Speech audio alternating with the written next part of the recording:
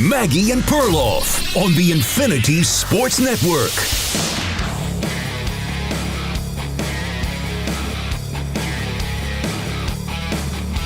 When the Chicago Bears decide they want to have drama, they go big with the drama. It's like we don't hear about the Bears, or things are just devolving, imploding, and you've got players now, Perloff, who apparently went to the head coach complaining about the offensive coordinator, who was fired yesterday, Shane Waldron.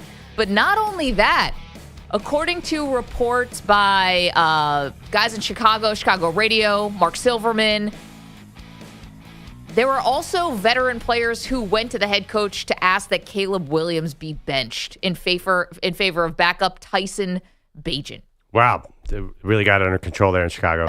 This is going to be harsh, but every player who went up to front office and advised on Caleb Williams, I would cut them after the season and say, like, listen, you don't understand what's going on here. Yeah. This is a process. Goodbye. You're a loser. You're a loser. You're a loser. Not a single player on this team has won anything. Who are they to go to the coach and fire the offensive coordinator? Like, tell me, I know DJ Moore is a good player, but he hasn't won he barely won a game in the NFL, let alone anything in the playoffs. So I don't want to hear it. That's such a bizarre team to go to the coach. Well, by the way, we don't know if it was him. Right. No idea if it was DJ Moore. I just picked him because he's the best player. He's the only good player. Well, they said veteran players and not, so who knows, right? We could start looking, what does veteran mean? 3 years, 4? Is it like the Keenan Allen types who have been around for a little bit longer? Well, obviously, we don't know. But there's not a single player. Name a player who has a leg to stand on there. Keenan Allen is very clearly physically washed from this game of the NFL. Like, that was a mistake. And you and I, by the way, we had expectation for the Bears. Like, we were very cautious about Keenan Allen because everyone knows he gets hurt all the time. And guess what? He's got hurt all the time. Of course. And that was one of those where it's like, oh, in theory, this feels like it's adding. But, DJ Moore, Roma Dunze are really the bigger targets, of course. But it's not really the question about who went there, although that's fair. Yeah. If you were a guy who went and said, we need to bench Caleb Williams, you're really aligning with the wrong side of this thing.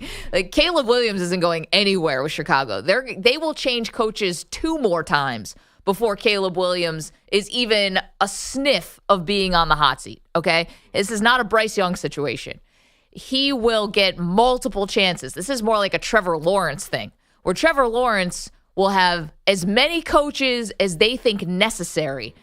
It will never be the quarterback's fault here. That's the kind of power that I believe Caleb Williams has in the organization. It's all about he's the sun and everyone's revolving around him. So you're right about that. If you went to complain about Caleb Williams, you are basically maybe writing your ticket out of town. But the one thing about what's going on right now with the Bears is whether or not the expectations that we put on them were right or wrong. And I think that's where you and I don't see this Bears thing totally on the same page. They're 4-5. Right. They're not 0-9, right? They have yet to play an NFC North game. So you're wondering, like, you wish you could have stacked a few wins here against the Patriots and against Washington and against maybe some of the more quote-unquote beatable teams, although Washington is good. But Arizona was the other one. But is this really a 5-alarm fire? You can fire Matt Eberflus at the end of the season. Yeah. Nobody is going to be shedding tears for Flus and the rest of the guys. Right. Our expectation was that there's a good chance Matt Eberflus might not be part of this. But there was yes, you're right. But there was also an expectation that this could be a fringe playoff team. Yes. Guess what? They are a fringe playoff team. But are they? Well, no, here's what everyone said, and I said it. Their schedule was so unbelievably easy that they have a chance to sneak in as a wild card. And it worked. They were 4-4 entering a home game against the New England Patriots. New England Patriots' chances of winning a game on the road 3 weeks ago, we would have said were as close to 0 as possible. So everything had worked out exactly as we thought it was. Their schedule was a joke, and they, just like last year, they beat some bad teams. So, I don't think they're that far off anybody's expectations. Like, we thought they'd be maybe 9-8, 10-7 by beating bad teams. No one thought they were going to beat up the Lions and the Packers. Right, and so it looked bad against New England. But if the expectations are actually in line with what they thought before the season started, then why is the sky falling? Because everyone's getting canned. And I feel bad for saying that. These are real people with real lives and real families. But this is just, it feels like the storm clouds have already formed, and everyone's just waiting, for Matt Eberflus to just basically say, all right, drag me out of town. This is it. I mean, I would think that, but this is going down as a disaster of a year for Caleb Williams. Does it deserve to be labeled that way?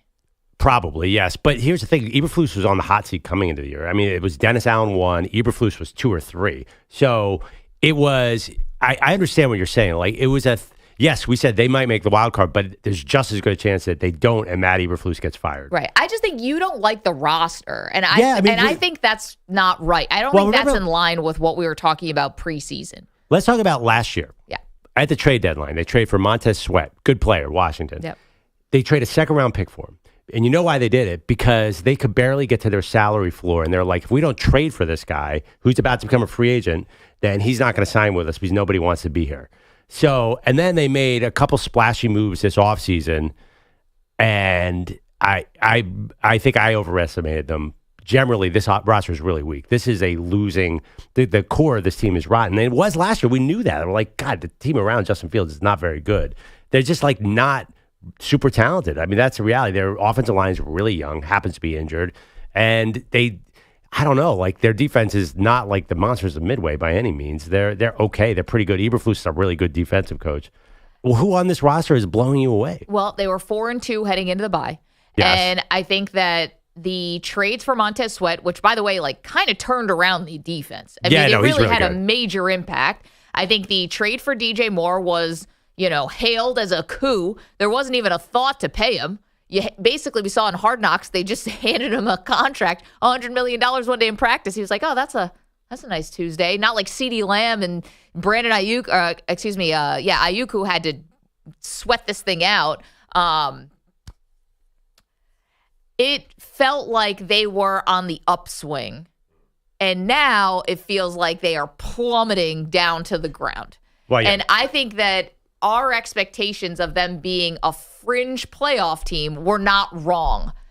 The coaching is bad. Mm-hmm. The offensive coordinator was a mistake. And to be honest, keeping Eberflus is a mistake. And this is before the season. And this is something that the Bears do all the time, which is they don't pair up their quarterback with their head coach, right? So it's the guy who drafts the quarterback, he never sticks around. Or the guy who didn't draft the quarterback doesn't stick around. They did this with Trubisky. They did this with Justin Fields. And now they're going to do it again with Caleb Williams. And Caleb Williams is going to have his third offensive coordinator in 18 months if Eberflus and all the rest of them get fired.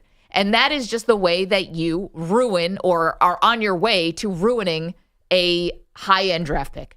This is the third time they've had a first-round draft pick in the last decade. Well, I mean, it's not going well. You say it ruins it, but it didn't ruin Trevor Lawrence. Like, Trevor Lawrence got a new coach in his second year and had a great year and won a playoff game. Okay, but how's that looking now? Well, he's not hurt. Great. So, but is that looking like the exception of the rule? But if that happened with Caleb Williams, we'd be excited. Like, I'm not sure. Like, I understand what you're saying. Like, you don't want to rotate coaches, but that kind of happens if you're high enough to get a generational talent, then you might be shaky on the coaching situation. So listen, I just say it, like all of a sudden Kyler Murray looks amazing with the Jonathan Gannon team. So I'm not sure that rotating coaches is a death knell for young quarterbacks. Kind of seems like the smart thing to do. I mean, I think you want to avoid it if you can, because I don't have any faith that they're going to hire another guy who's going to be awesome. I think in the Rams, they drafted Jared Goff when they had Jeff Fisher, and it didn't look great. Then they brought in Sean McVay, and boom, took off like a rocket ship. And they were in the Super Bowl in a year. That I think is a more normal scenario. Like, get the right offensive coach in there and let's go. Okay. What have the Bears organization done to give any Bear fan confidence that they're going to get this higher? Right? No, I mean, nothing. But since Lovie Smith. But that doesn't mean they want to do another Mark Trestman? That doesn't mean that they should stop trying. Like, I think, like, they generally, you're saying, like, don't churn through coaches. No, I'm just saying this is how, when you are reactive instead of proactive, this is how you ruin a shot at really developing a great quarterback, because you're constantly moving and changing things up on them because of your ineptitude, because you can't find the right person, that it ends up stunting the development of the player. Right. I hear what you're saying. Of course, it's terrible to have multiple coaches. Like, some guys have 4 coaches in 4 years. Yeah, like Alex Smith. But generally, like the process, the way it works, if you're a high draft pick, the odds are your team churning through coaches. Eventually you hit. I mean, Joe Burrow hit with Zach Taylor. Obviously, McVay and Goff, like eventually you find like the fit, right? Like that's what you have to do for Chicago. I understand what you're saying. Goff was traded to the Lions, and that was looked at as being, it's to the Lions' credit and Goff's credit that they made that look a lot better, and now they're one of the best teams in the league. But let's not forget, when that trade went down with Stafford, Goff was thought of as being a throw-in. Yeah, but I mean, generally though, like you could see like he improved by 200% under a new coach. No doubt. But his stock couldn't have been lower the day that he was traded to the Lions. It's to his credit that it's back up and he's an MVP candidate. Right, but I don't think that invalidates my argument. Like, you go from Jeff Fisher to Sean McVay, like you can improve a quarterback dramatically. You're going to go from Matt Eberflus to, say, Ben Johnson. You're going to improve the quarterback dramatically. So I hate to say this, Bears fans should be patient. I wouldn't even judge what's happening this year. You said, by the way, we talked about expectations. You were pretty clear. Like, you're like, I don't like what's going on with Eberflus and the GM. Yeah, and I think a lot of people are like that. Okay, try it this year. Know that it's probably not going to work, and then really start for real next year. That's kind of where we're at. Okay, and that's another thing where, all right, so next year, you need some time, right, to get a new head coach acclimated to the building and his people and with Caleb Williams. So now you're down 2 years. So now... No. You could take off immediately. Why would you be down 2 years? Well, no, you're just saying give them a little time. Give them a little time. I'm saying like bring in like the way Mike McDaniel fixed Tua. Bring in an offensive coach and boom, you're ready to go next year.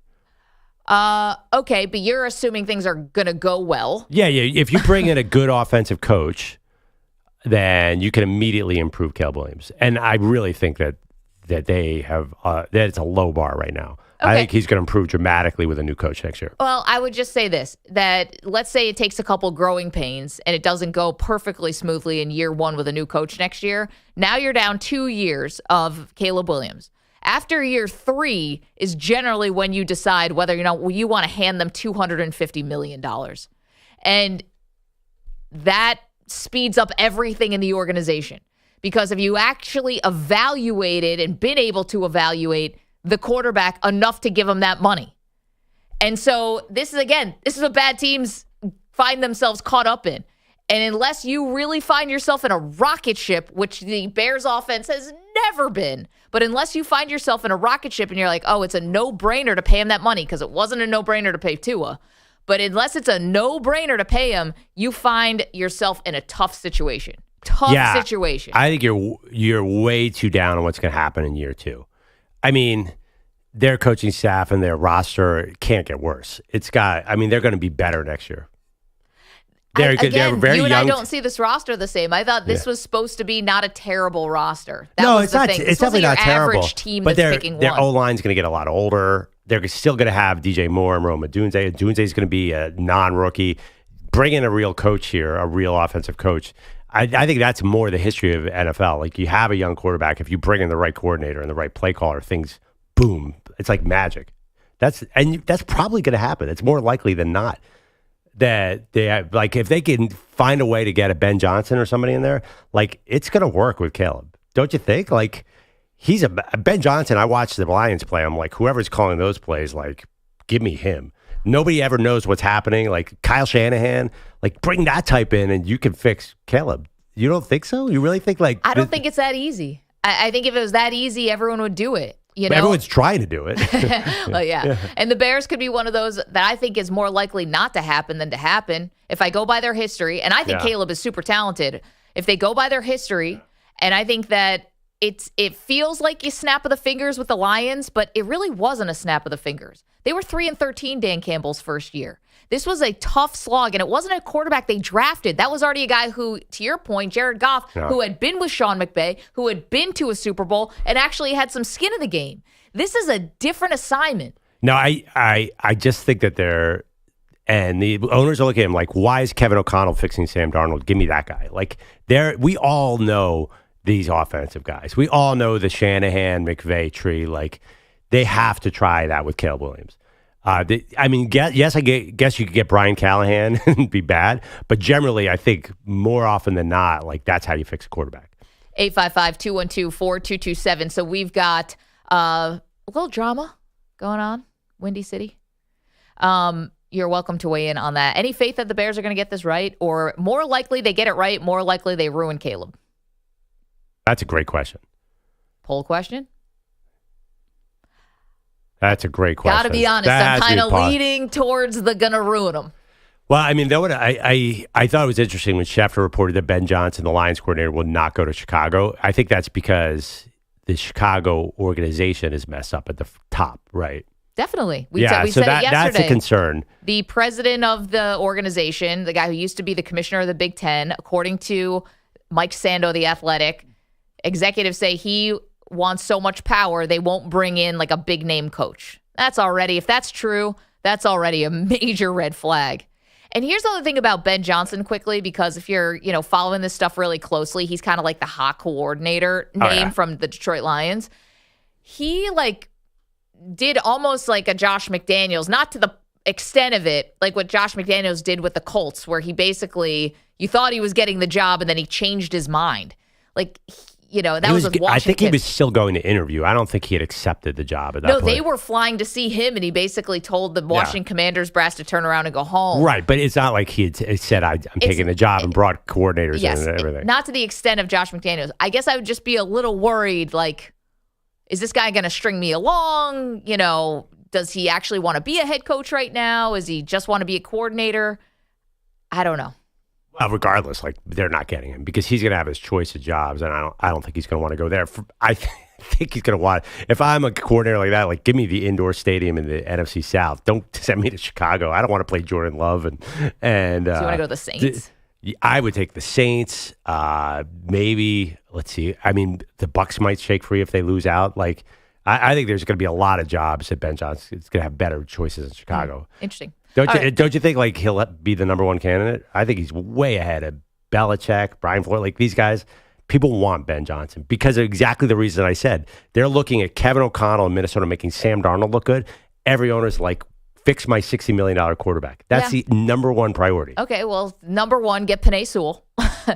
The Lions fix their offensive line, too. They've got 3 guys along the offensive line that may be Hall of Famers one day. I mean, it's not just that simple, hey, fix my guy. You got to fix the whole team. 855-212-4227. So, Bears, more likely to ruin Caleb, more likely to develop him into a winner. There was a lot going on last night. Klay Thompson returned to the Bay Area. Who shed a tear? Manny? I tried, couldn't get there. EJ, no? Could not care less. Oh, Manny, you I wouldn't go that far. Cold-hearted.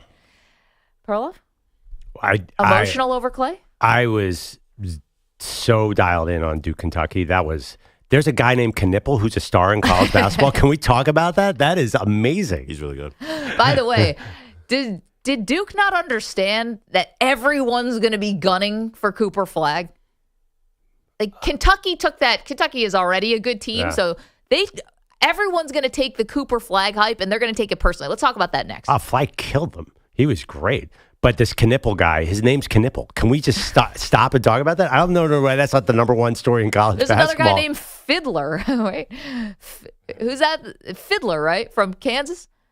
Yeah. Or from Michigan State, excuse me? You guys are immature. You get it. Knipple.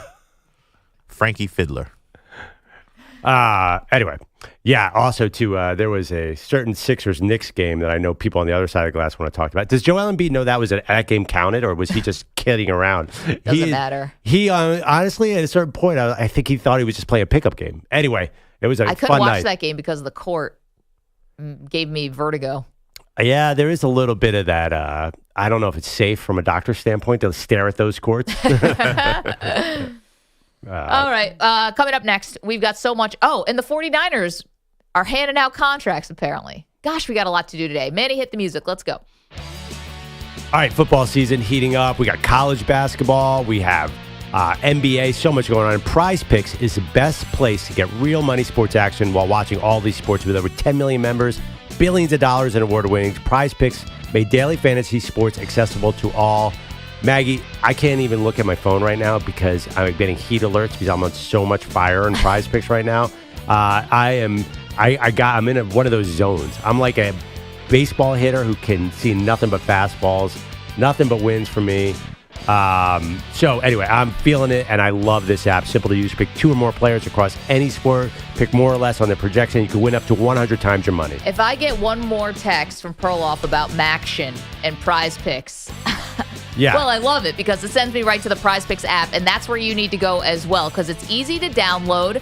All you do is pick 2 or more players across any sport, pick more or less than the projection. You could win up to 100 times your money. Download the Prize Picks app today. Use the code MANP, M&P, and get a $50 credit instantly when you play $5. That's code M&P on Prize Picks to get a $50 credit instantly when you play $5. You don't even need to win to receive the $50 bonus. It's guaranteed. Prize Picks, run your game. Must be present in certain states where it's lawful to wager. Visit prizepicks.com for restrictions and details. Mand P.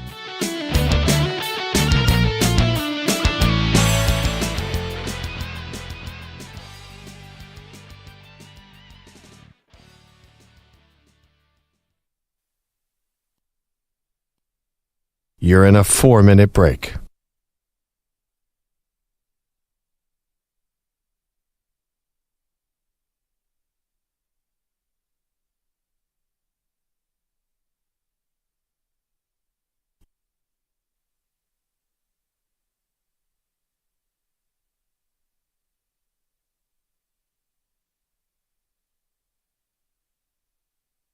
Three minutes, 30 seconds remaining.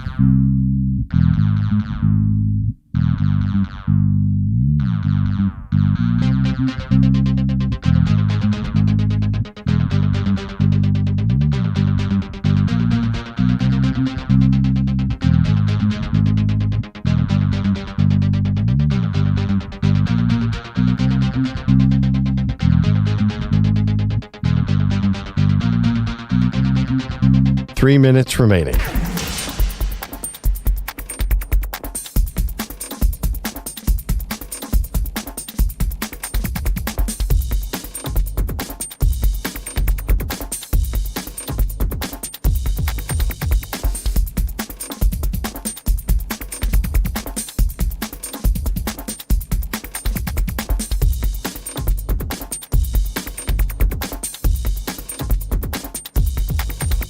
Two minutes, 30 seconds remaining.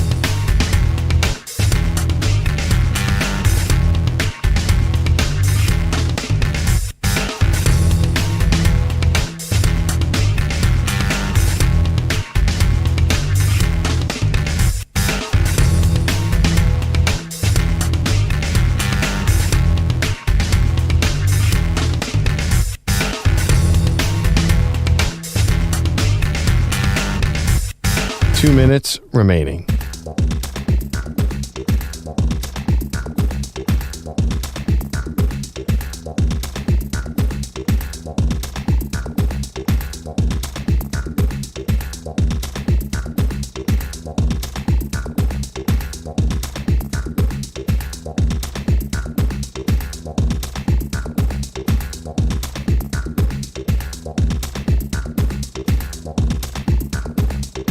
One minute, 30 seconds remaining.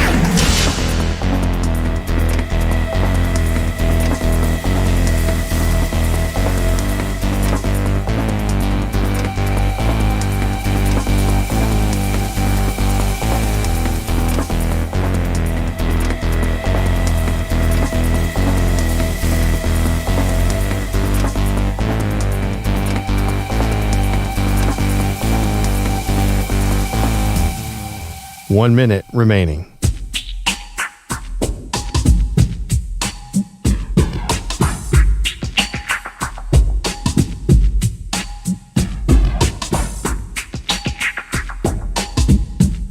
"45 seconds remaining.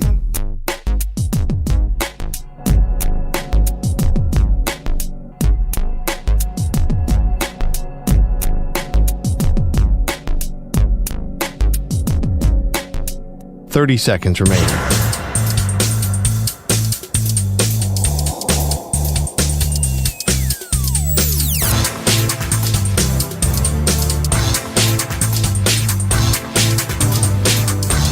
"15 seconds.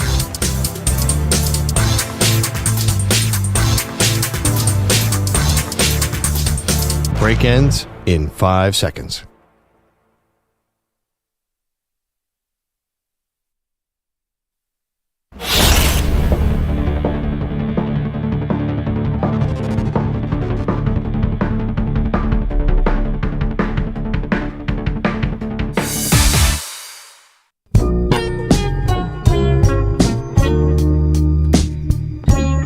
Welcome back, Maggie and Perloff Show.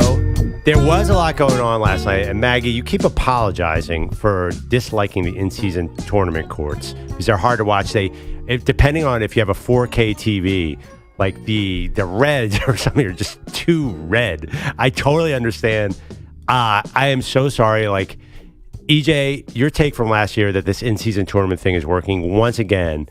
I resist this because Joel Embiid was playing it like it was a preseason game, joking around, saying, switch me up onto Jalen Brunson.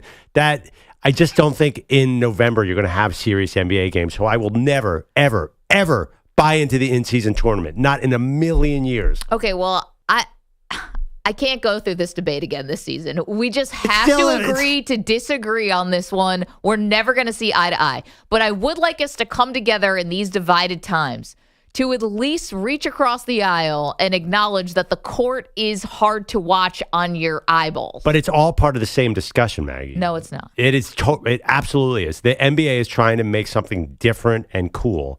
So you cannot separate the court from the whole concept of the in-season tournament. I will say again, if you look at the games last night and how competitive they were, it was suggests that the in-season tournament does get you better basketball, which is, if that's what you're looking for, then you got it. You got it in Boston. You got it in Detroit. You got it in Golden State. That was a couple weird endings last night, but the number one story in basketball this morning is Klay Thompson and his return to Golden State. I'm sorry, we're going to have to put Knicks 76ers aside because nobody in America cares. Oh, God, you think people care about this? The Klay Thompson, like the Mavs are barely. Okay. They're not even trying yet. So here's the thing about that game that I found the most interesting. Not just like the emotions and teary, and it's so rare these days when guys play tons and tons of years in one spot that you get this kind of emotional homecoming for Klay Thompson.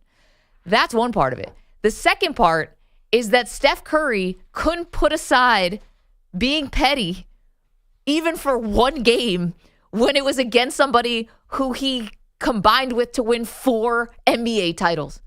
He hits the go-ahead shot. It wasn't exactly the game winner, but basically. And still does the night-night. This is like your brother over there. This is about him, kinda. And then it became about you doing the night-night. And not only that, Perloff, he's saying something into the camera, and sleuths have like slow-moed this thing down where I think he's saying something like, you can't leave. Well, are they friends? Steph Curry does not get enough credit for just how petty this dude is. Real He's classy. Like baby face dude and everyone classy guy. On the court, he is not classy. That is petty, petty, petty. Yeah, but it's a little bit harmless, right? It's not classless, is it? Is being petty the same as being classless?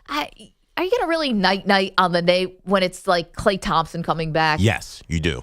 Yeah. Klay Thompson exactly would have how you do stayed. It's not like he really wanted to leave. He wanted to stay. He felt like the offer was insulting or whatever. This is basketball, Maggie. This is competition. Once you get on those lines, there are no friends. And you talk the most crap. In fact, it's almost like wrestling where you actually hit the guy harder, the guys that you're friends. You actually go at them a little harder because they're your friends, because you're having fun. Like, this is exactly the kind of energy I want to see on an NBA court. I love this. Steph looked like a madman last night, which is like awesome. Feelings. It's November. Are you getting this kind of Steph Curry? Again, in-season tournament, check. Well, I think it had something to do with Klay coming back. Come on. It had something to do with Klay coming back. And then the fact, I can't just imagine, isn't just beating him enough? No. Klay Thompson, EJ, it's not also like this is a natural kind of ending to his career. The guy's gone through how many torn Achilles? How many ACLs? Who knows that better than Steph Curry? The guys are trying to get back on the court, trying to find himself. He's having 0 for a million nights. He's watched him go through all this these hard times. I'm human. Where he leaves the organization, right? I'm sure Draymond got extended. He doesn't have to leave. Steph's never going to leave. Wait, how many? He had multiple Achilles and multiple ACLs? 2 ACLs, right? But Two ACLs and an Achilles. And what? Yeah. How many Achilles has he gone through? He only got 2. He said I hope 7 Achilles tears. Yeah, I hope it's no more than 2. He's guy's had 4 Achilles tears. Like a certain point. He'd be in a wheelchair based on how you just described him. But isn't he? But you said he's gone through how many ACLs and how many Achilles? You get the you're point. You're actually not that far off, but it is funny. It's like when you put it that way, what is that guy doing out there? He's been gone. He was gone for like 3 years. Well, you know what, Maggie? If we don't want Steph Curry going to the camera saying this is my ish, then Klay Thompson, don't be shimmying when you hit big threes in the fourth quarter. How about that? Because now we're talking again. This is great. This is competition. Klay Thompson, he loved the hats. He loved the Captain Klay stuff. He loved the ovations.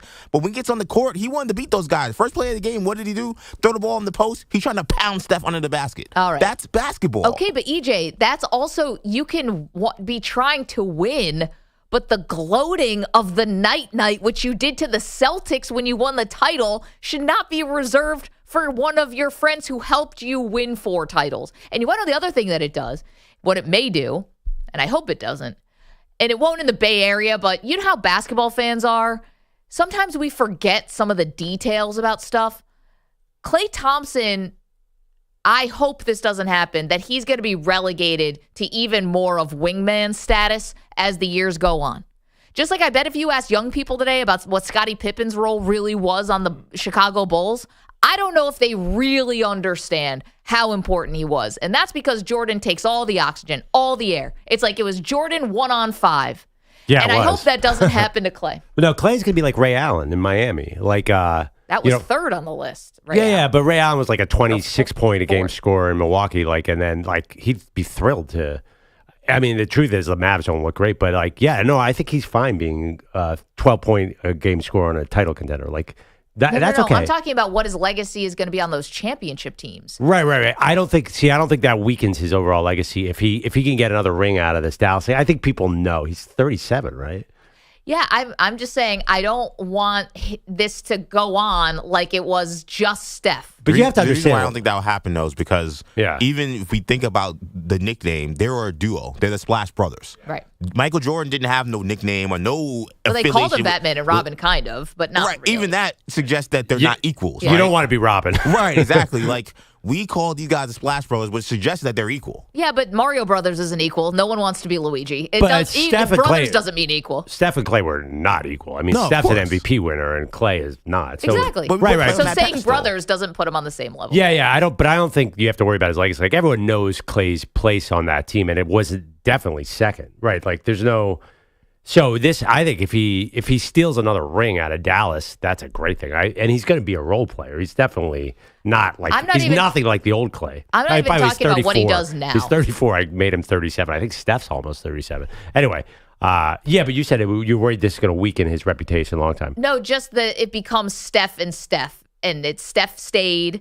And he's into the camera. You better not leave. Like if Klay Thompson could have had the option to really stay, that he wouldn't have taken it. I'm the petty king. You know what I'm saying? I think that I got you. I think that the fact that Steph gets to stick around and he gets to decide when his career with Golden State ends puts him in a different place. I think he is. But that's not Klay Thompson's fault. Yeah, but Steph is a singular thing, though. I think there is a significant, he's like the son in that team, kind of like Jordan was with the Bulls. So I hear what you're saying.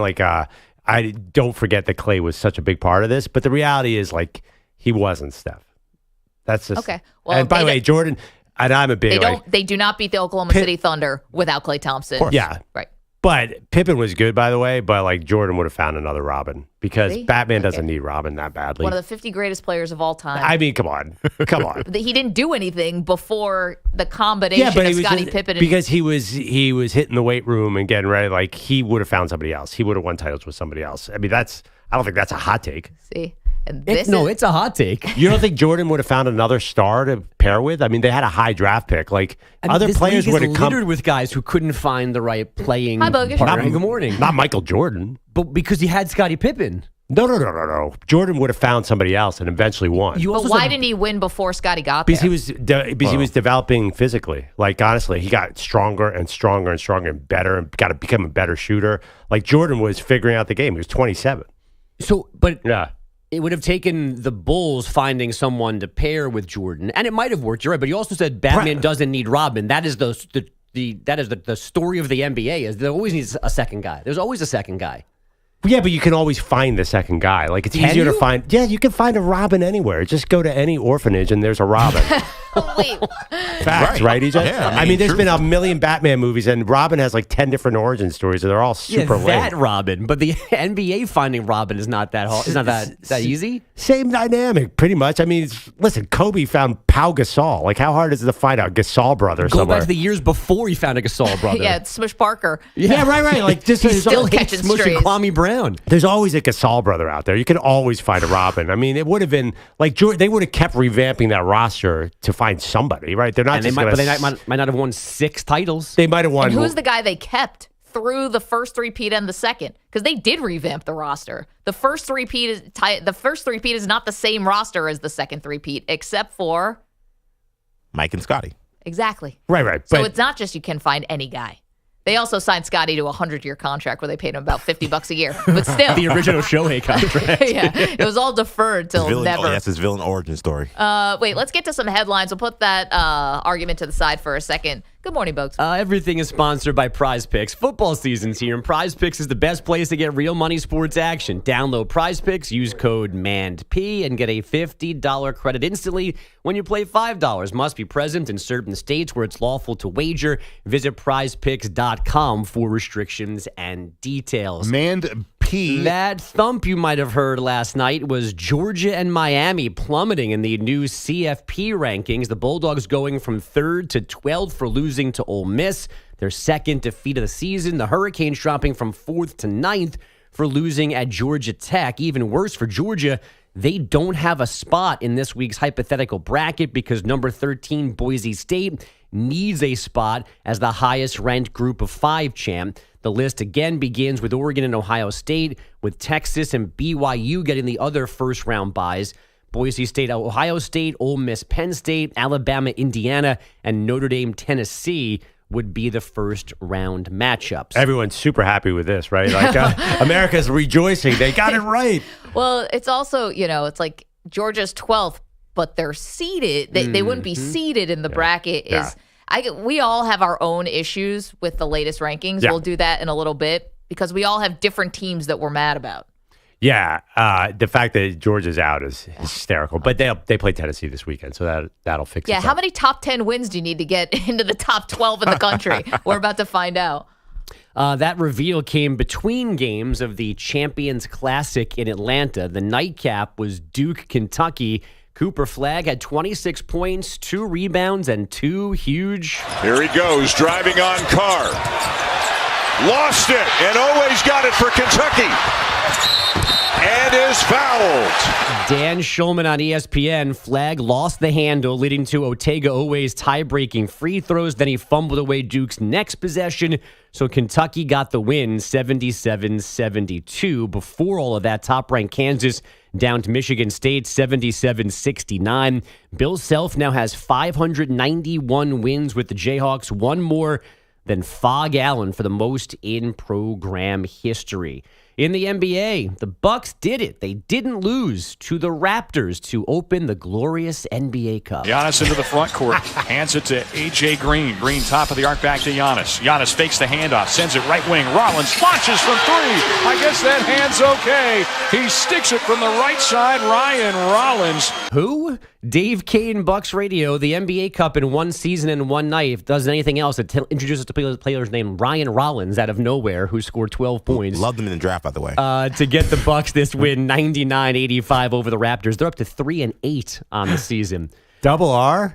Isn't he? He's going to be Giannis's new Robin. It's so easy.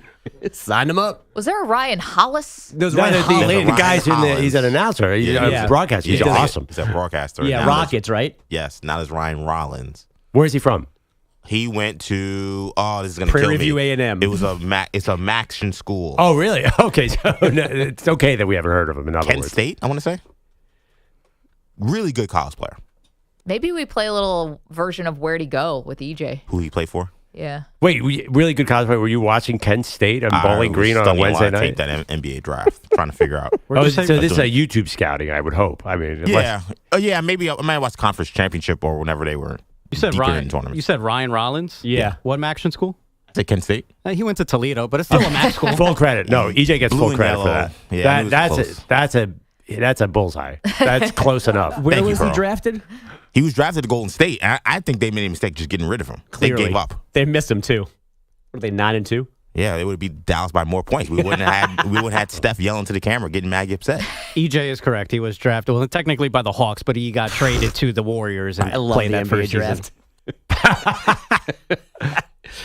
You need to be Magellan to figure out where these guys go. Devin Booker at 31 in the Suns 121 Kentucky. win in Utah. And the Hawks erased a 15-point second half deficit to win in Boston 117-116. The Celtics will probably bounce back from this NBA Cup loss by winning the NBA title again in June. No, We'll they see. can't win unless Steve Kerr decides to, I don't know. Can he bench somebody from 3,000 miles away? We were told yesterday that Tropicana Field will not be ready to host any Rays games next season. The venue is structurally sound but needs $55 million of repairs because of damage from Hurricane Milton.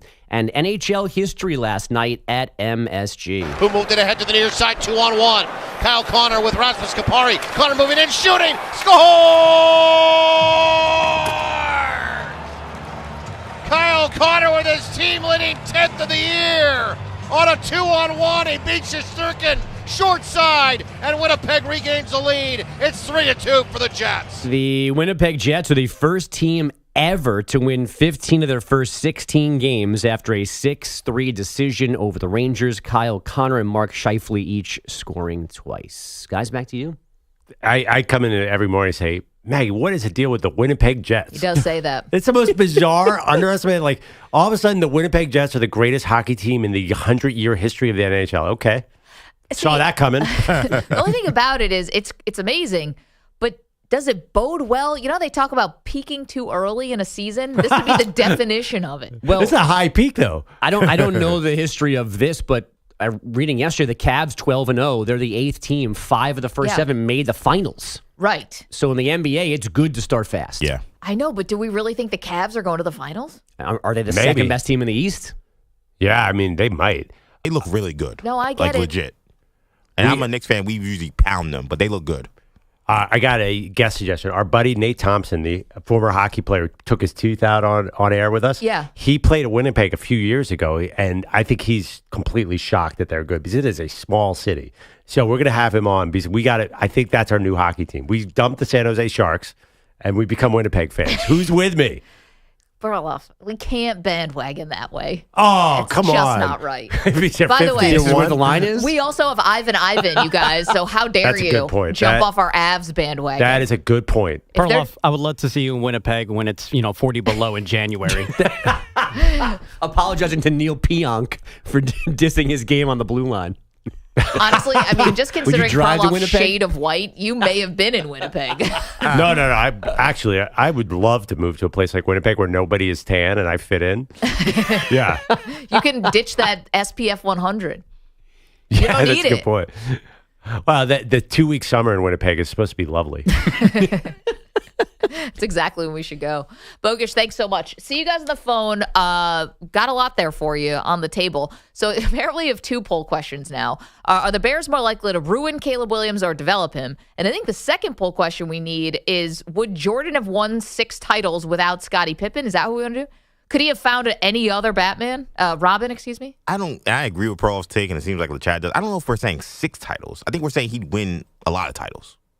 Well, he might not have quit for baseball and gotten because he wouldn't have done that 3-peat. Like, who knows? Well, he still would have been suspended for gambling, so. Oh, Here we go. One of the great sports conspiracy theories. We'll figure out how to win we'll this. figure it out. 855-212-4227. Basically, the basic premise, Perloff thinks that Michael Jordan would have found any other wingman. Didn't have to be Scottie Pippen. I think that's not the case. I think Scottie filled that role in the way he was. They needed him. A little Klay Thompson, Steph Curry stuff from last night. Okay, lots to do. Maggie and Perloff. You're in a 5-minute break.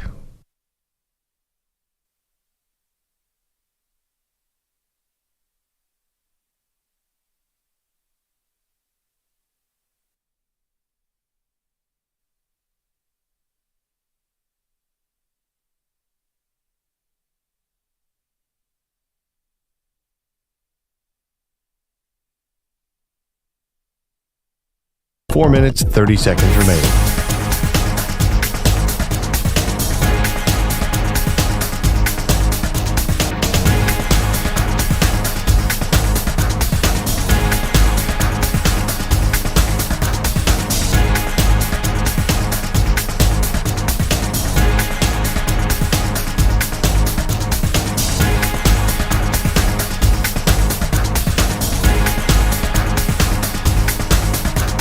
Four minutes remaining.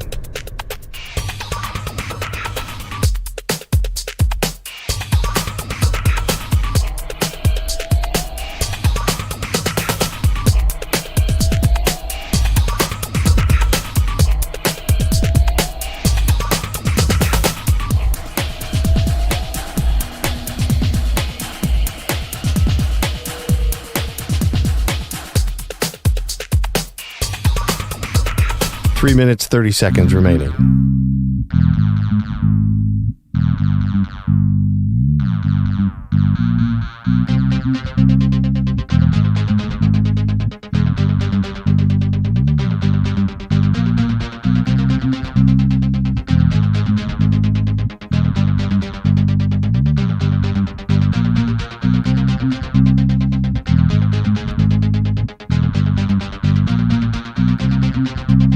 Three minutes remaining.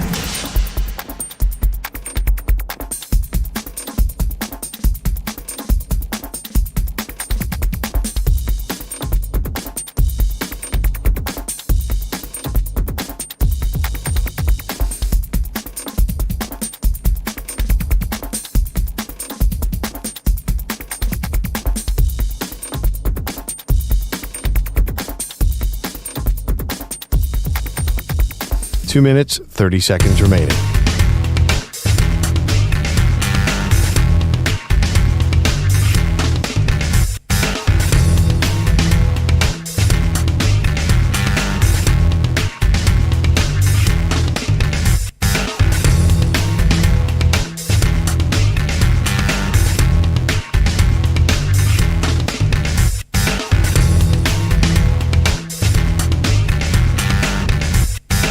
Two minutes remaining.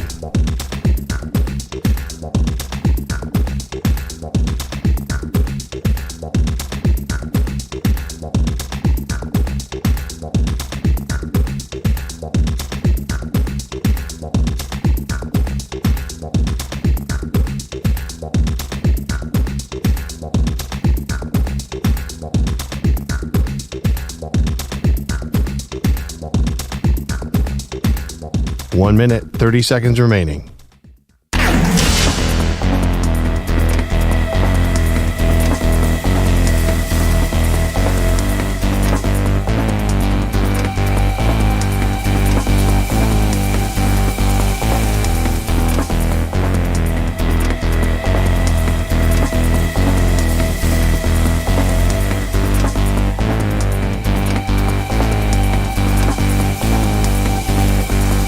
One minute remaining.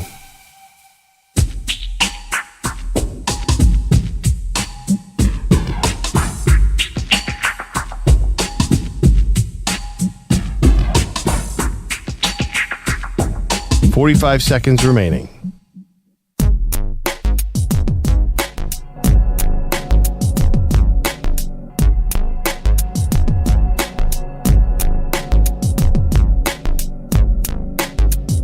$30 seconds remaining.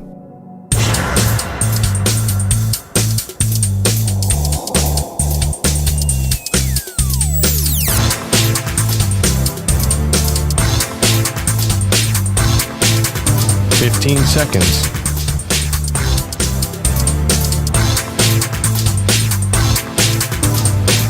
Break ends in 5 seconds.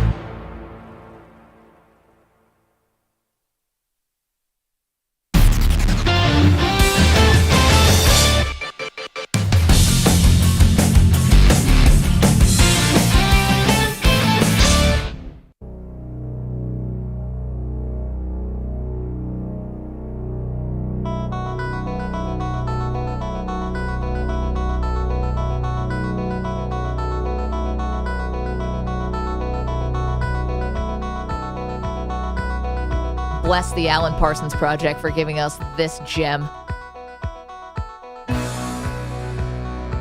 It's on every workout mix I have. Question today got on this topic, loosely based on Klay Thompson returning to play the Warriors last night in the Bay Area Chase Center. The impact of wingmen, Robins, if you will, to Batmans. Klay Thompson to Steph Curry, and we start talking about Scottie Pippen to Jordan, which is why Manny played the music.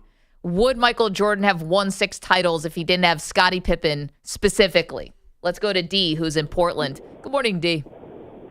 Good morning.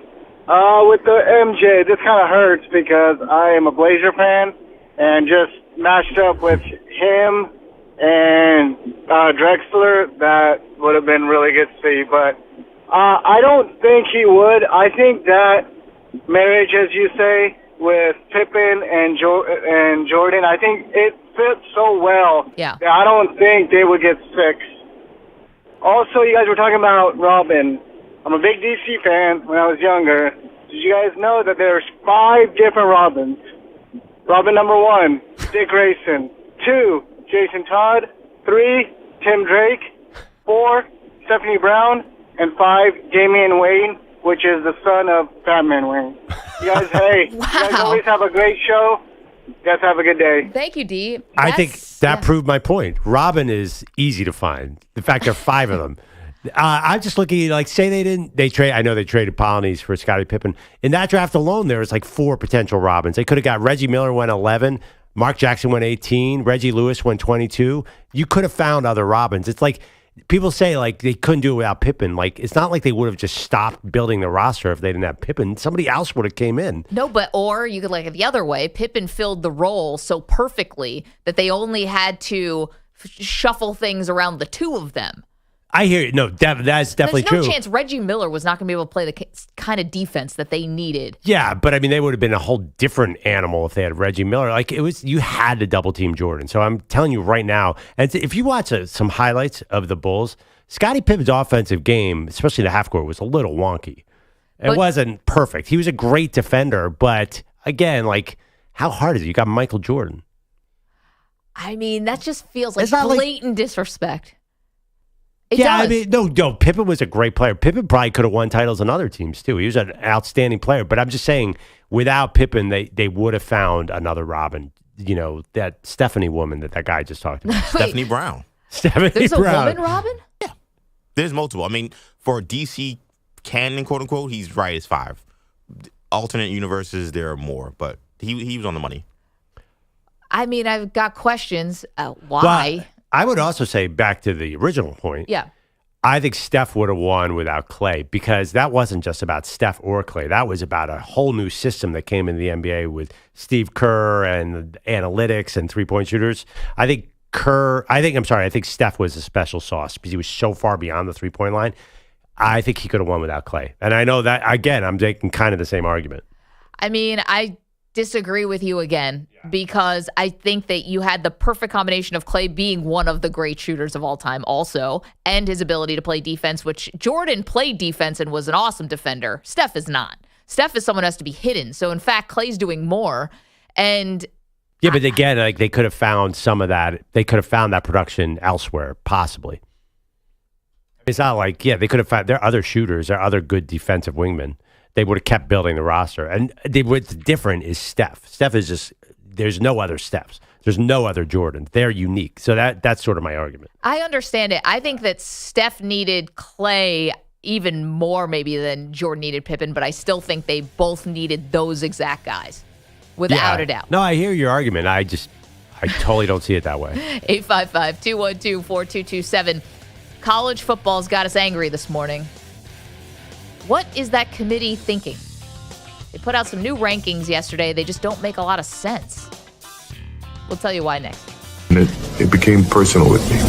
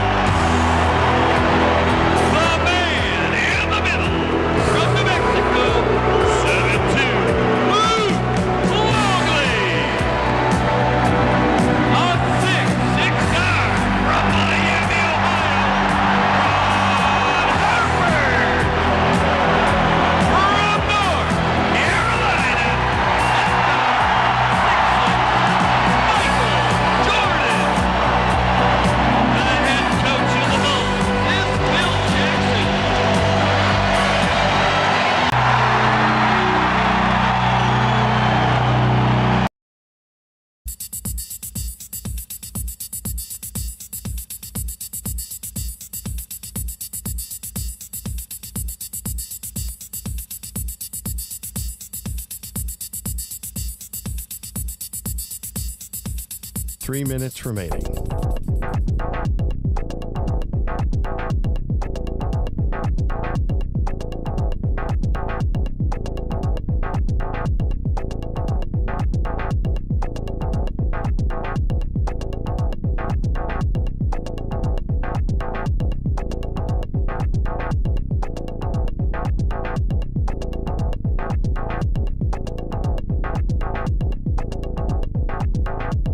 Two minutes, 30 seconds remaining.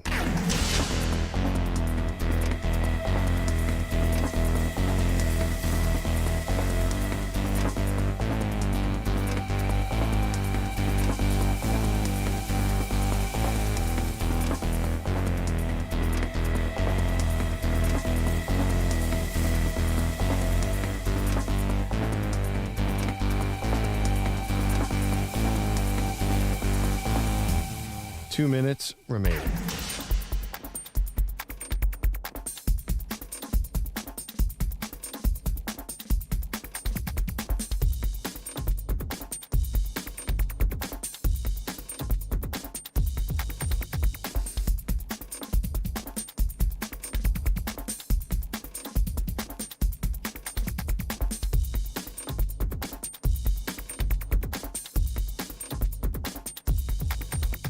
One minute, 30 seconds remaining.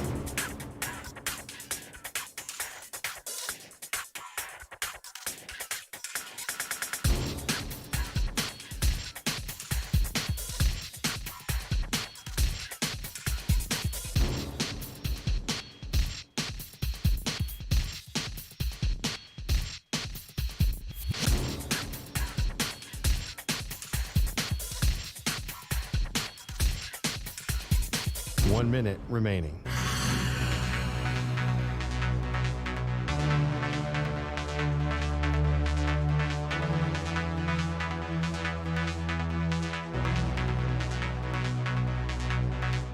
Forty-five seconds remaining.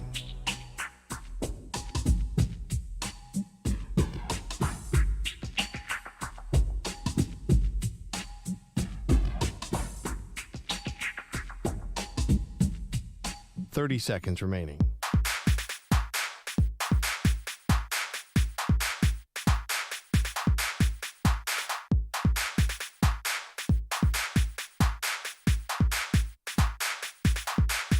Fifteen seconds.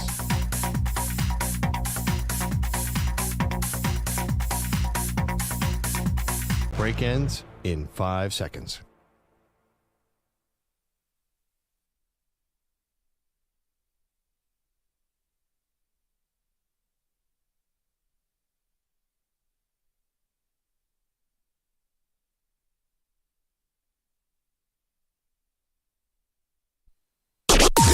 Maggie and Perloff on the Infinity Sports Network.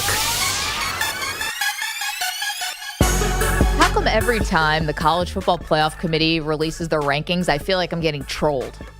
Welcome to the show, Maggie Gray, Andrew Perloff. Was anyone else feeling like this is a joke, right? And I understand, Perloff, that I'm not a math major. I understand that 2 losses are more than 1 loss. But you can't then say you're using the eye test. But for some teams, you're using the eye test. And for some teams, you're using how many teams did you lose to and who are those losses versus who are those wins. And I think we all have gripes with the current rankings. And my number one gripe is Texas still being 3rd. Texas is 3rd. Obviously, it was Oregon 1, Ohio State 2. Texas is 3. Penn State is 4. Indiana is 5. Texas, to me, being 3... And we got nothing but love for Texas. And obviously, we're on in Austin. We love you guys. We love it. But you don't deserve to still be 3rd in the country when your best win right now is Vanderbilt. And Vanderbilt has had some good wins like over Alabama, but Vanderbilt also has been losing. So I just don't understand, Perloff, how they get to have this top 5 ranking. I'm not saying Texas doesn't deserve to be ranked. I'm just saying, how do you have this top 5 ranking when you lost to Georgia by 2 touchdowns? Right. You beat Michigan and Oklahoma. Those don't look like good wins anymore. You beat Vanderbilt, as I said, and yes, you beat Florida, who is literally down to their third-string quarterback who started his career at Yale. Right, but even so, but who you're dropping below Penn State, who's beaten Maryland, dropping below Indiana, who's beaten who's Indiana beaten? Nobody. Indiana State. So, and BYU hasn't beaten anyone. So you get into that's this. not true, and Notre though. Dame, who'd BYU beat? Didn't they beat Kansas State? Yeah, but Kansas State has 2 losses. I mean, I'm just Notre Dame. Who's Notre Dame beating? I know they beat A&M earlier in the year, but I don't know how great A&M is. You're running into a huge problem. Everything you're saying about Texas applies to Penn State, Indiana, BYU, Notre Dame, and I think Miami should be higher. I think Alabama should be higher, and I think Georgia should be higher. So I think why you're picking on Texas and not Penn State. And Notre Dame. I think Penn State also deserves to be dinged here as well. But we can get into that as well. Right. The general, I totally agree with you in principle. I just wouldn't call out Texas. They ignored strength of schedule. They just don't seem to care. I think they're scared of the AP rankings and they want to follow that. But generally, they don't care about strength of schedule. So that's going to be the ultimate decider of this. And I think that's a mistake. Yeah, well, Texas, their strength of schedule is 80. And Georgia's is 1. I mean, the fact that Georgia is now out, while it may have been predictable because they just lost to Ole Miss, so that gave them a second loss, but not all losses are the same because for the flip side of Georgia, you also have top 10 wins, and if they beat Tennessee, another top 10 win. You know, the thing is, it's easy to kind of pile on Georgia right now because, the offense doesn't look great. We get that the offense doesn't look great, but they've beaten top 10 teams on the road. Texas hasn't done that. Penn State hasn't done that. To your point, Indiana hasn't done it. BYU hasn't beaten top 10 teams. At least for Indiana and BYU, they're undefeated. So I guess you get a little bit of bump for that. Sure. But Texas is not undefeated. They lost to Georgia. They shouldn't enjoy, and same with Penn State. They're not undefeated. They lost to Ohio State. They shouldn't enjoy the same protections, if you will, that an undefeated team enjoys. But one thing I will defense, there's an FPI ranking too, a Football Power Index ranking, and Texas is number 2. Alabama's 1. So somehow, and I don't understand how they create the FPI, I'm going to be honest, that there is I feel like people, yes, Texas got killed at home by Georgia. It's kind of crazy that they're so far ahead of them. But I feel like you're picking on the wrong team. I feel like the Penn States. Okay, let's talk about Penn State. Penn State, Indiana, Notre Dame. To me, the Big Ten just got an edge here over the SEC. And I don't think the SEC is going to like this if it ends up holding this way. I mean, what's your biggest complaint? I think Alabama and Georgia should be higher. I think Georgia being out is crazy. I think the committee said, all right, well, they're probably going to beat up on. I think Nico might be out for Saturday for Tennessee. I think they think, well, they'll beat Tennessee at home and they'll get back in. But then they're going to have to go on the road. I just think, to me, it's about quality wins, not about the losses. And maybe that's wrong. I think, and Alabama should definitely be higher. I think the 2 loss teams. The committee has to ignore those losses because those are tough SEC road losses. Right. Honestly, and you and I kind of disagree with this. I think a lot of teams would have gone into that atmosphere in Oxford, Mississippi on Saturday with the fog coming down, and the crowd going crazy, and it was dark. I think that a lot of teams would have lost at Ole Miss. So I give a road loss like Georgia. I give a road loss a lot of credence. I do not kill a team for that. So I'm putting 2 win teams, and I think eventually a 3 loss team could even get in from the SEC, and I have no problem with that at all. I mean, listen, Georgia lost at Ole Miss, and they also lost at Alabama. These are really tough places to play. Right. I understand that. And you're right. By the way, Texas lost at home. So that should ding them as well. Thank you. But that being said, the teams behind Texas don't have any stronger resumes than Texas. They're just almost in the same boat. I know, but here's the funny thing about these things, right? So you have Indiana, who is ranked this high. So they're 5th in the rankings. They'd be seeded 7th. They'd be hosting Alabama in a first-round game on their campus if the playoff was today. But the thing is about when having Indiana so high is that you wonder, even if they lose to Ohio State, which is going to be by far the toughest and the only really tough, air quotes, game they have left on their schedule, right? How far are they going to drop? Well, that's the debate. Yeah, I think the committee's saying we'll let you in with 1 loss. Okay, but is that right? Because they've only beaten lower tier Big Ten teams within a non-conference schedule of FIU, Western Illinois, and Charlotte. The combined record of the teams that they have played is 40-53. So if you lose to Ohio State, but you still get to stay, your resume really gets you still into the college football playoff. Meanwhile, you could have, again, I don't think Georgia will ultimately be on the outside looking in, but you could have a Georgia team that beat Clemson in a neutral field that has also beaten top 10 teams, on the road.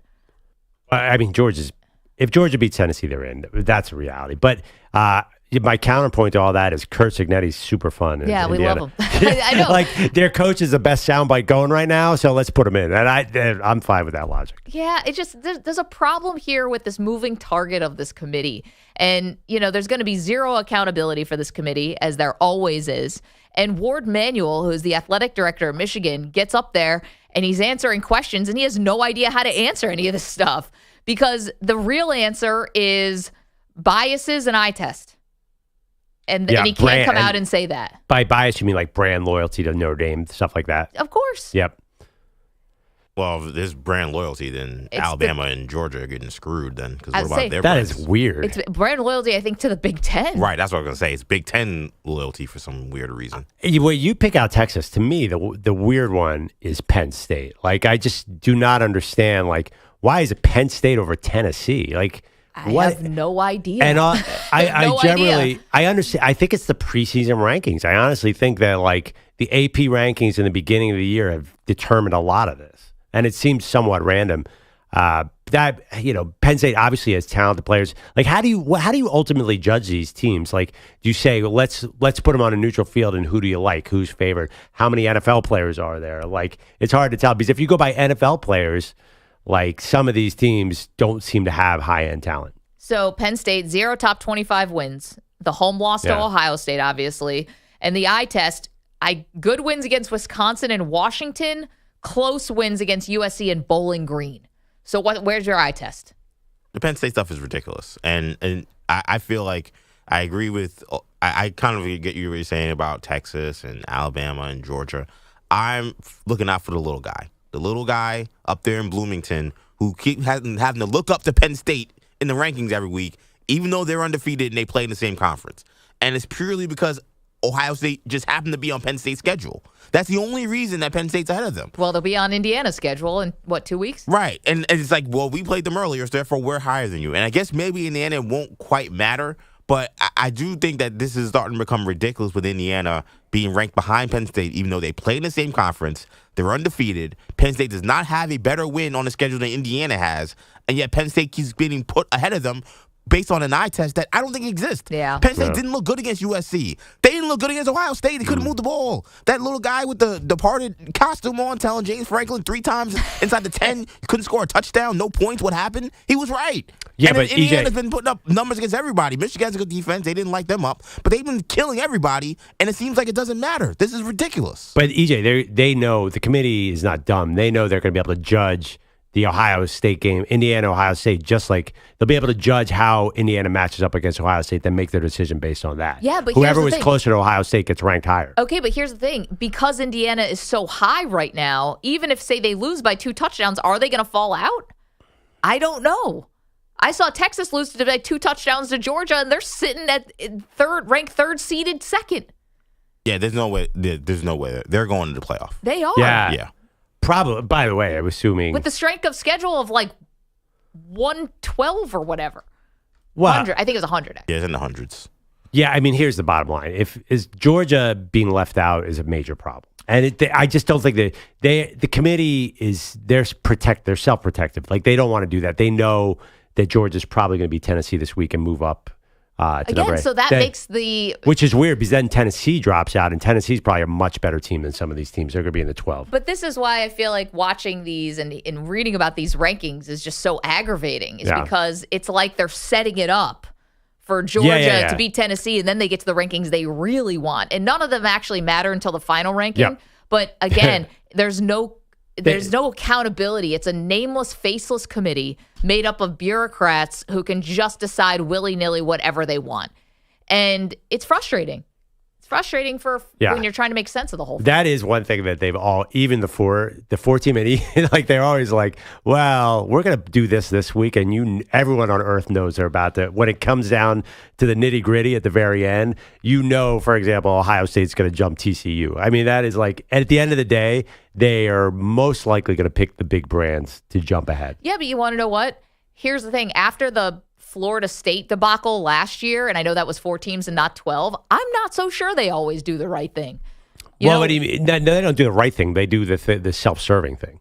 And the Florida State one Florida State's a pretty big brand, but I mean, come on, look who they put in. Yeah. Texas and Alabama. Those are massive brands. So at the end of the day, I understand like TCU, what was the year TCU got killed in the final game? They put them in even though they lost a Big 12 title game. I was actually surprised about that. But that'll be interesting too to see how do they judge. And Reese Davis keeps asking us, how are you going to judge if they go to the conference title game and get destroyed? Are you going to ding them? But they have to play an extra game. So I don't think you can ding a team for losing in the conference title game, right? Good luck figuring this thing out. No, it'll sort itself out to some degree. But what if I'm an SEC fan, I'm frustrated because you're going to have to go in these unusually cold weather games. College football doesn't have cold weather games. Nobody's at home in December. It's the first time this has ever happened. Well, and Greg McElroy made that point yesterday on the show, or a similar point, not your point, a similar point, which is that's something he likes about this. So they were giving the theoretical matchups if the playoffs started today, and it would have been Alabama traveling to Bloomington, Indiana for a first-round matchup. Alabama doesn't play in cold weather like that. No, nobody does. There's no cold December games except for the Army-Navy game. Ohio State, Michigan can be really cold. But that's Thanksgiving. And yeah, I mean, it's a little earlier though. I was going to say, like, that's going to be the wild card that I think nobody's anticipating. Yeah. People keep assuming that Indiana and Penn State are just great in 10-degree weather. I'm like, no. There's no evidence of that. They don't, like, as Perloff said, like, it doesn't get that cold until, like, the last game of the year.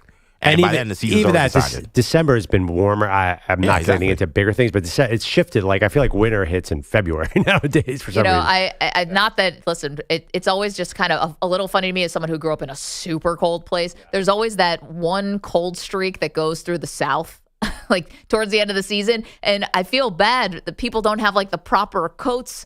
Like I don't know if people in the South know how to dress for the cold because. Why would you? Why would you ever care? You need a coat for like 2 days out of the year. Hits 50 degrees and everybody just loses their mind. It's like all these sorority sisters just out there freezing. But just to bring it back to the rankings for 1 second. My problem is like, why would you schedule anyone hard on your schedule when you see these rankings? Like if you're a major program, so basically you're gutting the September schedule because every program's going to be like, forget it. There's no reason. Why would Georgia ever play Clemson again? They just don't care. Like the committee does not value that at all to me. Well, it might end up helping Notre Dame, but because they played A&M and they won in Texas. But the thing is, Notre Dame is the last team that needs help. Well, yeah, but Notre Dame's schedule is an absolute. It's a laugh riot. It's a joke. It's a joke beyond a joke. I mean, know, but they went to Texas A&M in the first game of the season. But they don't have a conference schedule, so that they don't count in here. I mean, like their schedule is embarrassing. Like they could be the number 5 seed and be a 10-point underdog. College football playoff rankings got us riled up this morning. Kevin's our pal in San Antonio. Kevin, what's the conversation down in Texas? People. You know what? Y'all rung the bell. Remember back in the 80s when Miami was undefeated, good players and stuff, but they had a weak schedule. They had a weak schedule, and they scheduled them number 1. We're going to do the same. History repeats itself. It's going to be the same thing. Texas, I think Texas should deserve 1 or 2. How about Indiana? Indiana is strong. They had a good schedule. They should be, to me, I was born in East Chicago, Indiana. I think Indiana should deserve number 1. Kevin, you're out of your mind. You're out of your dome. I like that. I like the loyalty, though. I mean, only college football. I just want to be clear. We are a pro Indiana Hoosiers team. I think you have to be careful here because they are the darling of this sport right now. They're so fun. We're not anti anybody. We're just saying who deserves to be where, who deserves what ranking is what we're talking about. It doesn't mean we don't like the program. I do. And also, by the way, there are a couple more weeks of regular season play. There are going to be 15 massive upsets that change everything. Watch Oregon just win the whole thing. Well, yeah. I mean, by the way, Oregon, not super tested either. Like, who knows? They beat Ohio State. Yeah, I know. At home by one bizarre holding call. Like, honestly. They were tested early in the year by Boise. Yeah. Shockingly by teams from Idaho. Do you think Oregon's been tested? I think that is a major unknown for college football. Like, you know how Oregon's going to match up against Alabama? Like, good luck figuring that out. I think it'd be funny with all this controversy if Oregon's just ranked 1 and then just goes through the whole thing and just wins. Like, all of this for nothing. I don't think anybody expects that. Like, honestly, like, I think Oregon would be a pick'em against many of these teams because those are not going to be in Oregon. Like, Oregon plays Ohio State. Ohio State's definitely favored, right? I don't know. I mean, they basically played them to a draw in Eugene. Right, so next game would be in a neutral site. Dome. The other thing, too, is Ohio State would have played one more game because Oregon would have a first-round bye. So what happens? Do you lose somebody in that game? Does someone get hurt? How do you look against, say it was Boise? Then you'd have to – right now it would be Boise State going to Ohio State would be the first-round match. Well, but Ohio State and Oregon will play in the Big Ten title game, right? Which is indoors. If Ohio State, of course, beats Indiana. Right. Oh, I know. You're right. Good point. That's the matchup. We'll know who's Oregon playing, and then that becomes the thing that I'm sure Oregon wants a number 1 overall seed, but a rematch with Ohio State, like what does that look like in a conference championship game? Yeah, you don't want them 3 times. The other thing too is there's so much parity. Like there's no number 1 team, and this isn't against Oregon. Like everybody's right there, and thank you NIL. The 18 team could beat the 2 team here. 855-212-4227, college football playoff rankings. And just, do you think there is a number 1 team in college football? Who is it? It's technically Oregon, but do you think they are number 1 running away with it? 855-212-4227. Maggie and Perloff. You're in a 5-minute break.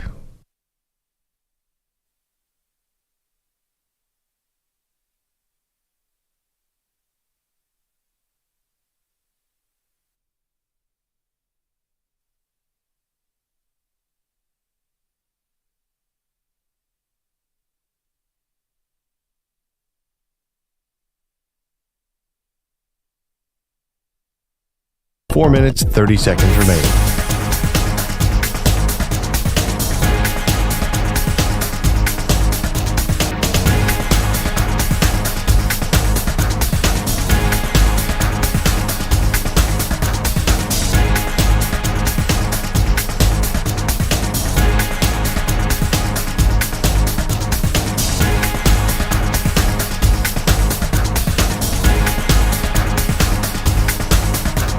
Four minutes remaining.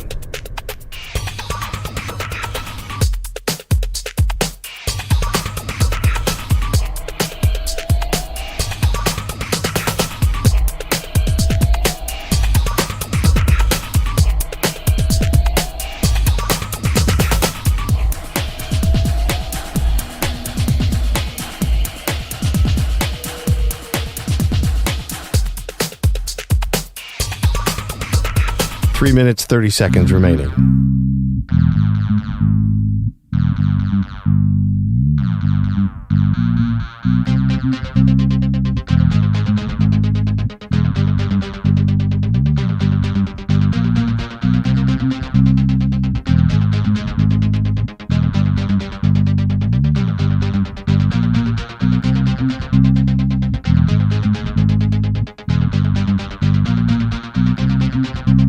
Three minutes remaining.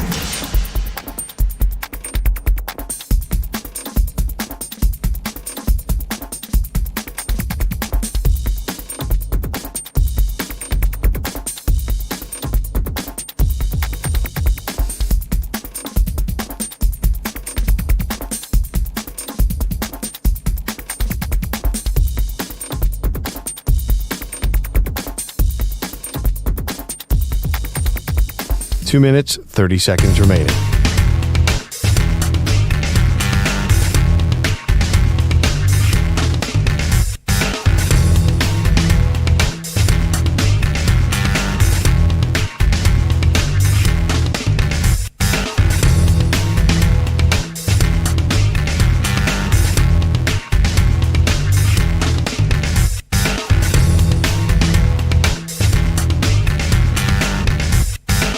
2 minutes remaining.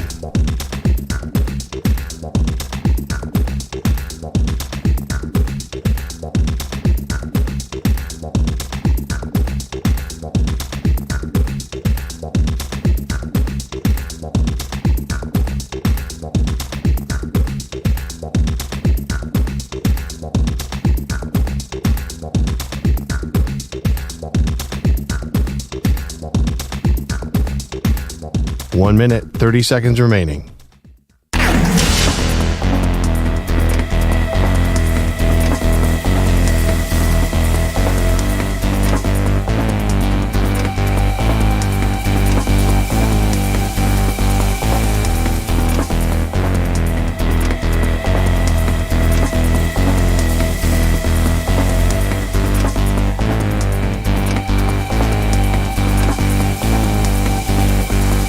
One minute remaining.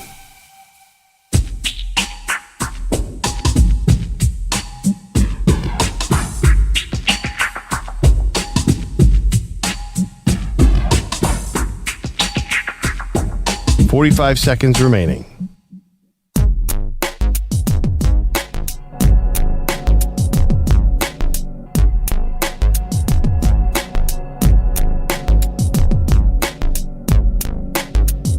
"30 seconds remaining.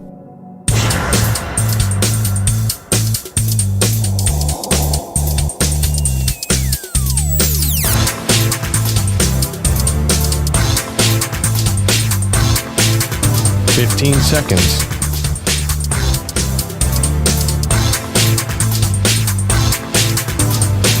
Break ends in 5 seconds.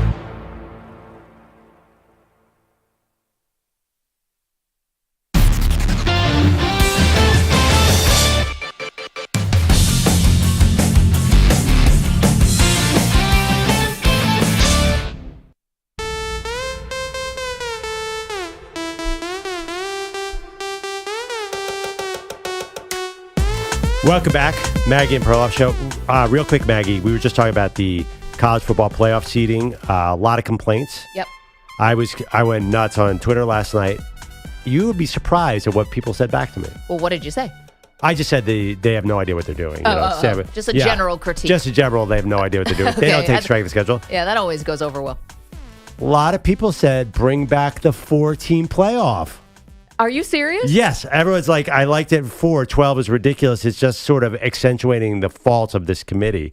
And when you said that, I thought you were out of your mind. Like 12 is better than 4. It's just math. And there are a lot of people who are with you. I still don't get it. Like, because 4 would have all the same problems.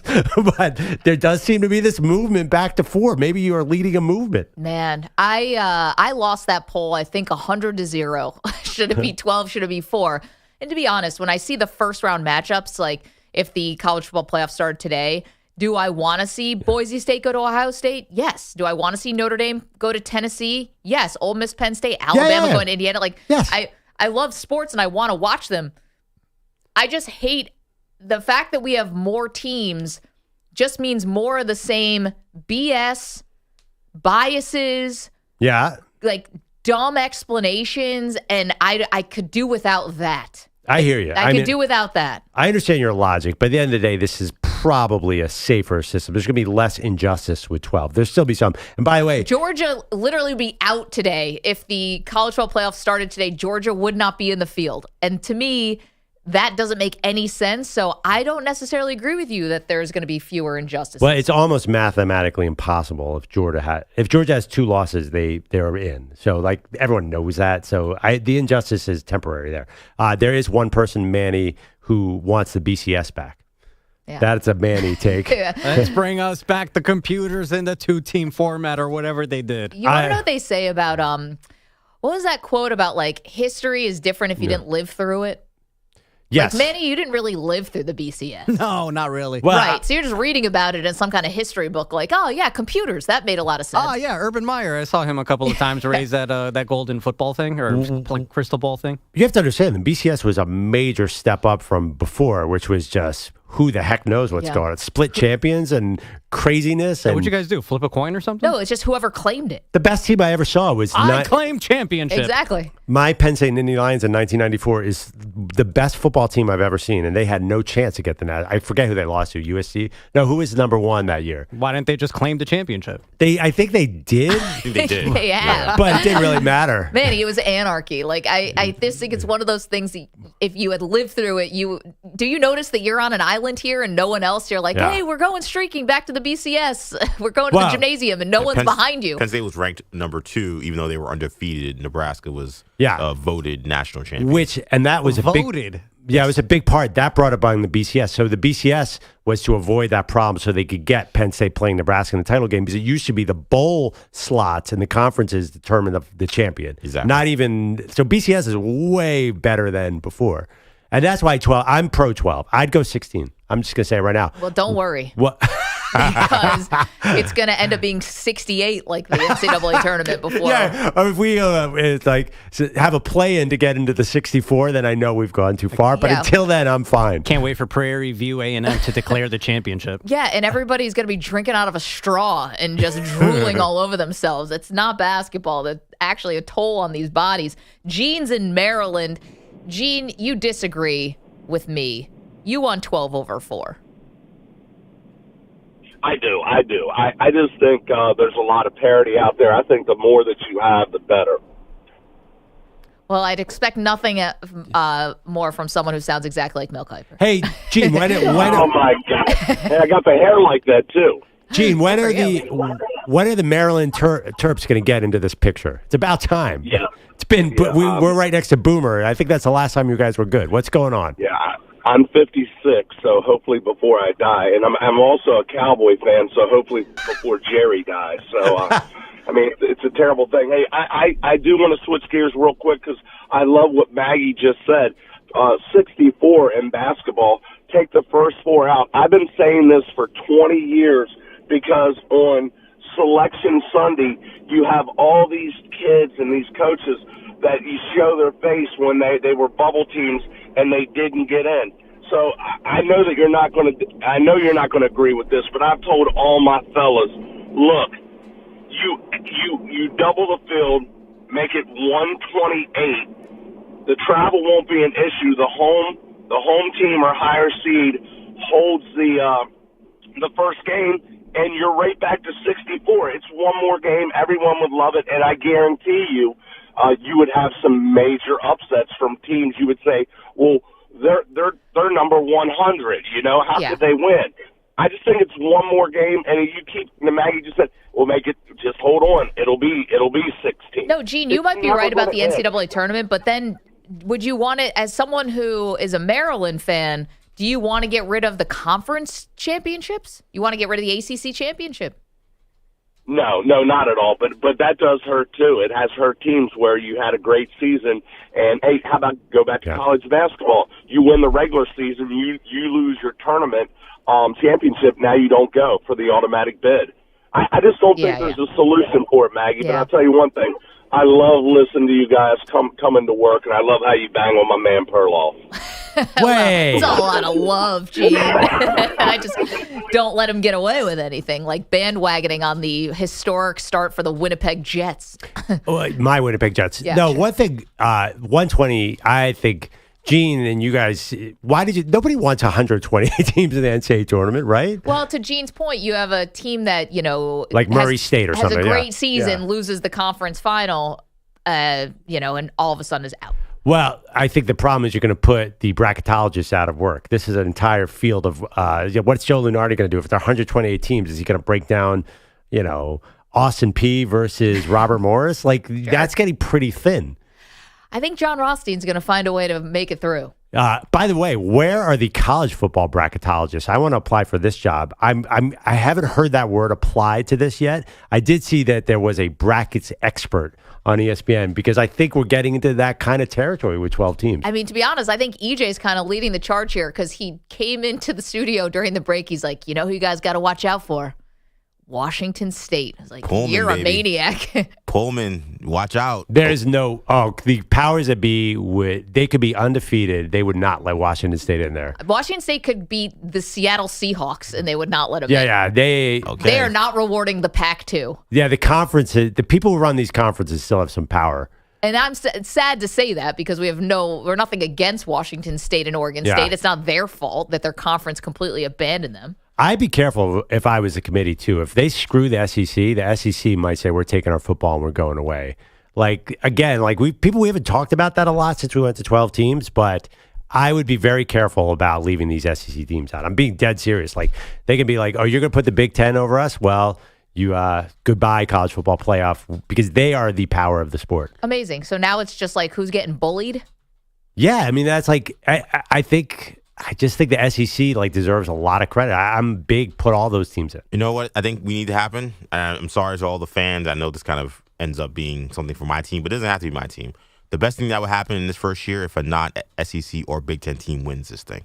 I think, honestly, if you're a neutral fan, that's what you should be rooting for. Because like Perloff said, he's right. Like, they own all the power. But I think if you would say, all right, we need a Notre Dame, a Miami, a Boise, an SMU, you want one of those teams to win. So they don't have the leg to stand on to be like, all right, we're going to take our ball and go home if you don't give us more Yeah, seats. but that's not how bullies work. Bullies wouldn't care. They would just say, all right, well, they could just say, they don't want to be embarrassed, so they'll just go. Not that they would be embarrassed, but I think you can't reason with a bully. It's so funny when you said that. I'm like, none of that feels like it's in the realm of possibility. Like Notre Dame, SMU, Miami, or any of those maybe, maybe Notre Dame, but SMU, I cannot see them getting through this field. And BYU, same thing. Maybe I'm being naive. It doesn't feel like the NCAA tournament where the upsets are that possible. Are we really looking like, hey, BYU can run this table? Does anybody think that? Well, that's why we'd be tuning in. I mean, in theory. Yeah, but I think there's definitely going to be some blowouts in this tournament. Yeah, there's blowouts when there were 4 teams. Blowouts in the NFL playoffs. Yeah. That's true. Let's get to Bogus. 100%. She's got headlines for us on this fine Wednesday. Hi. Good morning again. Headlines sponsored by Progressive Insurance. Protect your family, your phone, your furry friends with life, electronic device, and pet health insurance. EAGLES. Our lives are complete again. Installment number 2 of the NBA in-season tournament is here, including some of those migraine-inducing courts. Maybe that's why Eric Spoelstra lost track of his timeouts last night in Detroit after the Pistons tied the game with 1.1 seconds left. The Heat head coach stomped onto the floor, called a timeout he did not have. So Malik Beasley hit the tie-breaking free throw. There's really no excuse for that. I'm 17 years in. We had talked about it in the huddle. I knew that we didn't have anything. I just got emotional and reactive on that, and I just made a horrendous mistake there at the end. The Pistons got a 123-121 win. Did anybody see Jalen Rose's reaction to all of that? No. Oh, was this a national championship game? I'm sorry. Well, no, not particularly, but Jalen Rose sure was slack-jawed by the events that happened. Because this is a second bad timeout that he's witnessed in person? Oh, what happened in the first one? Again, history didn't begin before 2000, you guys. You guys have to let me. Right. If that's his list, the gap between 1 and 2 is an ocean. Yeah. Chris Webber, Eric Spoelstra in November, not the same thing. NBA Cup, too. You got to forget, you can't remember the prominence of the NBA Cup.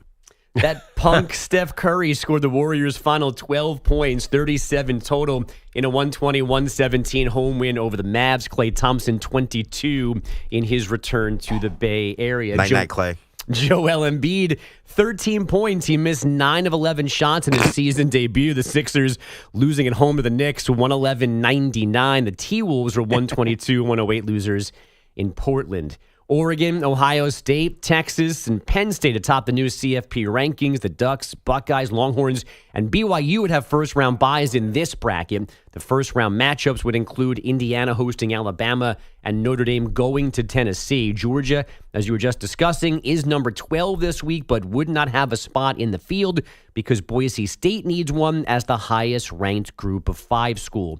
Far from all of that, Oklahoma head coach Brent Venables getting a double vote of confidence yesterday from the school president and AD which means he'll be fired shortly. The Sooners Can we add Coach of the Year on top of it just to make sure he's fired? The Sooners 1-5 in their first SEC season. They are 21-15 overall under Venables. College hoops last night. Number 19 Kentucky rallying to down 6th-ranked Duke 77-72 in the Champions Classic in Atlanta. Cooper flagged 26 points and 12 rebounds, but 2 huge turnovers in the final seconds. Can I say something really quickly about this? I know that we do neutral court college basketball games, and it happens. I thought this one, and this is not an indictment on Atlanta or anything like that. I would have said this if it was anywhere. I think last night really suffered from not being on the home courts of the college stadiums. The atmosphere would have been so much better if that was either in Kentucky or at Duke, or if that was at Michigan State or Kansas. It was a pin drop in there, and I'm not blaming the people in Atlanta, but it was a pin drop. It did not feel like a college basketball game at all. Give us the stuff we're coming for college hoops, which is fun home crowds, full of student section, full of people getting up for it, and instead it felt corporate and just kind of flat. Yeah, but you'll get a whole season of that. And you had that with Kansas and North Carolina on Saturday or Sunday, whenever they played. Yeah. But I feel that. You say it's not an indictment on Atlanta. I will say it was an indictment on Atlanta. And I love Here they come again, Knicks fans. Well, because, look, the Champions Classic travels. They go to multiple cities. One of them is Madison Square Garden. Those games are electric. Well, and there are other. That's true. I've seen games because in this New York. is a series where these 4 teams play every year. So they travel around the country. It doesn't always look like that. And I agree. Last night was an embarrassment in terms of the fan response. I don't know what was going on. State Farm Arena is usually very quiet when basketball is being played there. Oh, stop bragging, man. I don't actually remember it being in Atlanta before. I wonder if this was the first year there. I think this might have been the first year because you're right. Usually it's like LA, Chicago, New York. Like those are usually the teams. And Chicago usually also does a really good job. Like those games are usually really fun. Maybe because they don't have a regional, I guess Duke technically would be the closest regional team. But I'm blaming Atlanta. Dude, I've seen celebrities those were other games be great, really good. though. Did you see Celebrity Row was packed in Atlanta? I always saw Mario Chalmers. Who else was there? Calvin Johnson was there. Kirk Cousins was there. Steve Smith was there. There was like 7 or 8 other like pro athletes there. Because Atlanta, obviously, a lot of people live there. It's easy to fly in and out. Kirk was wearing his Michigan State jersey, totally into it. There were like a lot of there was music people there. I think one of the coolest things about college sports is seeing the former athletes come to the games. Like it's almost like seeing like an old guy wear his varsity jacket to the high school game, who was a superstar. I don't know. Yeah. I'm a Calvin Johnson super fan, by the way. That guy is the coolest, and everybody worships him. All athletes worship Calvin Johnson. So I understand what you're saying, Meg. You're right. That would have been bananas in Kentucky or Duke. But this is like a one-off. This is an early season thing. It's not like a trend. So Bill Self becomes the winningest coach in the history of Kansas in the middle of Atlanta. Like, it just, I don't know. That would have been cool if it was in front of the home fan. Yeah, but it could have been no, I know you can't predict else. That stuff. That's at Madison Square Garden, though. It's different. Coach K, he had win number 900, I think, in MSG, and that was awesome. You know, it's just. Again, I'm sorry. There was one guy whistling during free throws, and I was like, "Sir, we acknowledge you. Now, can you please shut up?" My sweet New York Giants. So sweet, so delusional. Germany even knows they stink, but GM Joe Shane is standing by his boys. The results have not been what we wanted to be. And I don't want to be sitting up here at 2-8. Like that's not what we want. And nobody's happy about it. And I understand that. But I do see progress, and we're better in a lot of areas. We just got to figure out how to finish games. Which area? Yeah, please point to something specific. Is it offense, defense, or special teams? Because they're definitely not better in any of those places. Maybe catering. Scout team. They are evaluating everything during this bye week, including Daniel Jones. Shane says if there is a quarterback change, it will be about football, not business, and that huge injury guarantee that they are flirting with for next season on Jones. Oh, sure. The Anaheim Angels are signing veteran catcher Travis d'Arnaud, 2 years, $12 million. The Seattle Kraken scored 2 goals in 10 seconds in the second period of their 5-2 home win over Columbus. And finally, I still don't know what naughty thing Maggie heard in that JJ Reddit cut on Monday morning, but I do know what some folks read on their new toy from Mattel. These were dolls for the new movie/Broadway show Wicked. The packaging was supposed to include the show's official website. Instead, the site on the box, if you typed it in, asked you if you were 18 before entering because it was a porn site. Oh my God. Mattel telling people to either throw out the packaging or obscure the web address if they want to keep the box that their Wicked doll came in. Oh, those sound like collector's items now. I guess you're not. Some of those things you're not supposed to take out of the box. So I guess you're going to keep the box. You got to, black out wicked.com. Should they have known that Wicked doesn't have 3 X's in it? It's not generally spelled that way. Or are they secretly trying to get more people to come to the theater? Like, wait, I want to go see this Wicked movie. They're going to be really disappointed when they find out it's the Wizard of Oz. Ariana Grande's in it? I'm in. I don't think you're getting the version you were hoping for. That's unfortunate. Wait, that's Ariana Grande? I think that is. Yeah, the 100% She's is. in the movie. Wow. She's not the green person. She's the green person. She's the good witch. She's Yes, Glenda she's the the- good witch. yes. She's the Grinch. Yeah, that movie, I'm a huge, I'm a Broadway nerd. I don't like to talk about it on air. It's Let's not do something it. I That brag show about. is amazing. Should. Wicked, the wait to see play the is movie. that movie's gonna. Every good Broadway play has been turned into a crappy movie. That movie's gonna stink. Oh, I disagree. Oh, I guarantee it's gonna be bad. In fact, I've already read that it's bad. So it's really hard to do a musical on the big screen. It's gonna be a bomb. I'm telling you right now, you better off going to Wicked with 3x's.com. Might be a little more satisfying. Sorry. The joke was right there. Jeff Goldblum's in it though, and I know Maggie, you're a monster fan of Jeff Goldblum. It's funny now because I can't get the porn site out of my head. I can't imagine Jeff Goldblum in that kind of situation. I mean, I could. It's hilarious. The question You were so is, busy with whether or not you could, you forgot to ask yourself whether you should. I was trying to get there. I couldn't remember the Jurassic Park. Chaos theory is one of the tabs you can click on. Sorry, I don't know. I'm out of my depth here. Wait, you're the only woman on it. You don't know Wicked? It's No, a I've actually- feminist tale of. I've never seen it. Oh, it's so good. The songs are awesome. Yeah. I'm not really a Broadway person. Oh. You guys really are more than I am. But I would say if people are out there planning to visit New York, definitely go see a play over doing most of the touristy New York things. Statue of Liberty, you can take or leave. Empire State Building, take it or leave it. Go see a Broadway show. That will be the best experience. I feel like we have to take Maggie to a musical now. You don't I've take been your to own many. advice, but you're telling other people to go see a show? Oh my God, I went to the Statue of Liberty with my kid. Disaster. Don't do it. Go see Wicked or whatever if you're coming to New York for the holidays. Or whatever. Come on, Maggie. I've been to many plays, EJ. I can't. I fell asleep during Book of Mormon. We need to take you to the MJ play. The MJ, the musical, you will not fall asleep during that. Ooh. Is Scottie Pippen in that? By the way, as a group, no. We have to go to the. Who plays Horace Grant? Idris Elba. We have to go to the Alicia Keys. Actual casting. The hot play is the Alicia Keys play. That's supposed to be an amazing experience. Yeah. Everyone loves it. What's it called? New York State of Mind or something? Yeah, I forgot the name of it. It's like the hottest ticket. We, as a group, we should take Maggie because I desperately want to see that one. I'm so down. I'm so down for this. And we should get Cap to shoot us going in. This would be fun. I think you guys are going to be disappointed by my response. Oh, I heard you cannot, if you walk out of it, it's hard to get tickets to, but if you see this play, I heard everybody's just blown away. And if you don't like Alicia Keys, then I don't know what to tell you. Same. No, I love it. Yeah. Right, Manny? Well, damn right. Double check those Wicked Barbie boxes if you're going to be Can we- buying any of them for Can the we pull holidays. this Broadway segment out of the podcast, by the way? Yeah. This is definitely not good for our manliness. I'm just going to say it. That ship has sailed. I mean, come on now. What are we saving? Yeah, Maggie said we couldn't fight because we wore glasses. I mean, Maggie's the we toughest person definitely- in the room. Yeah, come on. She wants to kill people. Elbow random Duke players. I'm not really a Broadway person. What are you? You don't like TV? You don't like, what do you do? You'll find out after the break. 855-212-4227. Day On raves. the radio.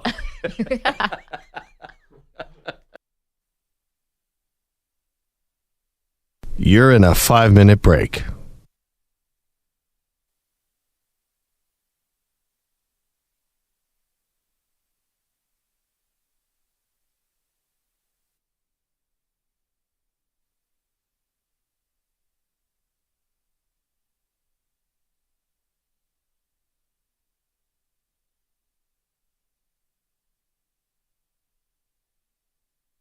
Four minutes, 30 seconds remaining.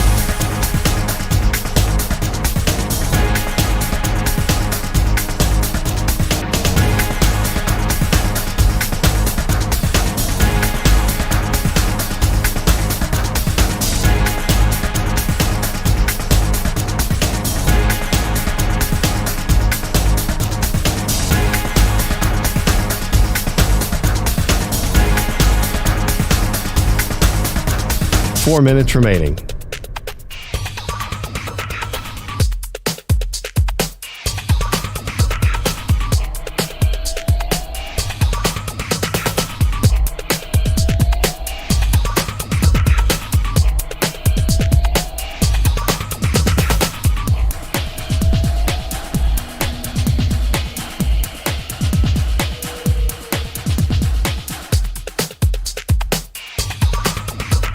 Three minutes, 30 seconds remaining.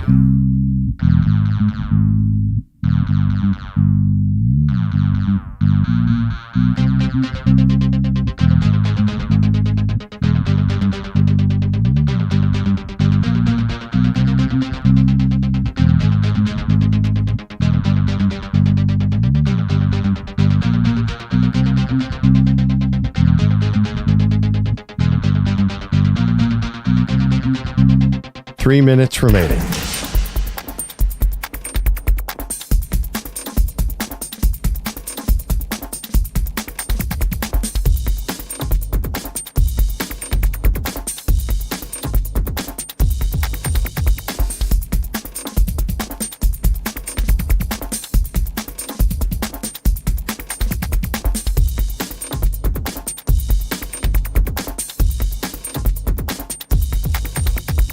Two minutes, 30 seconds remaining.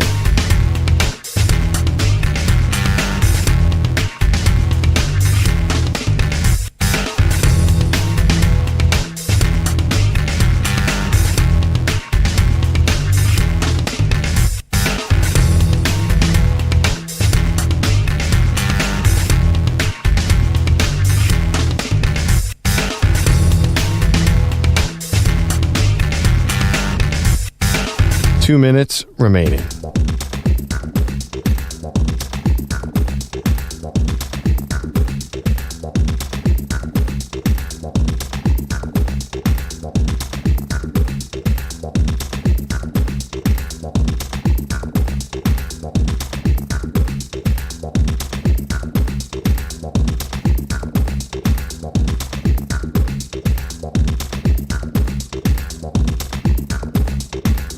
One minute, 30 seconds remaining.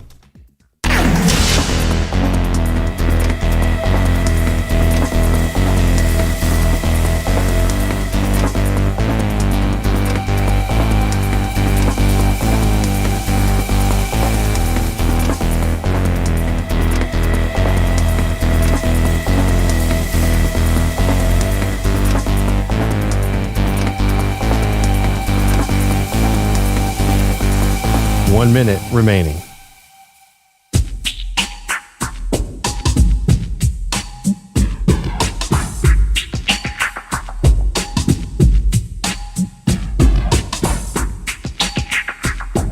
.45 seconds remaining.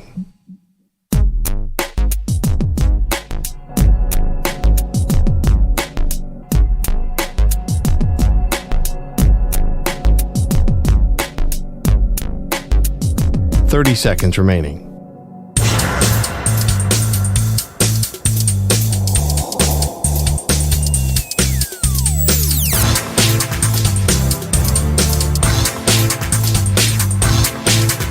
.15 seconds.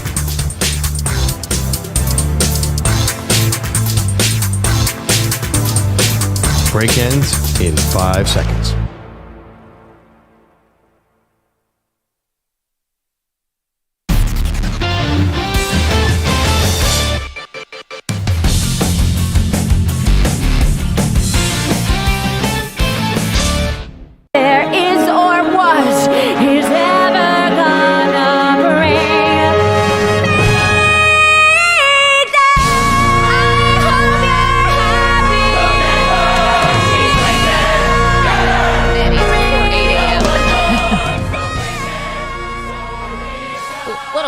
For the Broadway tunes, no? This is the note right here. Here's my fear. The Welcome to Maggie and Perloff show. That, you know, this play, Wicked, had Indita Menzel, the most famous Broadway singer of all time, and Kristen Chenoweth, the most famous Broadway actress of all time. is a new cast going to live up? And you're looking at me like I'm crazy. Like, it's hard. Like Hamilton, like nothing ever lives up to the original cast. That's the problem. That's why movies and Broadway musicals never work.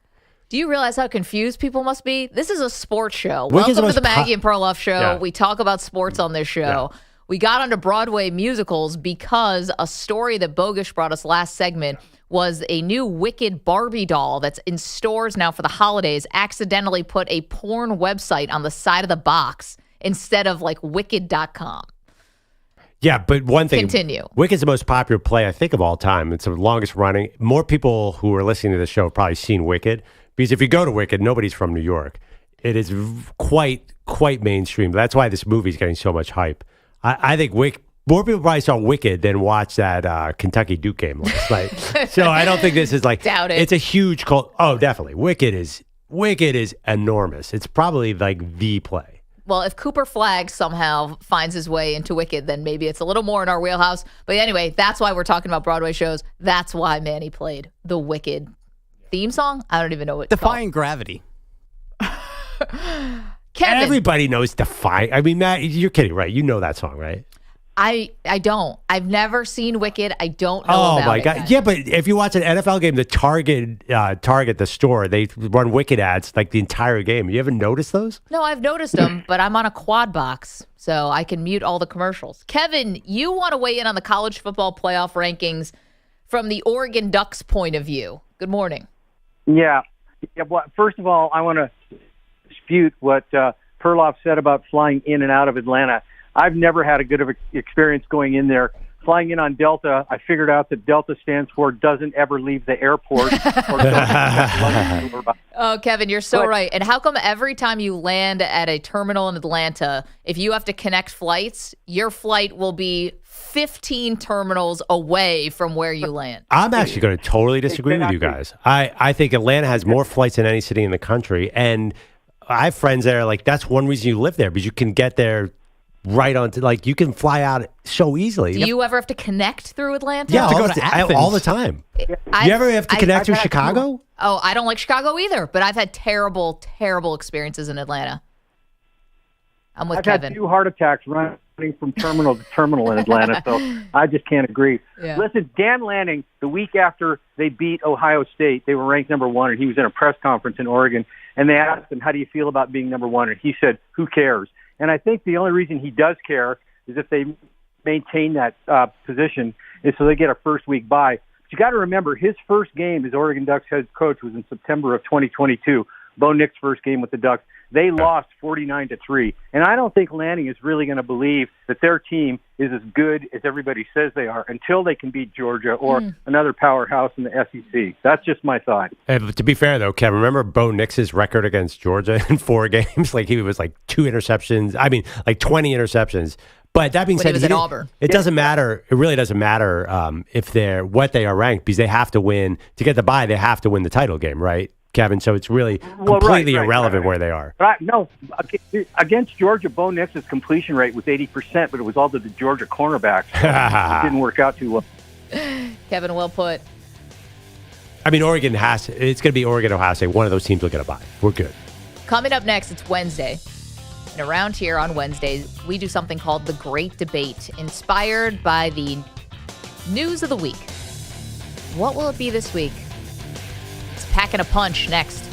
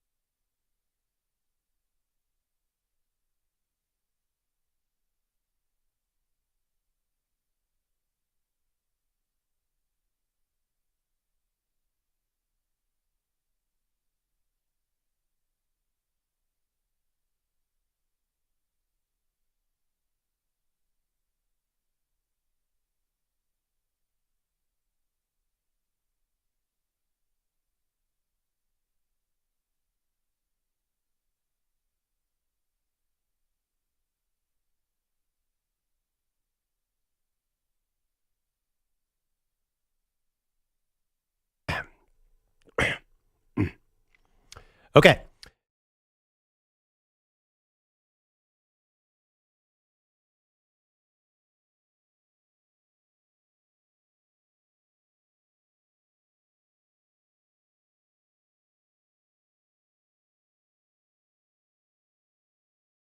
There's a sports guy we know, he talks games every day. But there's more to this fella, in a secret kind of way. When the bright lights shine and the curtains rise, there's a glimmer of Broadway in his eye. They say he's a fan, but that's only the start. 'Cause Broadway's his passion, it's deep in his heart. Oh, Andrew Perloff, Broadway's biggest fan, knows every tune, every line, every plan. From Les Mis to Rent and Wicked Spell, he's humming the hits like he's under their spell. He dreams of the stage where the stars sing high, where he'd belt out a note, raise his arms to the sky. He could be Phantom, he could be Jean Valjean, or rap with the best in a Hamilton song. And though he's on sports talk day and night, we see him on Broadway in the spotlight, bright in the studio. He chats stats and scores, but in his heart he's on Broadway floors. With each marquee he can feel the thrill, and he'd trade a whole game just for one curtain thrill. Oh, Andrew Perloff, Broadway's biggest fan, knows every tune, every line, every plan. From Chicago's flair to Katz's delight, this sports guy's dream is the Broadway light. So here's to Andrew, the sports talk man. But deep in his soul, Broadway's biggest fan. Oh, Andrew Perloff, Broadway's biggest fan, knows every tune, every line, every plan. From Chicago's flair to Katz's delight, this sports guy's dream is the Broadway light. So here's to Andrew, the sports talk man, but deep in his soul, Broadway's biggest fan.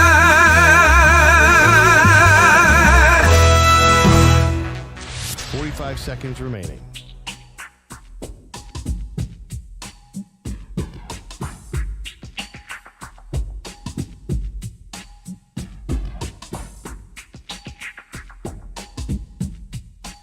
Seconds remaining.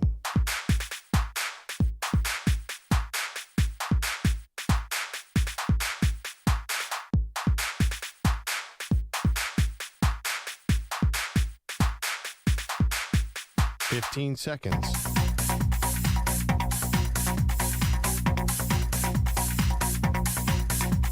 Break ends in 5 seconds.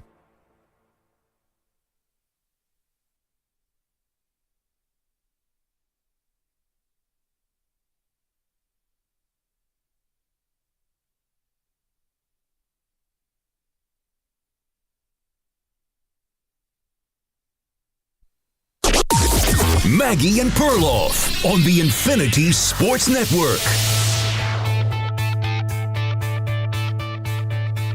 Honestly, I'm a little worried that the sporting event that's happening on Friday night may rip our show right in two. There's so many good things going on this weekend. Got a lot of good college games, obviously good pro games going on. Your Eagles play Thursday night. My Bills are playing the Kansas City Chiefs this weekend. I mean, there's just so much. Yeah, it's the best NFL weekend of the year. Yeah. But we're not even talking about anything football related. You're not talking about anything football related. I'm focused on Broadway shows and football. Yes, like every sports fan in this nation. But on Friday night, the spectacle is going on. And Perloff, I've never seen you. And Bogish is here with us for this segment also. you guys both are so staunchly against Mike Tyson fighting Jake Paul. Nobody thinks it's like anywhere near the great boxing matches of the past, but it can still be watched as a spectacle, right? You guys seem so morally opposed to it. I will watch it, but it's not a boxing match. It's a exhibition. It's like closer to pro wrestling than watching a heavyweight title bout. It's closer to watching. Well, that's not true because we don't know what the outcome's going to be. The outcome's irrelevant. It's stupid. It does not matter. It doesn't prove anything. I really believe it's closer to WrestleMania than it is to a title bout. Then why not just children? Why not just enjoy it? Well, I can totally enjoy it, but I don't want to talk about it like it's a real boxing match. I don't want to have a boxing analyst come on and talk about the styles of the two fighters because that's insane. That's like having me and Bogus take off our glasses and go 12 rounds. You know what I'm saying? Like Tyson's in the late 50s and Jake Paul, I think is probably a pretty good boxer, but he's not like a professional boxer. Like we shouldn't be treating it like it's a boxing match. We should be treating it like it's like Rough and Rowdy at Barstool or like celebrity boxing matches or something. Well, I got bad news for you. It is sanctioned. I don't know how the state of Texas is giving Mike Tyson's a license to fight in this match, but from what I'm seeing, it is a sanctioned fight. It is going to count on Mike Tyson's official record. Mike Tyson, one of the great fighters of all time. Yeah, I mean, like when he fought Roy Jones Jr. a few years ago, that was garbage. It was hot garbage. Like, honestly, like I think about that fight, I might not even watch this fight. Like, it's going to be incredibly disappointing. If anything, waters down Tyson's legacy. I'm not for this fight at all. So it's Friday night. It's on Netflix. On Wednesdays, we do something called The Great Debate. So if this boxing match may be some kind of low point in the history of boxing, we wanted to talk about the high points in the long legacy of boxing. So today is Great Debate. Let's hit the music.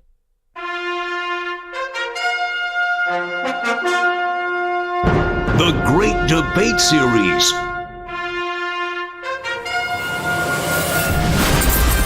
Today's question, what is the greatest boxing match of all time? It's not Mike Tyson, Jake Paul. Yeah. It's not going to make it into this list. I'd rather put that Floyd Mayweather Conor McGregor fight ahead of that. I was at That's that fight.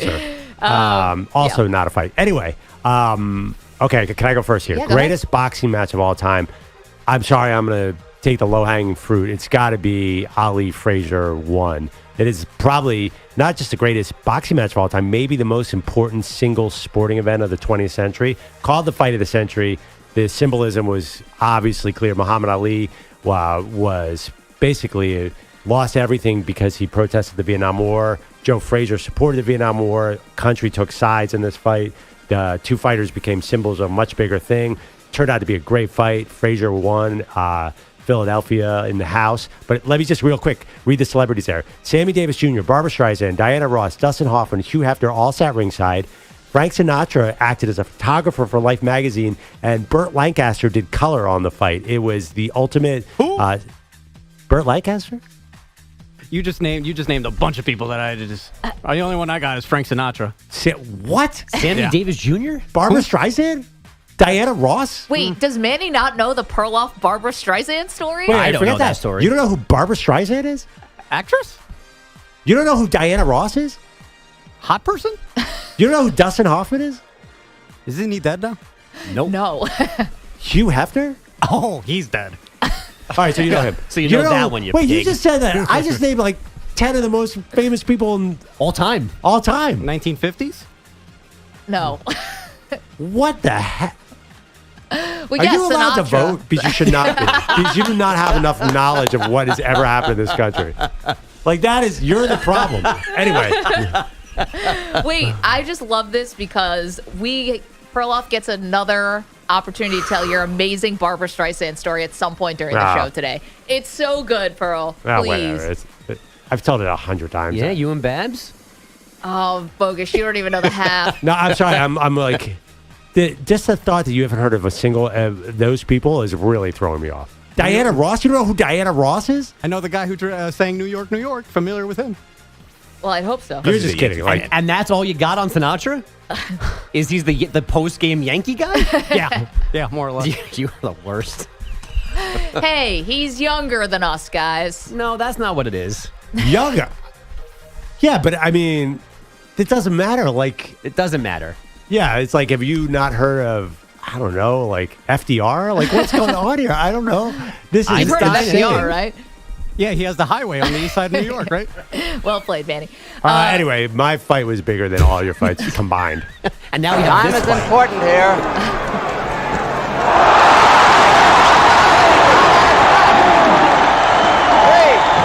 4, 7. He takes the mandatory 8 count. The only knockdown of the fight. Muhammad Ali was flat on his back, but he's a well-conditioned athlete. However, he is real tired. Amazing. That made it sound really old. I guess Burt Lancaster didn't do a great job on it. No wonder Manny doesn't know who he is. Manny, forgiven. I win. Okay, we're asking the great debate today. What's the greatest boxing match of all time? This is inspired by the Mike Tyson-Jake Paul fight on Friday because it will be the diametrically opposite thing that we will see on Friday. Greatest fight of all time, in my opinion, October 30th, 1974. You may remember it as the Rumble in the Jungle. This is, again, Muhammad Ali, this time fighting Joe Foreman. What was so interesting about this fight... George Foreman. George Foreman, sorry, what did I say, Joe? Yeah, Manny he got my Frazier, jail. He took George half Foreman. my fight. All right, sorry. George Foreman. Yes, the grill guy. Same guy. You said it meant so much more than just boxing. Yeah. In this way, a little bit of the same. Ali got his license revoked for protesting the Vietnam War. While he couldn't fight, George Foreman really rose to prominence. So this was them finally meeting, happened in what was formerly Zaire, Kinshasa, now Democratic Republic of Congo. Ali was a 4-1 underdog in this fight. The biggest takeaway was this was the debut of the rope-a-dope. The strategy that put Ali in a different stratosphere in terms of being a cerebral boxer. Against the ropes, covering himself up to the point where Foreman tired himself out because of all the punches that were not really landing on Ali. 8th round comes, Ali knocks him out. Ali, a sneaky right hand. Another sneaky right hand. This time he works over the shoulder of Foreman. It's a combination.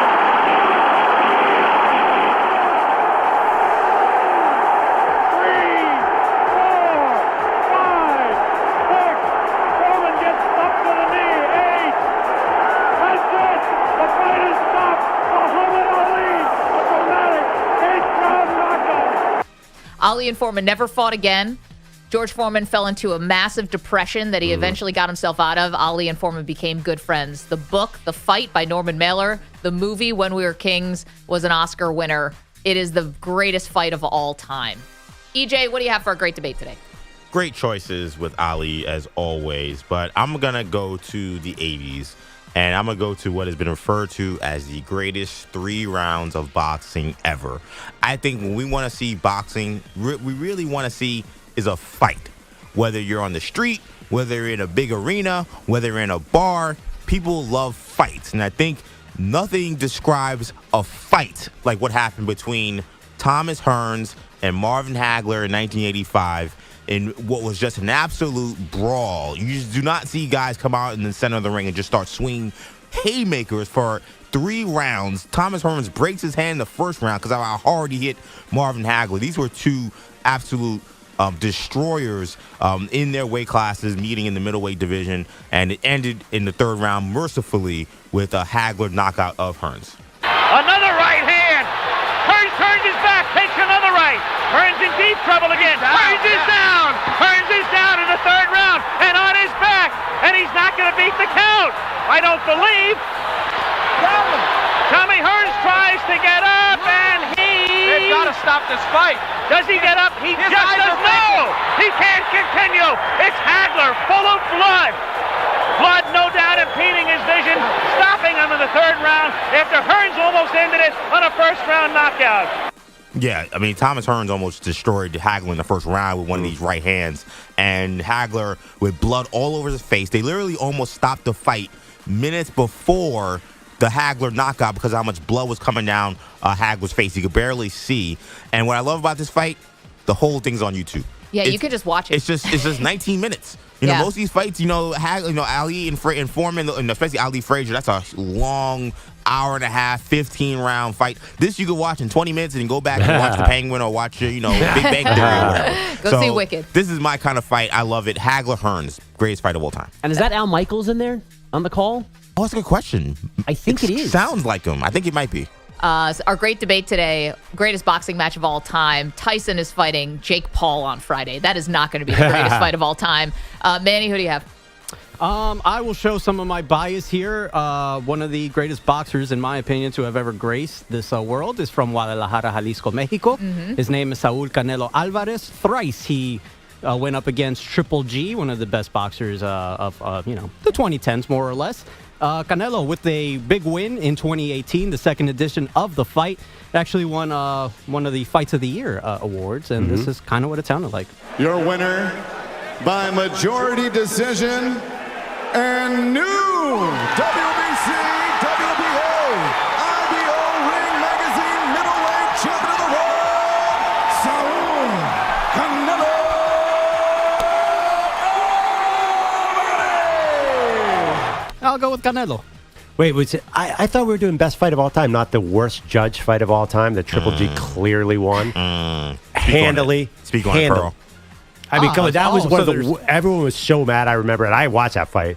That was tough. Nothing like a little 12-round action that goes all the way to the judges. You have to let the judges score it. Why is that not one of the best fights? It was a great fight, but I felt like Triple G got screwed. I think that was the one where he got screwed, right?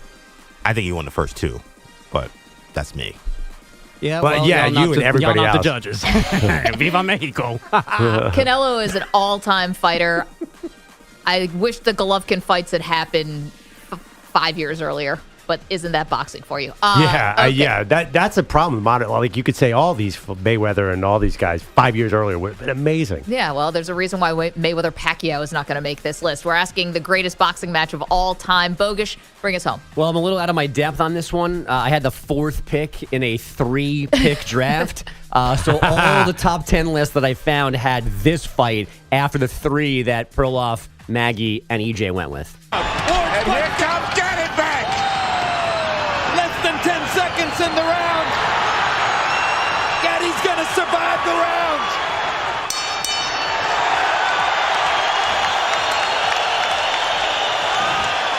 This should be the round of the century. That was the 9th round of the first of 3 fights between Mickey Ward and Arturo Gatti. It was in May of 2002.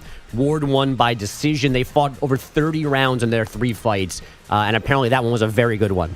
That was a great one. That trilogy is unreal. Gatti broke his hand. Speaking of breaking your hand, Gatti broke his hand and won the second match. I think he broke his hand maybe in the first round and basically beat Ward with one hand. Yeah, you got a movie out of it. Yeah, so Maggie got a couple movies out of her fight. I got a movie out of my fight. EJ, I don't think there's a movie on those middleweights in the 80s. Which is unfortunate because that'd be sick. Yeah, Leonard, Hearns, Hagler. We talked about, we had No Mas. We had I can't remember the Hands of Stone. Yeah. No, he's got a bunch of Macho movies. Camacho. Yeah, he's in a movie that's on Netflix now with De Niro plays his manager, Roberto Duran. But yeah, we all got movies except for really Manny. You didn't get a movie yet. It's still in development. What's that? It's still in that'd be a development. good movie. I'd watch all The these. Canelo story? Boxing lends itself great to that kind of theatrical stuff. I love your movie When We Were Kings and Ali by Michael Mann. Amazing, both about the Rumble in the Jungle. Yeah. You're right. It's so easy because it's like good, not good versus evil necessarily, but boxing's got all the themes. Anyways, we're asking the greatest boxing match of all time today. Do you want to know something interesting about all of our choices? For as revered as Mike Tyson is, he generally doesn't get mentioned as any of the greatest fights of all time. Now, there are great fights that he had. Trevor Berbick fight, you can talk about, the most notorious fight he had was probably the Evander Holyfield, the biting of the ear, or when he got knocked out by Buster Douglas. He does have so many fights, but none really qualify for greatest fight ever. Yeah, my favorite fight is Marvis Frazier. When He beat him in 33 seconds. Well, that's that's Tyson's dominance. You know? If you want to go to YouTube and watch something fun, watch early Mike Tyson beat up guys in the first minute. It's the funniest thing you'll ever see. That's why, of course he was. And the only real dramatic fight was the biting of the ear. I mean, sometimes you see the Buster Douglas fight, the first fight he lost, and it's not a great fight. No, Tyson was totally not taking it seriously, and Buster Douglas was on a mission because of his mother had just passed away, and he had all these other things going on in his life, and it was his moment. But it's not a great fight, but it's a significant upset. moment. Totally, just the same as Tyson beating Trevor Berbick, becoming the youngest heavyweight champion of all time. But these are not remembered as these amazing fights that go down like Hagler Hearns. No, but I do remember how stunned people were. They were lost. Yeah, one of the greatest upsets ever. Right. The biggest one was Spinks, right? And he just him killing Spinks was that was a big deal. I remember that because because Michael Spinks was an outstanding fighter, and Tyson just absolutely demolished him. You thought he was never ever going to lose. You thought he would go like the greats of all time, 100-0. And now he's fighting Jake Paul. Great. In air quotes. Stop using the word fight. 855-212-4227. All right, greatest boxing match of all time. Josh is in Philadelphia is a very recent one. Hey, Josh. Good morning, Miss Gray. How are you? Dynamite. Good morning, Mr. Perloff. Good morning. Talking about the greatest fights, I think it's Tyson Fury and Deontay Wilder 1. And I really think the greatest moment, I believe it was in the 10th round, where Tyson Fury got knocked down, and like an alarm clock, he just rose back up. I was wondering what you guys think of that. That was on a lot. That fight was on a lot of lists I looked at, Josh. That's the only recent fight, the only fight in the last 20 years that really made any list. Yeah, I thought that was amazing. I've watched that fight multiple times, and I've scored it different each time. I just wonder who you guys really thought won that fight. I mean, Tyson Fury, the Gypsy King, is that what they call him? I didn't see. I saw clips of the fight. This was a great fight. This was a great fight. The rematch was not as good, right? No, Tyson destroyed him. Because Deontay Wilder was wearing a 20-pound suit of armor into the ring that he claimed took his legs out. Boxing's the best. I think Fury did one. I do like Deontay Wilder, though. I think Castillo-Corrales is also a fight that's thought of as one of the greatest fights of all time and a phenomenal rematch as well. Luis Castillo, Diego Corrales is one of the great recent fights. Josh, thank you. Let's go to William in San Francisco. William, what's the greatest boxing match of all time? How you doing? Morning, Maggie. Morning, Perloff. Morning. I talked to EJ. The best that I saw, one of the best, I should say, a very controversial fight. Meldrick Taylor versus Julio Cesar Chavez. Mm-hmm. That was an incredible fight. Took it down to the last second before Chavez knocks him out, and it's the end of the fight. Richard Steele calls off the fight. Incredible fight. That fight is in history. They don't talk about, you said, the middleweight movies. They don't talk about the welterweights either. You know where Meldrick Taylor's from, William? No. Streets of Philadelphia, baby. He was a very, very big Philadelphia celebrity back in the day. Oh, okay. Yeah, well, he was a great fighter. Remember, he was part of that ridiculous '84 Olympic team. He was a superstar. No, I totally know that fight you're talking about. I did see that on Bliss, I believe. And then even in the rematch, he got knocked out, I think, by the 5th round or something like that because the person was so controversial. Julio Cesar Chavez was like, all right, we'll see how controversial this next one's going to be. And there was no question in the rematch. Just looking at this now, that was fight of the decade in the 1990s, William, which was still spanning some of Mike Tyson's prime. So, and also not to mention Evander Holyfield, not to mention Lennox Lewis was a little more in the 2000s. But William, thank you so much for the call. Keep them coming, guys. Greatest boxing match of all time. That's your great debate for today. Right. There was a time around '84 where all these guys were in the Olympics and it was a big deal. Oh, yeah. Pernell Whitaker, Meldrick Taylor, that was boxing's prime. Early '80s, it was one of the top 5 sports in the country. Absolutely. And then you had Floyd Mayweather who said, I can't eat gold medals. That's why one of the reasons why. No, I think the Olympic boxing corruption and the division of all the WBC, WBA crap, that ruined the sport. No, but like Oscar De La Hoya, that was a huge thing, the Olympics. But then I think it sort of it wasn't the thing anymore to be a gold medalist. No. Yeah, you're right. Meanwhile, De La Hoya, he's had some great ones. Felix Trent. I love boxing, and I feel like the beginning of my time as a boxing fan was watching Felix Trinidad versus Ox De La Hoya. Awesome fight. De La Hoya is beating a guy who looked invincible and then takes his foot off the gas for the last 5 rounds, and Trinidad steals it. And a fight that's still controversial. Some people still think De La Hoya would have won, but we kind of sleep on the late 90s. We had some really great fighters then, too. I know we got a break, but it was different, though, in the 80s because that was like a singular event the entire country was in on, like Jerry Cooney and Larry Holmes. Like, that was like everybody, every casual boxing, non-boxing fan. These fights might be amazing, but it didn't feel like they got the same kind of attention. Well, but De La Hoya would have, for Not sure. Nothing. But not like Muhammad Ali. Not like Larry Holmes. That was a huge fight, though, in terms of pay-per-view buys and stuff. But like you weren't getting 3 covers of Sports Illustrated and coverage on every news channel. No, it's different. Yeah, I'm telling you, boxing used to be a much different sport. 855-212-4227. Okay, we got that. We've got more football for you, too. All right, sports fans, listen up. 1 in 8 men will be diagnosed with prostate cancer, and bladder leaks can be a side effect. That's why Depend is teaming up with the Prostate Cancer Foundation to encourage screening. Because health is a long game, and it's yours to win. Here's the cool part. Through November, Depend is contributing up to $300,000 to prostate cancer research by donating 40 cents for every purchase of shields.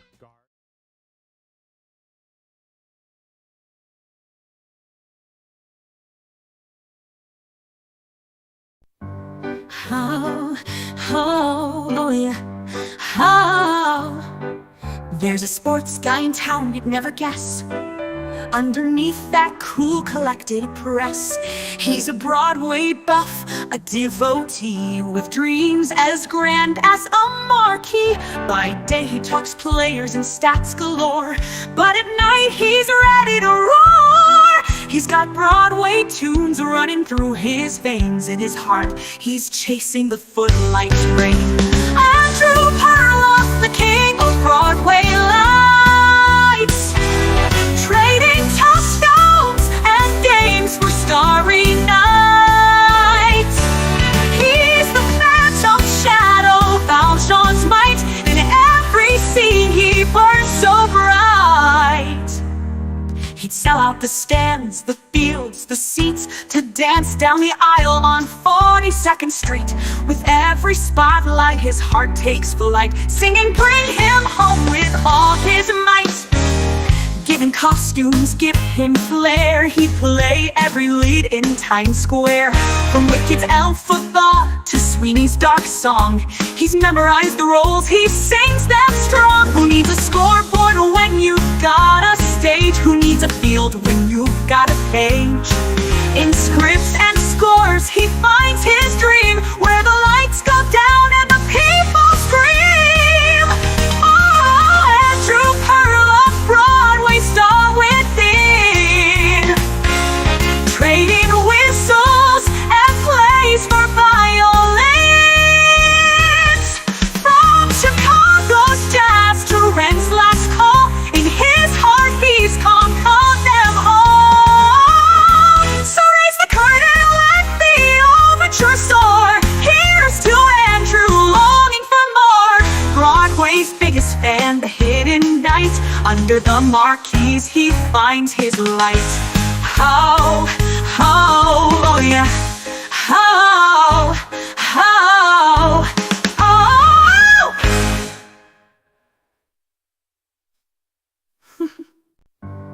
Oh, oh, oh yeah. Oh.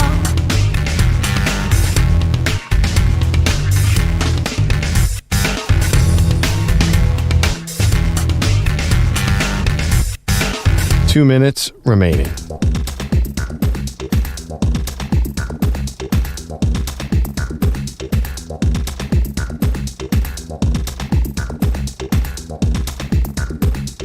Heart, he's chasing the. There's a sports guy in town you'd never guess. Underneath that cool collected press, he's a Broadway buff, a devotee, with dreams as grand as a marquee. By day he talks players and stats galore, but at night he's ready to roar. He's got Broadway tunes running through his veins. In his heart, he's chasing the footlights rain. Andrew Perloff, the king of Broadway lights, trading touchdowns in games for starry nights. He's the phantom shadow, Valjean's might. In every scene, he burns so bright. Sell out the stands, the fields, the seats, to dance down the aisle on 42nd Street. With every spotlight, his heart takes flight. In every scene, he burns so bright. Give him costumes, give him flair. He'd play every lead in Times Square. From Wicked's Elphaba to Sweeney's dark song, he's memorized the roles, he sings them strong. Who needs a scoreboard when you've got a stage? Who needs a field when you've got a page? In scripts and scores, he finds his dream, where the lights go down and the people scream. Find old Andrew Perloff, Broadway star within, trading whistles and plays for violins. From Chicago's jazz in 5 revenge. seconds.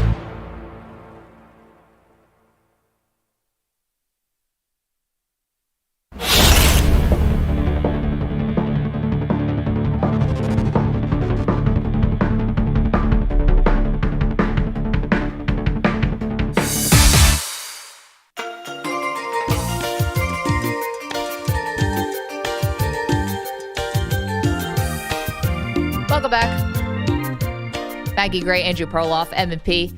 On Wednesdays, we do something called The Great Debate, and it's loosely based on the news, and this one's very loose because Mike Tyson and Jake Paul are fighting on Friday night. Yes, you heard me correctly.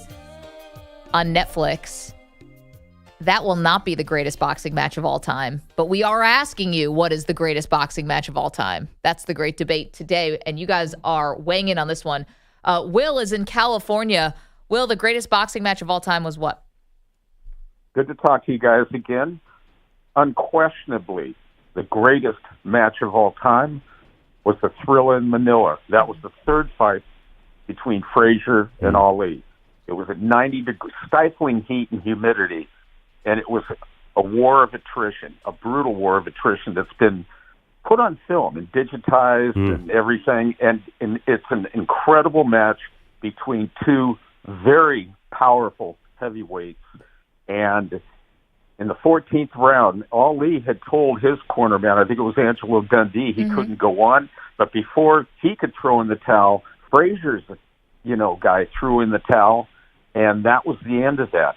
The most hype match, though, was really the first one, the fight of the century at Madison Square Garden between those two. But unquestionably, to me, it was the Thrilla in Manila. And if you can ever get a copy of that fight and watch it, you might concur with me. Yeah, I also think the fact that you have that great sort of rhyme there, Thrilla and Manila, gives it a little extra juice. Well, I gave you Rumble in the Jungle. Yeah, Rumble in the Jungle is good, but the way they took off the ER and made it Thrilla and Manila, that's even better. Well, Don King had a way of marketing and selling. And Ali also. Yep. Yeah. Yeah. Rumble in the Jungle. Yeah, Rumble in the Jungle gives you extra points, too. I'll give you that. Well, that was my pick. Thrilla Manila, of course, one of the greatest fights of all time. Daryl is in California. Daryl, what's the greatest boxing match of all time?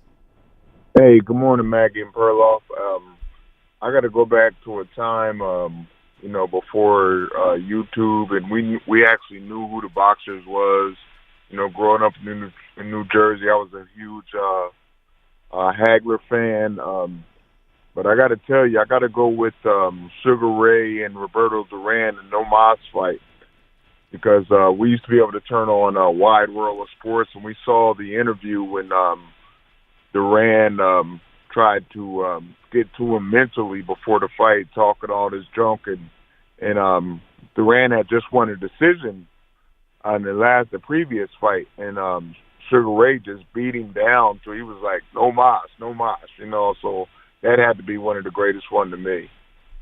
Daryl, you're right. I mean, there's a lot of people who believe that, well, there are some who believe, I think that Sugar Ray Leonard might be the greatest fighter of all time. Sugar Ray Robinson also is thought of as one of the great fighters of all time. And that the Duran fight is without a doubt, Yeah. one of the most famous. Well, yeah, I'm not sure it was the greatest fight, but it was the most hype fight. The first one was probably one of the most hype fights of all time. Yep. I'm not sure Sugar Ray Leonard was a pound for pound, but he's got to be the most exciting boxer.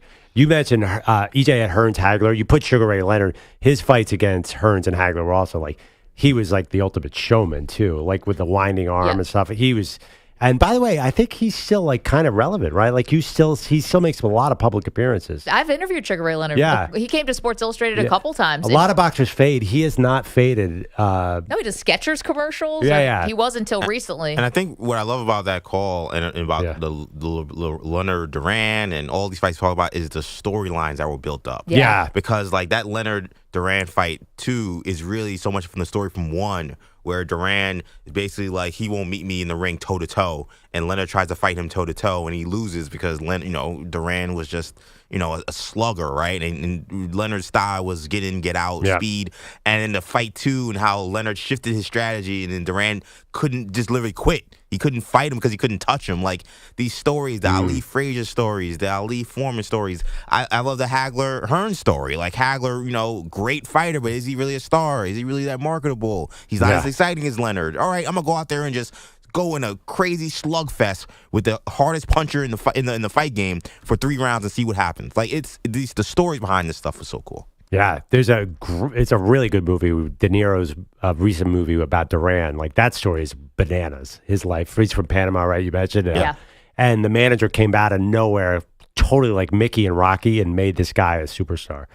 By the way, we didn't mention Rocky and Apollo. I think he deserves a shout out at some point. Oh, we had a caller who wanted to mention that. But I mean, yeah, I understand there are a lot of people think. Was it Perloff's brother? I think a lot of people think Rocky Clubber Lang 2 was the greatest fight. I mean, we can have that argument off air. Sure. Or tomorrow. Maybe. The greatest fight in what? The whole hook is Mike Tyson versus Jake Paul. Yeah, no, I I know will what give the you hook is. Apollo Creed 1 versus Rocky. I mean, And I just want to point out, there's another level to this fight. It's not just whether or not the fight within the show, whether or not like this is good or bad on Friday night. It's my fight with you because you've jumped on my take of this thing, which I had from day 1. You picked up on day 90. That it's nonsense. No. I was just pushing back because Maggie and EJ on the call were talking about the different styles. It's like, can Jake Paul fend off Mike Tyson's right uppercut? I'm like, what are you talking about, people? This is an exhibition. They were getting into the footwork and listen. Drago and Apollo was an exhibition. We saw how that ended. Did you see the videos of Jake Paul working out yesterday? I did. Why is he wearing that thing on his head? I don't know. It's a red rooster on his head. What does he call himself? Is this something bigger I should know? That I don't know. Okay. A loser, perhaps? Whoa. Well, not wrong. Manny's dressed like a boxer training for a fight. The only thing you're not doing is punching a hunk of meat in a freezer somewhere. Manny's dressed like a plainclothes police officer. Yeah, you are a narc right now. That Friends sweatshirt isn't throwing anybody off. Got a Scully cap on, Yeah. hoodie, some I thought you look like he looks like Latino Little Mac. Either do a drug bust or run a bunch, and I'll follow you in my car. behind. Manny's showing up in a very vague-looking Toyota. we're going to call you Serpico the rest of the show. Manny's never seen that movie. I'm surprised maybe he knows knows what the story. Friends is. Yeah. No, Friends had a second life. Very familiar with Jennifer Aniston's work. Oh, okay. Do you know who Frank Serpico? He was a real person. No. Okay. That's what a narc would say. There you go. Still undercover. Doesn't want to blow his cover. Bogish has headlines for us. Shockingly, Joel Embiid did not limp to the rescue last night. 2 of 11 shooting, just 13 points in his delayed season debut. Shouldn't be rusty. That's expected. Thought overall, felt pretty good, health-wise. I think it's just by trusting myself. I thought I was a little timid, so I stuck with a lot of jumpers. A lot of jumpers that didn't go in. The Sixers losing to the Knicks 111-99, so they are 2-8 on the season. Baggy, did you pick the Sixers to come out of the East? Did I have a fever dream that we were talking about that? Or is a dangerous team? In my own defense, It was the day before. The rave. So you were It was during the rave. No, in my own defense, it was literally the day before they announced that Joel Embiid was going to miss the first 7 games of the season with load management. Yes, it was. It literally was the day before. No, I know, but that's I texted you. I said, "Can I have the pick back?" That's no defense because Joel Embiid, newsflash, is if he's not hurt now, he's going to be hurt later. There's no difference. I He's just watched him always beat hurt. Serbia. He's been hurt in 20 straight playoff appearances. Like, there's no way. That team has no chance. I'm doing no chance there. No We are chance. the New York Knicks. Now I know that. Yes, now I understand that. And meanwhile, Manny, and I think you picked the Suns too, who look great, but shocker, Kevin Durant got hurt. Shocker. I mean, like, again, should have seen that one coming, Mag and EJ. Yeah. That one I'm a little annoyed about. You want me to go chalk and say it's going to be the Celtics versus the OKC Thunder? I mean, nobody here picked the Cavs as far as I remember. So none of us saw it coming. Before we leave this game, did you guys see Manny take a shot at Jalen Brunson on social media last night? Did we know that was allowed? I'm all about this. What? Not a shot. I was just critical. Hey, guys got to pick it up. He's not been. He hasn't been playing exceptionally well. He's still facilitating, and I'm not going to get on my soapbox about the Knicks. But I mean, guys got to take some criticism, man. Did he get hurt last night? He did roll his ankle. Yeah, came right back in. Not right back in, but probably about after 5 minutes. Did roll his ankle, but you know what? The Knicks still won. There you go. Manny, you're a really nice guy in person. You're vicious on social media, dude. I am the worst. And my texts. You're mean. You're just outright mean. I'm like glad I don't play in a city there. You root for. What's your handle again for people who want to see mean tweets? E. Rodriguez Radio. Imagine if you spoke Spanish. The tweets in Spanish are a lot more vulgar and a lot more. I put one in Google Translate, and my laptop just exploded into flame. It would not be okay on the FCC. No. Sometimes I'll see some of your tweets come through. I'm like, is this the same person? Does someone else have Manny's phone? But like, you're vicious. That dude. made Elon Musk blush. I am an awful individual. Which is why we love you. What else is the left? Bucks improving to 3-8 with a 99-85 home win over the Raptors. The Warriors spoiled Klay Thompson's return to San Francisco, 120-117. Steph Curry scored 37, including the Warriors' final 12 points. And this is exactly why we have the NBA Cup. White fires it down low to Brown. Brown turns, shoots, gets it partially blocked, and the game's over. And the Atlanta Hawks, short-handed as they are, they've come into Boston, and they have stunned the Celtics, and they win the first game of the tournament. Steve Holman on Hawks Radio, the 117-116 stunner in Boston, which will have zero effect on the Celtics season. Now, back in Atlanta, it was the Champions Classic, one of the bigger events on men's college basketball's November schedule. Top-ranked Kansas put down Michigan State 77-69. Bill Self passing Fog Allen for the most wins in program history. And then Kentucky came from behind to beat Duke 77-72. The Wildcats got 17 points, 5 rebounds, and 3 assists from Andrew Carr. By the way, you want to hear E. Rodriguez Radio's take on that game? Cooper Flagg with an elite choke job. Poor kid. Ha. Telling you, he's a murderer. He's like he is a kid. Manny. Yeah, He's dude's 17. That guy could be on the Nets or the Raptors. Oh, poor kid.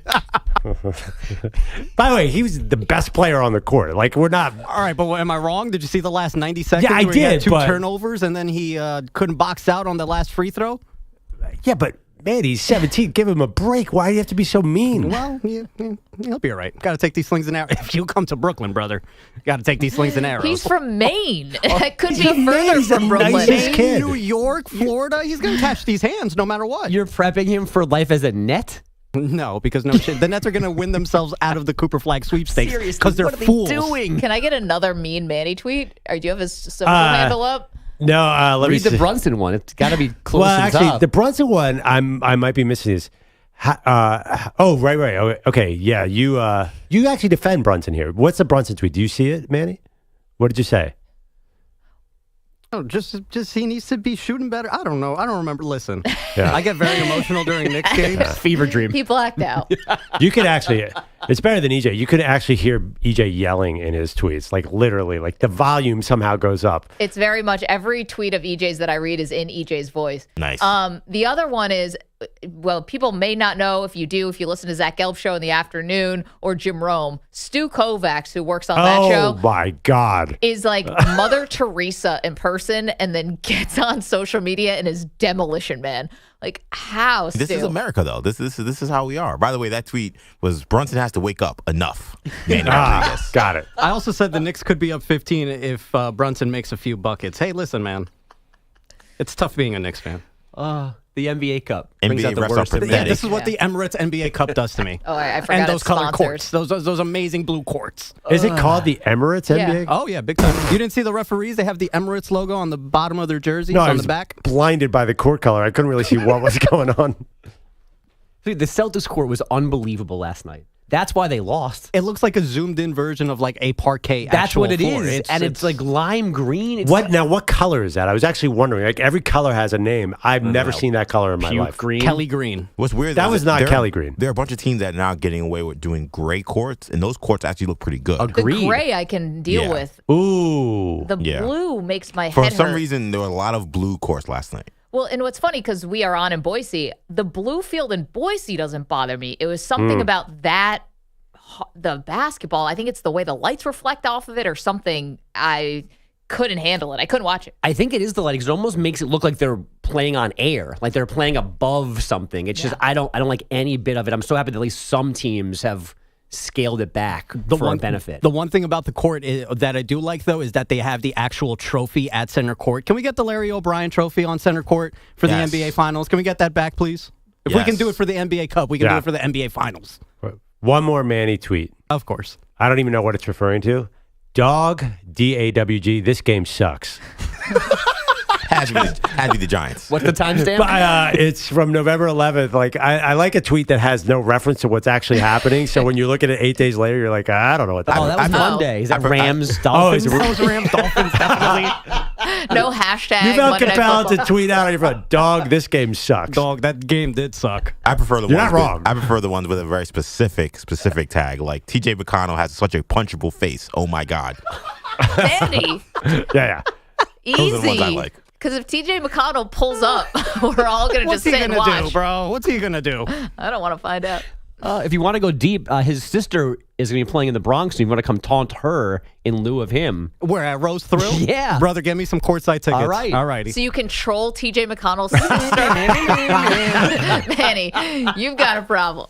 855-212-4227. Lots more to do, including continue with our great debate, the greatest boxing match of all time. We also do our college football report card next. You're in a 5-minute break.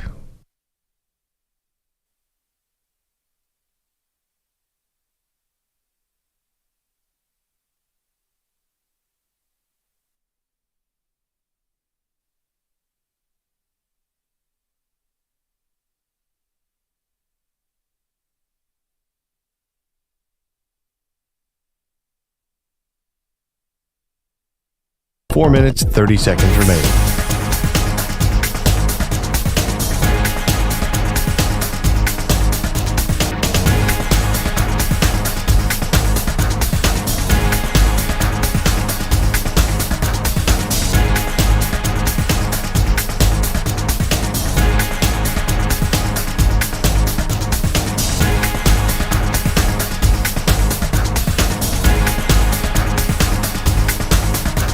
Four minutes remaining.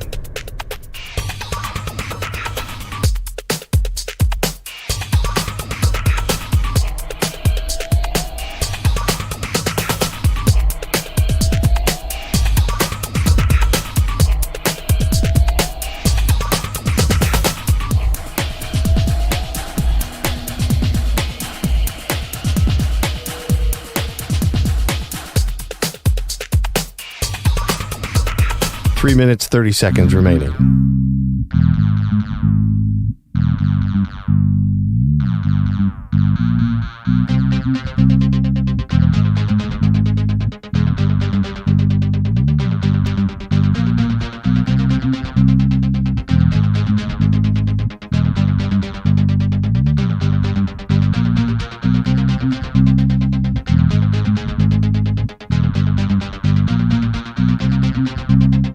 3 minutes remaining.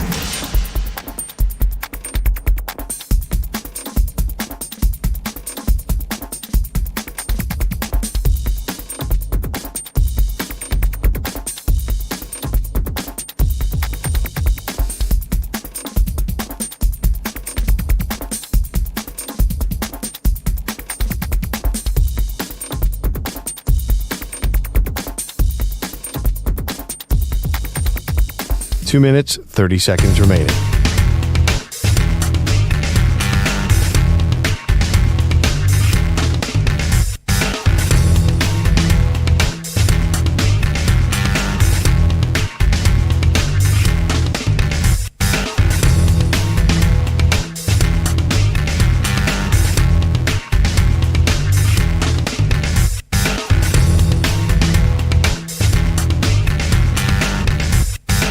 Two minutes remaining.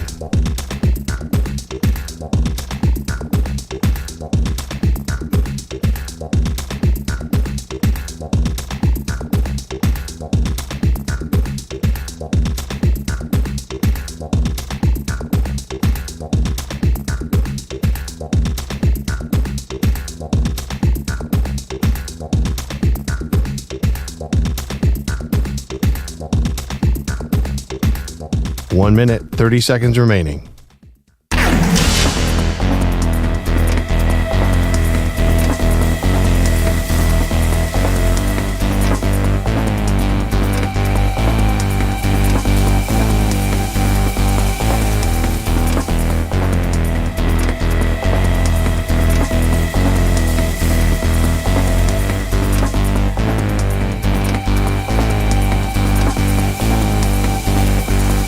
One minute remaining.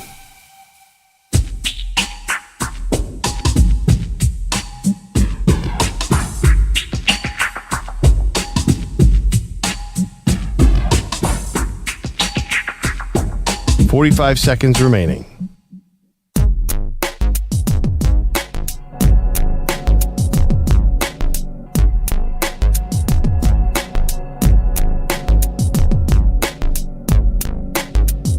Thirty seconds remaining.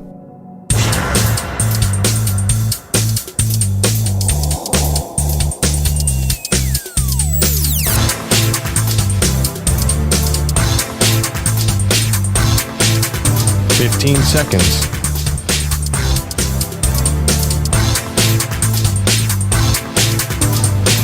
Break ends in 5 seconds.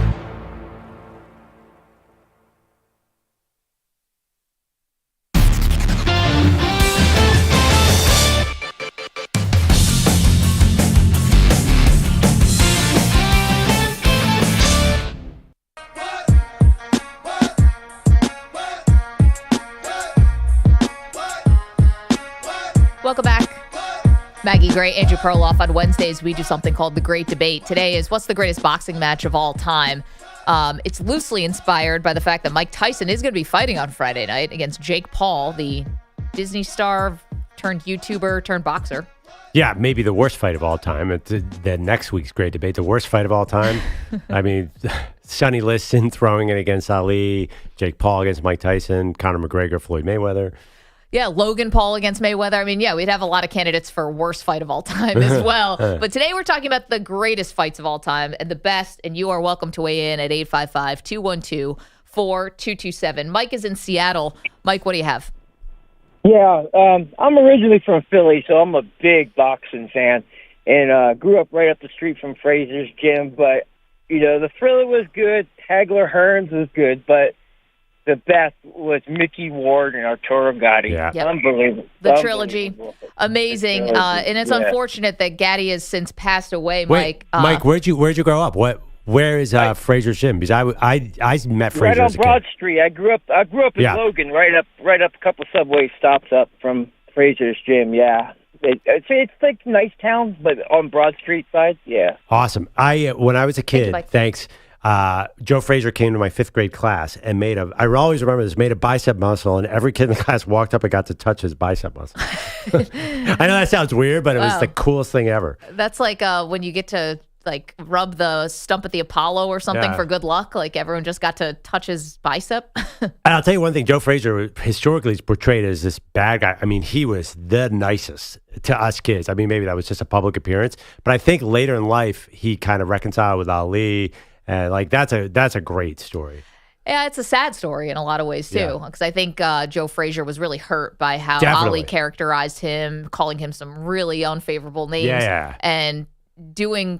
You almost say like whatever it was to, I guess, sell the fight, but kind of in God. the process, I mean, just got really, really kind of dark. It's a funny thing, if you ever watched the Will Smith movie, he moves to Philadelphia. Ali lived 2 blocks away from my childhood house. Right off City Line Avenue in Philadelphia. So Ali was a big part of Philly too, for some reason. Well, he used to do his boxing as training camps in the Poconos. Yeah, and by the way, the thing about Ali and Frazier, the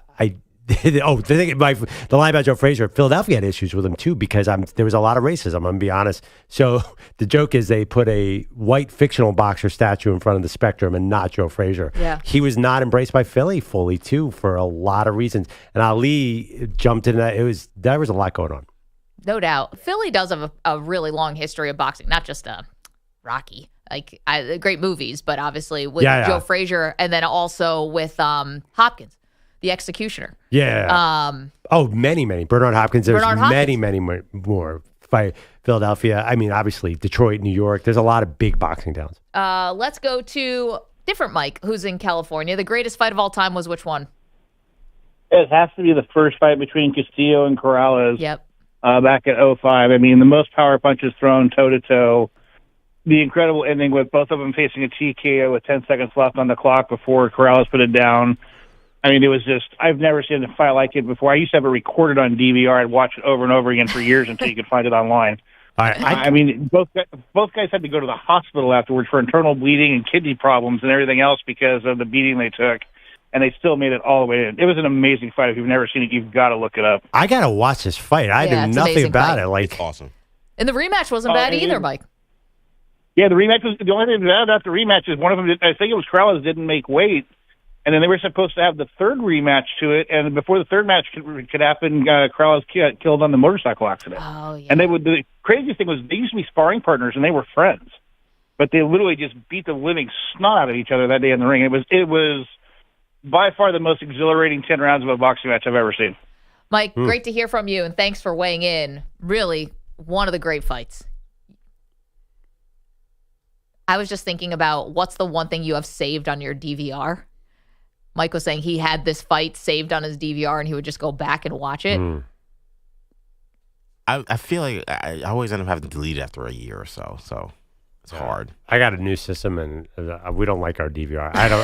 You got DVR is nothing. not really a thing anymore. It's just streaming, right? Yeah, that's true. It's funny because my uncle would love this. He's a huge boxing fan, wrote a book about Jack Johnson, like boxing historian. And I know the one thing he had saved on his DVR was the Game 7 of the Cavs-Warriors game where I would LeBron too. wins. 2016. Yeah, like basically the play before the block and then through the end of the game. My Uncle Wayne had that saved on his DVR forever. Uncle Wayne and I would probably get a beer. I think you guys would get along quite famously. I like Uncle Wayne. Would you like him on Twitter, though, is the question. Thankfully, I don't think my Uncle Wayne has Twitter. Yeah. Can I read another Manny Yeah, go tweet ahead. just to entertain? November 10th. I don't have to watch the Giants for another 14 days. Thank God. Am I wrong? They have a bye week. Oh, thank you. November 9th. What an awful effort by the Knicks. Absolutely pathetic. The Jets put up more of a fight. What, you hate your own teams? Yeah. Just keeping it real. I'm just miserable. That's what it is.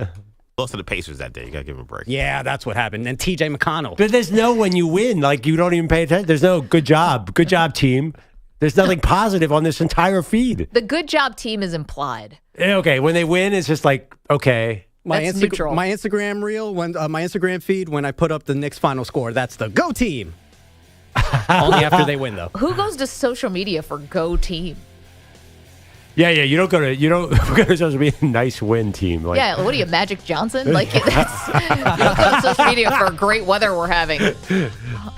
Geez, haven't hit traffic yet. That's not what you go to social media for. 855-212-4227. Keep them coming. Greatest boxing match of all time.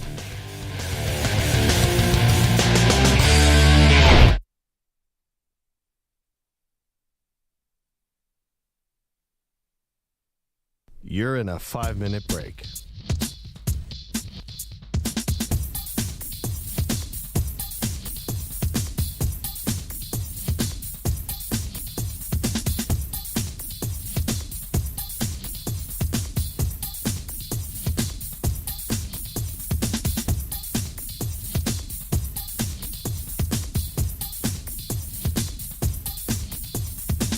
Four minutes, 30 seconds remaining.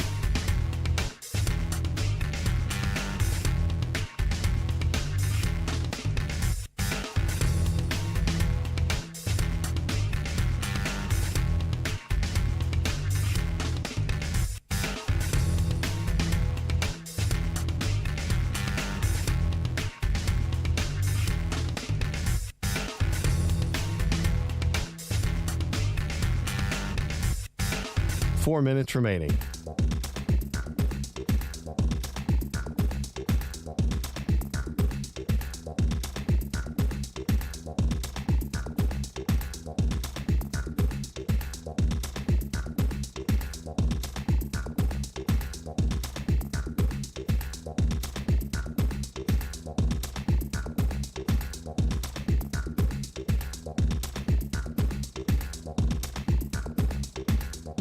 Three minutes, 30 seconds remaining.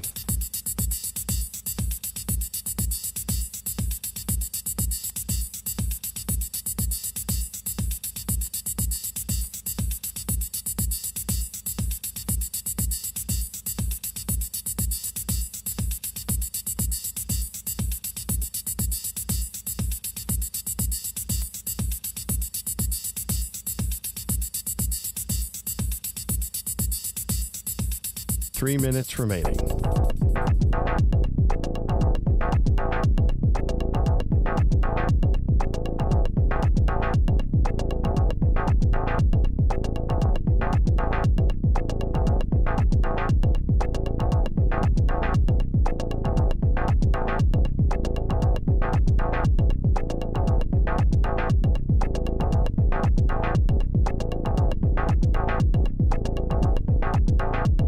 Two minutes, 30 seconds remaining.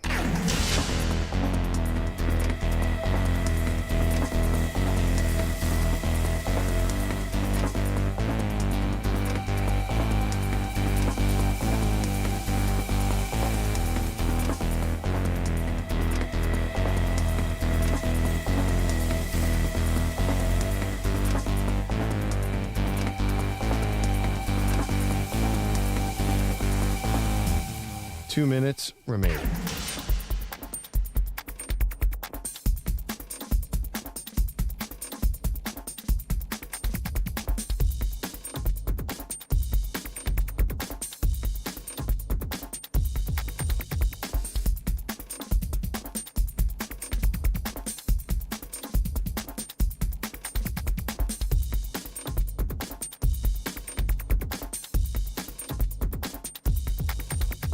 One minute, 30 seconds remaining.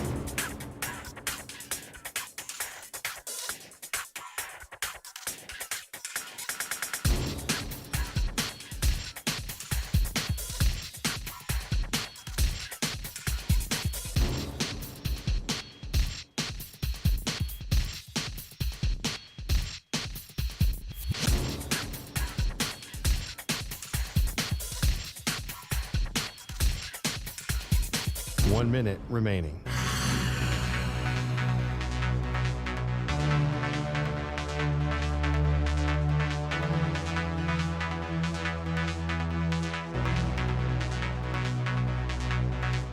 Forty-five seconds remaining.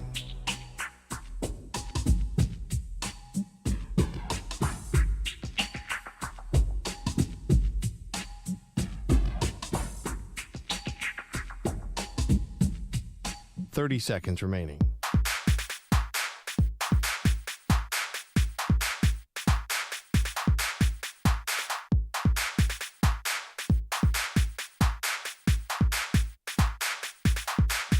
Fifteen seconds.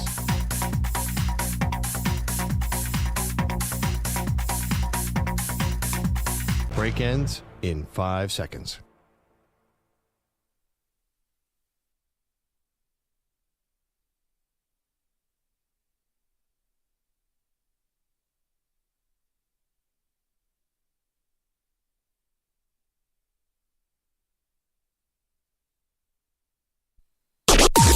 Maggie and Perloff on the Infinity Sports Network. Stop me if you heard this one before.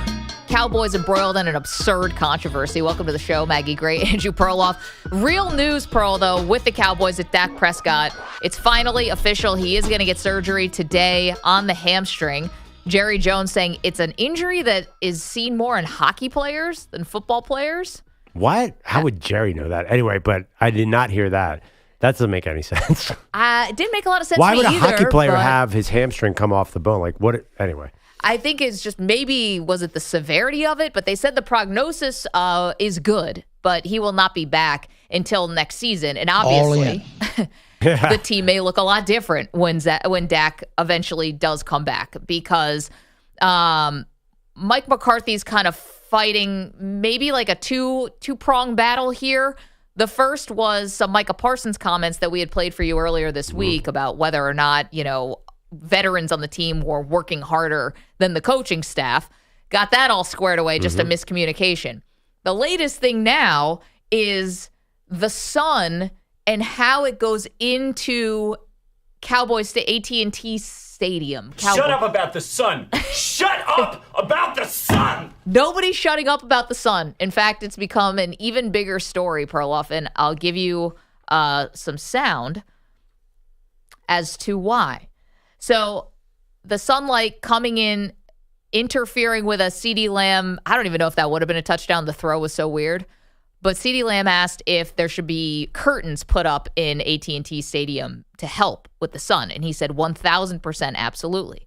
Now, Jerry Jones is not doing that because he said the sunlight is a home field advantage. Usually, and that's the case with us, that if there's a field, and so usually, and that's the case with us, that if there's a field, or in the case it's your home field, which it is of the Dallas Cowboys, it should be an advantage to the home team. So I don't want to adjust it for one reason, is because it is an advantage to us. But is it, though, when your star receiver doesn't like it? Now, Jerry goes on to say more, and this is why I say that Mike McCarthy is kind of fighting things from all angles. Jerry Jones goes on, this is on 105.7 The Fan in Dallas, obviously, about the Cowboys have to game plan for the sun, noting that Kellen Moore, the former offensive coordinator, had no problem with it. Well, we do. We basically do. We get a big time reports where that sun is going to be during the course of a game. Kellen Moore knew about it. He spent, I'm sure he spent a lot of time, their coordinator who used to be here, I'm sure he spent a lot of time planning and thinking about where the sun was going to be. He should. Now, no matter whether you thought Micah Parsons was taking a shot at Mike McCarthy, that's taking a shot at Mike McCarthy. And if you want to excuse Jerry's behavior or whatever, say it doesn't matter, that's taking a shot at your head coach, because when Mike McCarthy came to Dallas, Jerry Jones insisted that Kellen Moore remain as the offensive coordinator. And it was only 2 years ago, Kellen Moore was ousted, went to the Chargers, now is with your Philadelphia Eagles. Clearly, there's a pining for Kellen Moore. Yeah, Jerry did not like Kellen Moore coming in with the Eagles and kicking their butt. I think I didn't really see that as much of a rip, because everyone, McCarthy was amazing at home last year. So, and he was calling plays, and they went undefeated at home. So clearly, Jerry actually has some legitimacy to what he's saying. It has been a home field advantage lately, because for a long time under Garrett, they were not dominant at home. It was bizarre. You would have thought they would be.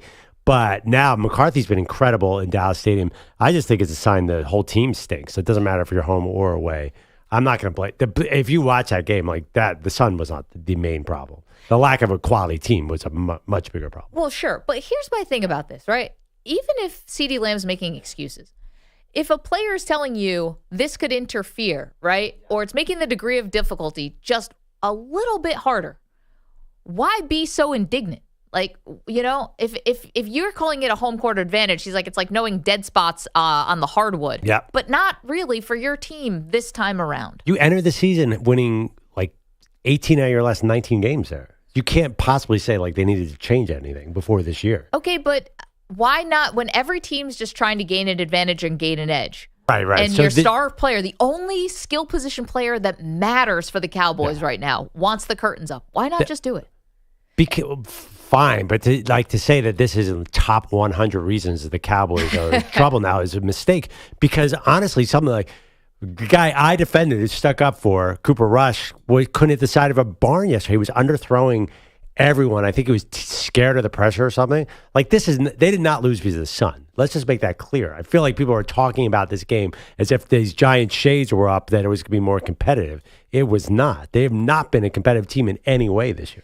Well, I think there's a little bit of LOL Cowboys to this, because in the room where Mike McCarthy does his, I'm assuming pregame and postgame press conferences, but definitely the postgame press conferences, it's glass walls. Well, wait, actually, was this the postgame one, or was this in Frisco? There's a place Yeah. where Mike McCarthy stands at a podium, and it's got glass walls, and the sun beats into the room, apparently. So what have they done? They put up a shade. They will do it for McCarthy talking to the media, but won't do it when a player is saying, this is getting in my eyes. Why? And it's funny because Jerry in that interview on The Fan in Dallas does say this happened to Jason Witten. he mentions other times. It's like sometimes you got to stare right into the sun and make a catch. It's like, do you though? I think it's kind of brilliant now that I understand there was a strategic reason behind it. Apparently, that makes me excited about Kellen Moore. Kellen Moore was calling plays around the sun. We love it when they do it in baseball and basketball and football. I mean, in baseball, teams remember the St. Louis Cardinals used to have this gigantic stadium where the walls were so far back, so it neutralized all the incoming home run hitters. This is actually probably the smartest thing Jerry Jones has ever done. Even though it's currently backfiring on his current team. He came in on fire. No, see, that's the thing. This has nothing to do with why they're so bad. The sun is it's not backfiring. It wouldn't matter. Honestly, if CeeDee Lamb had caught that touchdown, they still lose by 20 points. Who cares? It's not the sun. The sun was their best friend. So why not? Also, that throw was about 8 yards behind him. Right. So why did he say Kellen Moore knew how to navigate the sun, and he's not like Mike McCarthy knows how to navigate the sun? Because it's not a problem. Because he's Jerry. I don't know. Okay. But Jerry, McCarthy was 8-0 at home last year, Maggie. It seems like he knew how to call around the sun then. Big Dave is in Kentucky. Good morning, Big Dave. Just for clarity, the Cowboys suck ass in the sunshine and the rain. Yeah. They could be in the middle of the night in a pitch black field, and they're still going to lose 31-3. And Jerry Jones is getting crazier by the day. Who else would build $1 billion stadium and the sun's at issue and the damn scoreboard's too low? You know what I'm saying? Yeah. I mean, it's unbelievable. But what I want to know is, why are we talking about all this frivolous stuff when there was a basketball game in Catlanta last night? Y'all haven't spent nearly enough time talking about this morning. Well, let's do it right now. I said Kentucky, I thought they were going to give Cooper Flagg their best shot. Now, he did have, 26 points, but they locked him up in the last 2 possessions of the game. Yeah. Kentucky wins the basketball game, Big Dave. This is huge for Mark Pope. It is huge. No way in hell that John Calipari wins this ball game, and let me explain to you why. Second half, he made 2 primary adjustments that just changed the entire course of the game. He went small and he moved Andrew Carr to the 5 position, and they read 3 different ball screen defenses in the second half that just totally took Duke out of the rhythm and allowed them to stop penetrating and getting to the rim. It was just fantastic. Listen, arguably our best player, Jackson Robinson, only had 1 point last night. He was a non-factor. So everything's great in the Bluegrass States this morning. Dave, is this like the opposite team of the Calipari teams? They're all old and big, and they're not skinny 17-year-olds running around out there. Why are they 19? They look big and talented to me. I'm totally on board here. Absolutely. You're right, McLevin, as usual. They are. And not only that, it's not just the size and the physical maturity, but they're all experienced. Yeah. You got players from they're one of the most experienced teams in the country. And listen, Duke's got a great ball team, and Cooper Flagg he's great. He's immature, super raw talent. But I tell you, Mark Pope, a lot being made that he's never won an NCAA game. But I'm telling you, not just saying, I'm not just being a fanboy here. I mean, for anyone that actually watches and digests the game, you can see, I mean, the brilliance behind Mark. I mean, he has a purpose for everything that he does, and his second half in-game adjustments were huge. You know, Dave, I heard, and then I went and looked it up about the certain transfers that Kentucky brought in, like Lamont Butler, who we may remember from the San Diego State Aztecs, who went to the Final Four, but was the Mountain West Defensive Player of the Year. And he's not the only former defensive player, like a guy who's gotten defensive awards at a previous stop, who's now coming to Kentucky. It's a great game plan. Yeah. I love Amari Williams. Amari Williams was a two-time defensive player in the I can't remember where, Mountain West maybe. So yeah, you're absolutely right, Mags. Thanks, Dave. Dave, appreciate you. One thing that during the telecast, they were talking a lot. Nobody had ever played together. The entire team, not a single guy had ever passed the ball to another guy on the team. They did all these team bonding events, like bowling and stuff like that. Doesn't every team do that? Apparently, they took it to like literally every single player is new to the team. Nobody had ever played with each other. I think we should do these team bonding events, whatever Kentucky did, because they look great. I don't know what they were. Like, I think they played like capture the flag, and it was like summer camp there, non-basketball things where I would think just get them on the court together so they find out who each other is. But Amari Williams played at Drexel before this. So, Colonial Athletic. Yeah, the CAA. Philadelphia. So you've never heard of this before? No. Well, that was they mentioned at least 5 times last night about all the special off-season programs that they did. This was not normal. I know, but I feel like I hear teams go and trade with the Navy SEALs. I hear teams, do all these lots of bonding stuff before. Did they really do something different? A couple rounds of bowling is not going to. It seemed like they did it more than most. Well, that's what the guys were talking about. Like this was a extended process. But it's just very unusual to have an entire team that's new. Like it's 12 guys. And I'm not even sure, has that ever happened where a team has had not a single player who's ever played with each other? I mean, I'm thinking maybe Baylor when Scott Drew got there. In the AAU age, though, is that, yes, it might still be rare, but this is the AAU-ification of basketball, right? You're just on different teams and you go around playing all the time and no one stays together. Meanwhile, Cooper Flagg, all that being said, I can't believe he was definitely the best player on the court last night. But he choked it away. Did you read Manny's tweet? If you watch that game, though, oh my God, we got to watch this guy. He's gonna be really good, and it's crazy that he's doing this without a jump shot, basically, or at least a 3-point shot. He's got a mid-range shot, right? Mid-range he can shoot, but 3-pointer he's got to work on. But he was going up against guys 4 years older than him and just taking him to school. I had to remind myself every time someone scored on him, that guy's 23. I can't get too mad that this guy scored on him in this play. Who's the more impressive 17-year-old? Cooper Flagg of Duke or Ryan Williams, the wide receiver from Alabama, who also is not old enough to vote? What a freak. Poll question. What a freak. Well, remember, Cooper Flagg was playing with the USA Select team that was taking on Team USA as the tune-up to the Olympics. School Joel Embiid. The NBA guys were like, this guy's good. But Ryan Williams is out here catching touchdown passes against LSU. We haven't heard, Ryan Williams has not, I felt like he started off the season like fire. But now he's not quite as big as he was. He was in the Heisman race, where Cooper Flagg, I think, is the entire sport right now. Well, yeah, Williams, maybe the high point was probably after the Georgia win? Yeah, wherever that crazy catch he had, right. But Cooper Flagg is like Zion Williamson was at Duke in 2019. It's a very rare that we have a college basketball superstar. He's like Caitlin Clark right now for the sport, but not that big. Not that big. No. But it's funny, that's the guy you tune into. Name this. Who's the second? I mean, EJ might who's the second biggest star? We saw Hunter basketball? Dickinson, and he looks like he's about 100 compared to everyone else. Brennan. Yeah. Who's the second biggest star? It's probably Hunter Dickinson. That's who I would go with.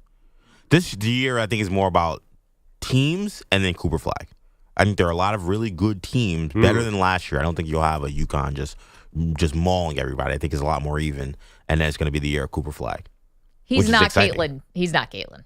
No. My mom's not tuning in to see Cooper Flagg. No. But I think right now you could say Caitlin is like a person who transcends their sport. Cooper Flagg is transcending college basketball right now. It's really I think he's just a good college basketball player at this moment. Totally disagree. Like 100% disagree. Like he is the singular star of the sport.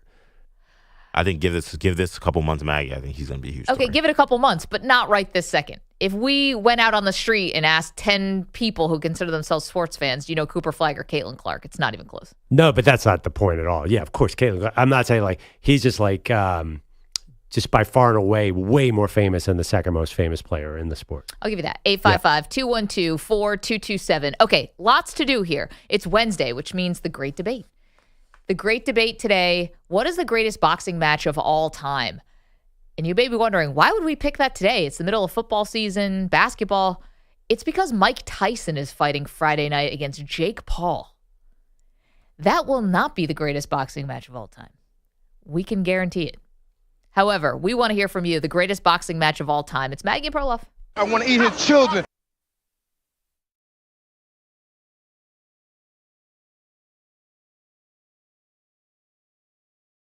There's a sports guy we know, he talks games every day. But there's more to this fella, in a secret kind of way. When the bright lights shine and the curtains rise, there's a glimmer of Broadway in his eyes. They say he's a fan, but that's only the start. 'Cause Broadway's his passion, it's deep in his heart. Oh, Andrew Perloff, Broadway's biggest fan. Knows every tune, every line, every plan. From Les Mis to Rent and Wicked Spell, he's humming the hits like he's under their spell. He dreams of the stage where the stars sing high.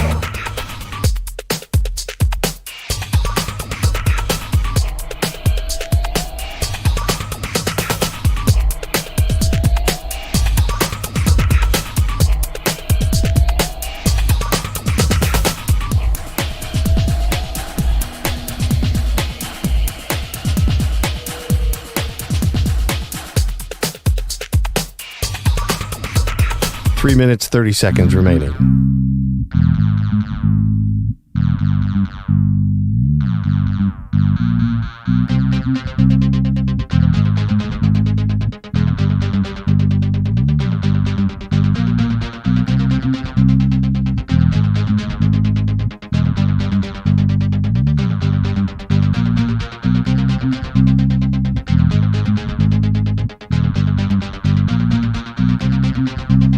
Three minutes remaining.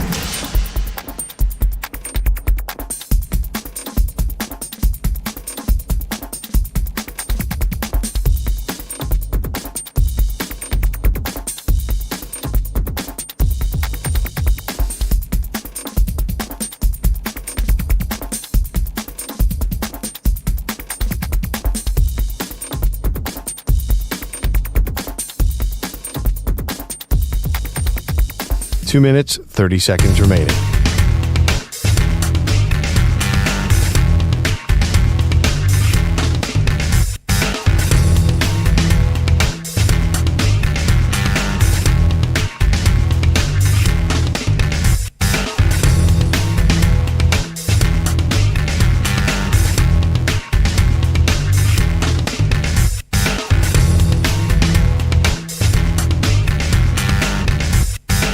Two minutes remaining.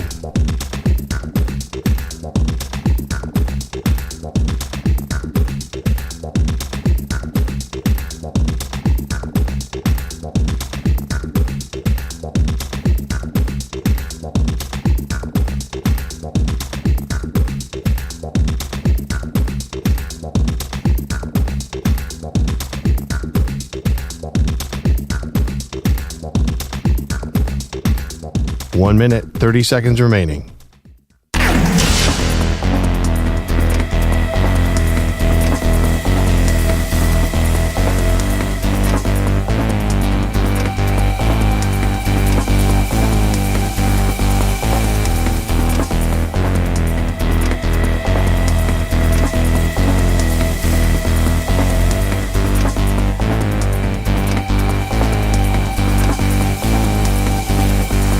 One minute remaining.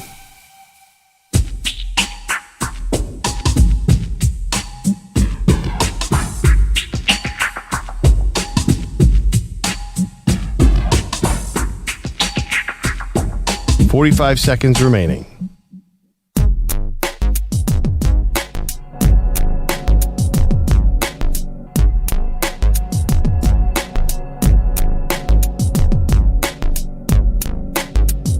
Thirty seconds remaining.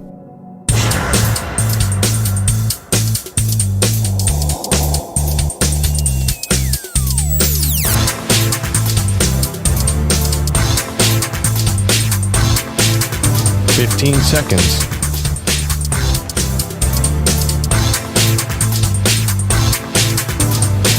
Break ends in 5 seconds.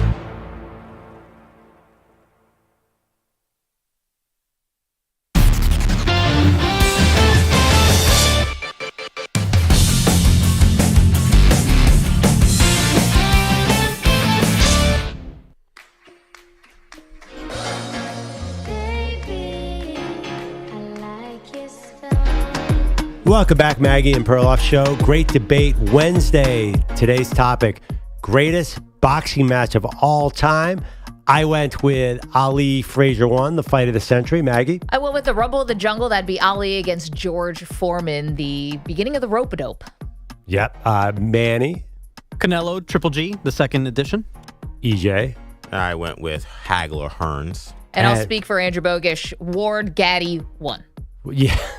Poor Bogish. He's like, I got the last pick. But that was a classic fight. Yeah, I mean, a great trilogy. Hey, do we have that poll up, EJ? What's winning that? We do have I have the no poll up. idea. It's a great question. And we do have the poll up, so I can ask you guys or tell you guys the results. So coming in at number 1 is Ali Frazier 1 at 42%. Okay. Then you got Hagler Hearns at 28%. And tied at 14% are Ali Foreman and Ward Gotti. So Triple G and Canelo didn't make it because of young age. Recency. No, it just you didn't have space on the poll. Yeah, I mean, again, Elon, if you're listening, please make this 5 things so I can put all 5 results on there. No, If Elon's listening, we got a lot of other things to bring up. No, isn't he the new efficiency czar?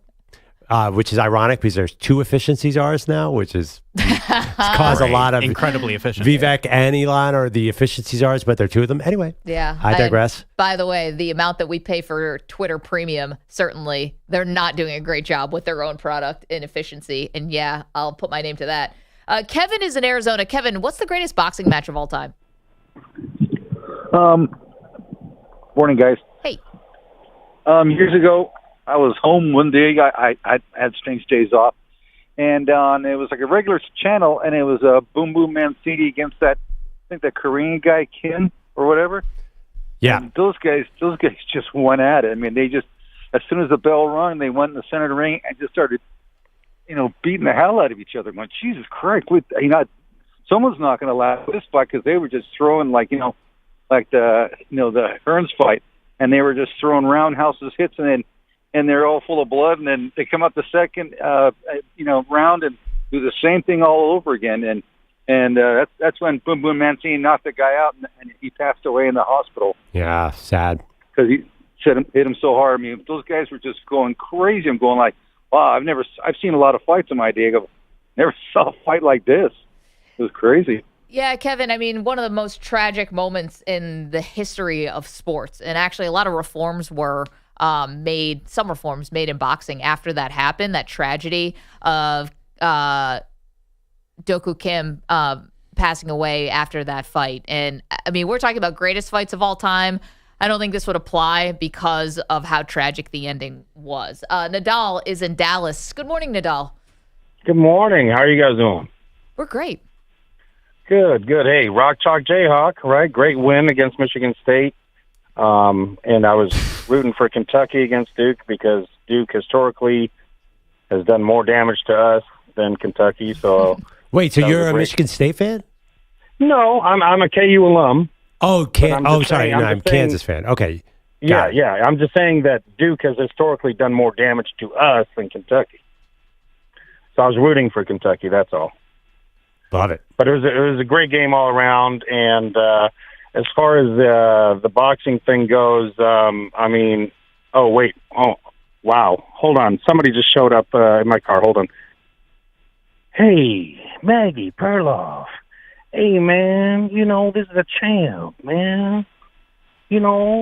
they let me. I had to get out of my breakfast with Howard Cosell, you know, and they said, hey man, if you want to leave heaven, better be back by 7. So hey, I got limited time, man. And you better choose me in your survey and your rankings, brother. You know, because Howard keeps using these big words on me. He still says, hey Muhammad, you are still truculent.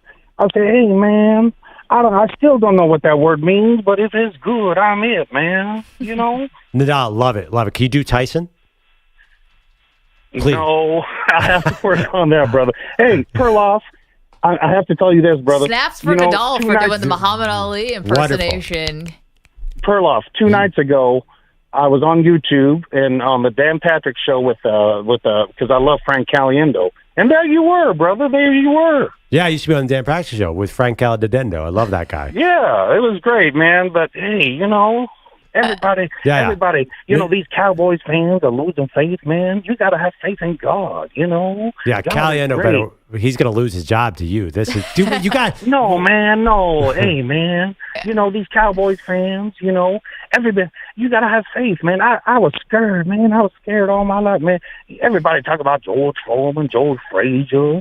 You know, I fought them all, brother. You know, I beat them all. Jerry Quarry. They sent me even to Germany. Fought that Kaiser fella. I don't even remember his name. I'm still pretty, Perloff. And not a mark on my face, man. Not a mark on my face. Isn't that something? I'm still fast in heaven, brother. You know, I hit the light switch and I'm in the bed before the room gets dark. Now that's fast, you know. Nadal, well done. That's what the show was missing this morning. Impressions are great. I mean, the first half. I'm actually surprised you don't have an Ali, you don't have a Tyson. No, you have a Tyson. You need the high voice. You have a Berman. I can do Frank Caliendo. You have Berman on the toilet. You have Cam By the way, Smith. you know where I got my Berman from? Yeah, here we go. Caliendo does too. He does Berman and Madden with no words. Like that's his famous. He's like, you don't really. He's like Madden. You just say random sounds. And then Berman,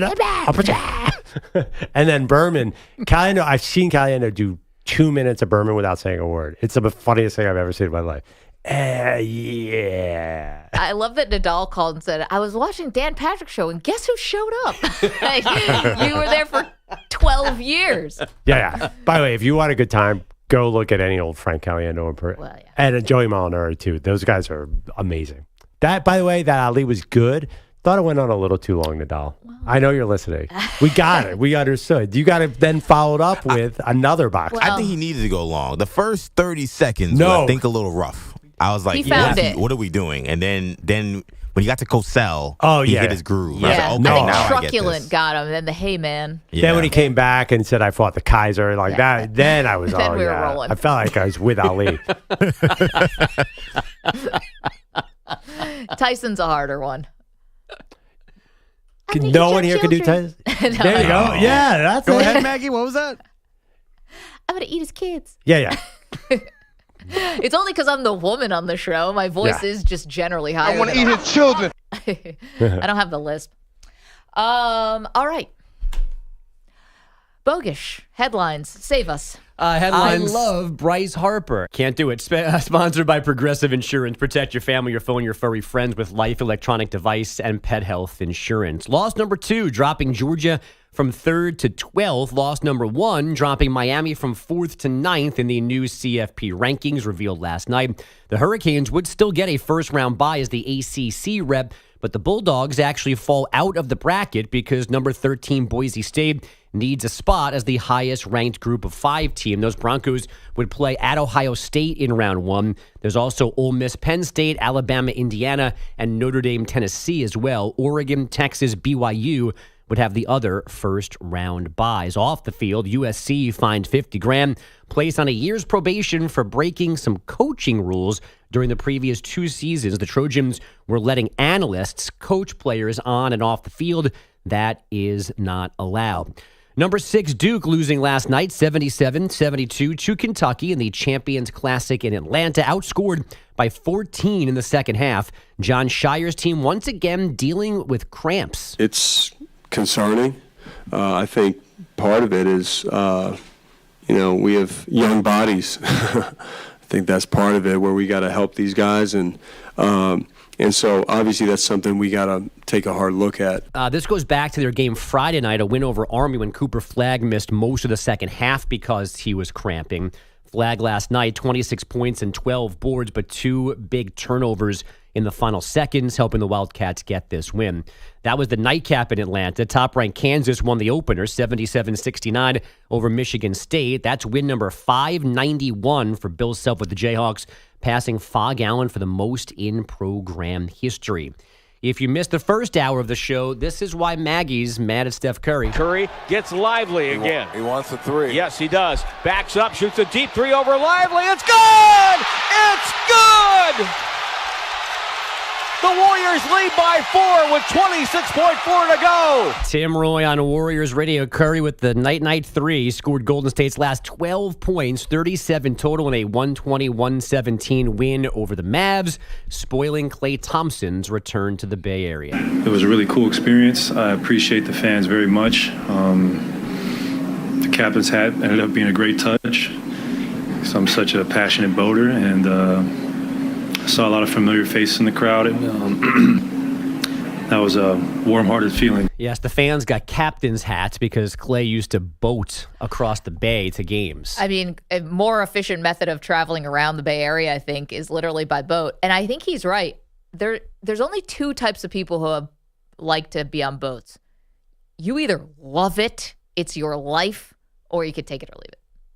Also, one of the number one signs of a midlife crisis when you buy a boat. You think so? Oh, well, Right. yes. And the saying You is, know someone personally who did this? My fiance's father may have done this. Got it. Isn't there a saying like the best and worst day of boat ownership is like the best day is like when you sell it? The Like- day you buy it and the day you sell it. Yeah, because it's always a bad experience, right?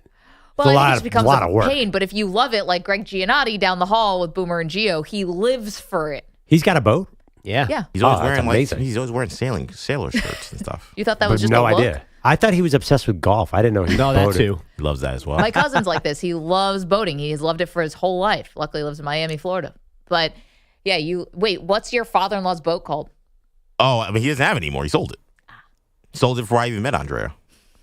So he had the midlife crisis, got over it. Yeah, Andrea, Okay. it's just one of the things that she's like, that damn boat. To be fair, of all the midlife crises, that one's not so bad. Well, the question, though, is once you buy the boat, do you force your kids to, like, actually maintain it? Because that was her issue. Terrible. Why do you think you have kids? Because she thought it was like, okay, I'm just going to chill on the boat. And he was like, no, get the sails and wrap the stuff around. Oh, get it's the a sailboat? ropes ready. I think it was. Oh, you got to It know was what a you're real doing. boat. Yeah, that's his mistake. Barely you know a lot about the boat. You weren't sure if it was a sailboat or a motorized vehicle. Was it on water or off water? I'm sure it was motorized, but there was It was a jet definitely ski. Tub. I've heard there was a lot of work that was involved that was not expected. Incredibly, it had wheels as well. Yeah. I got to tell you, if I get super, super rich somehow, seems unlikely, I'm totally in the yacht crowd. I would love a yacht. Maggie, like that's not a boat.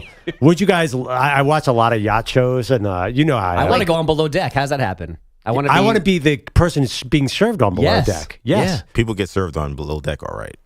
Oh, I hear. Oh, good line. But don't you guys, like when the NFL owners all own yachts, don't you guys want to be in that crowd? Well, It'd be Dan Snyder has to be in international waters to avoid the feds. You know, one NFL person that hates yachts, Bill Belichick. Because he went on a yacht and didn't get a job. Oh, right. Oh. Another guy who hates a yacht? Yeah. Ironically? Well, Tom Brady went on a yacht I and was gonna cost him a say. first-round Yeah, pick. Tom Brian Brady. Flores. Brian Flores. The New York Giants haven't been good since being on a boat. I was on a NFL owner's yacht. Have I told this story? Do you know who it was? I do, but if you want everyone else Shad to Khan. guess. I told you. Yeah, Shad Khan's yacht. There was Louis Vuitton, like real leather in the bathroom on the walls. Instead of wallpaper, it had Louis Vuitton leather.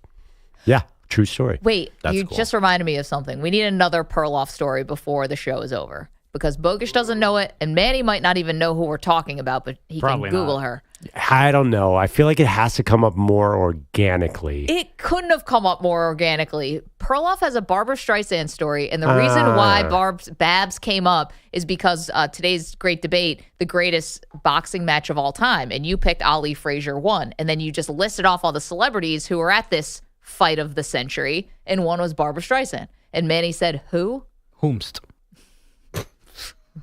And Manny said, whomst? Still don't have a clear answer.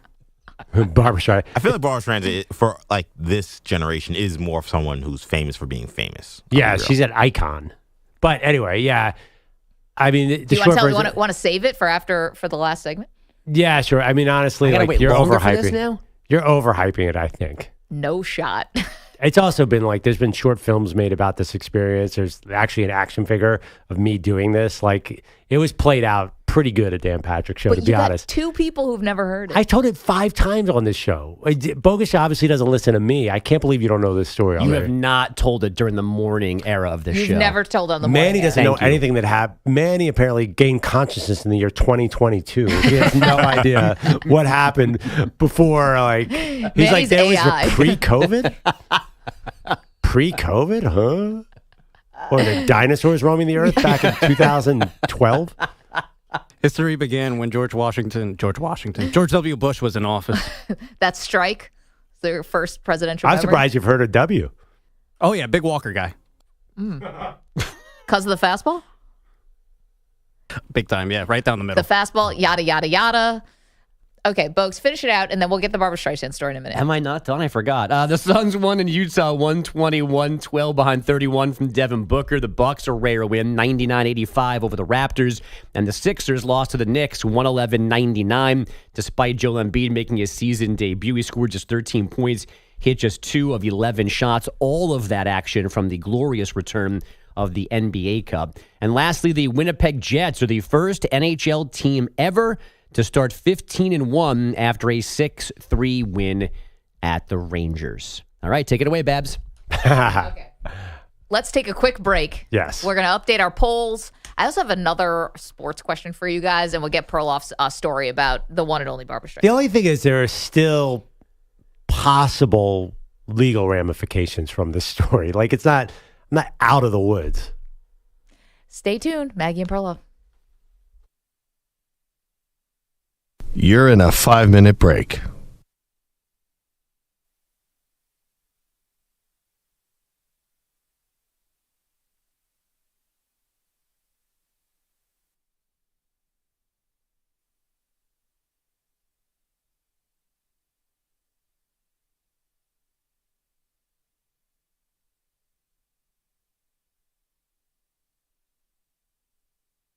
Four minutes, 30 seconds remaining.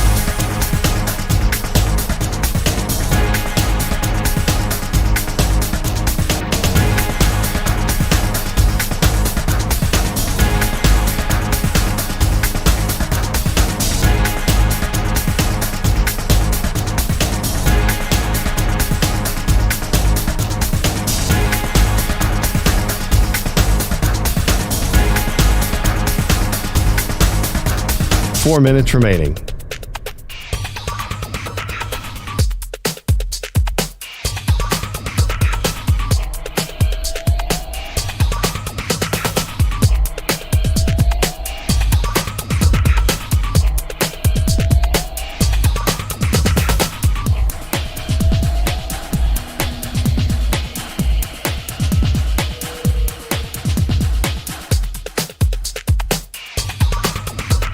Three minutes, 30 seconds remaining.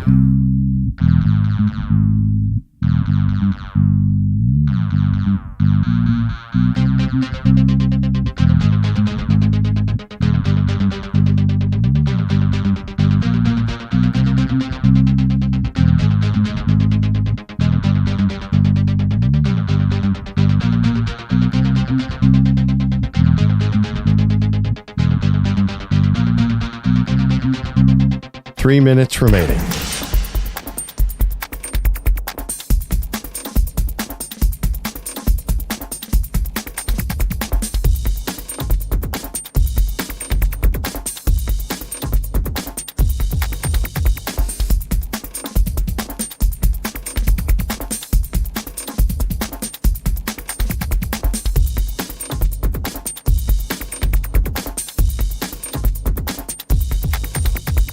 Two minutes, 30 seconds remaining.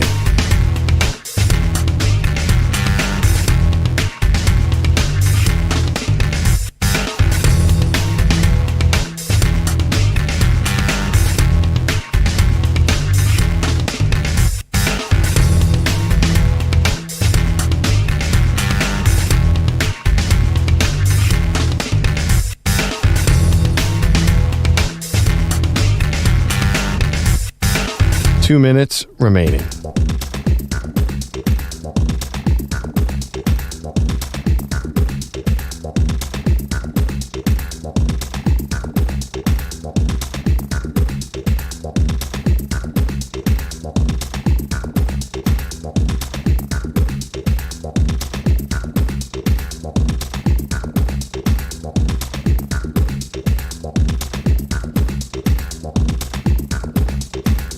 One minute, 30 seconds remaining.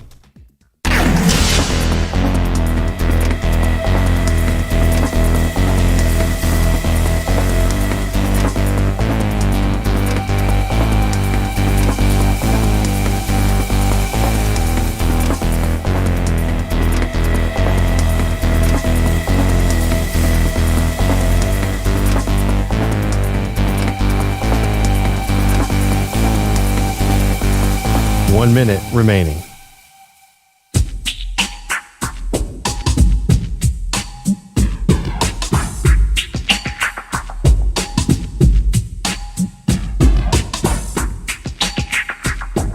.45 seconds remaining.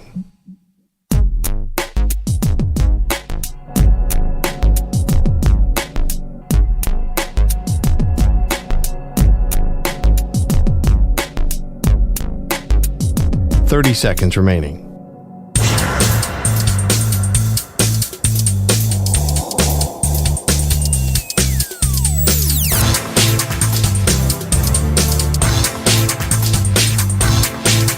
.15 seconds.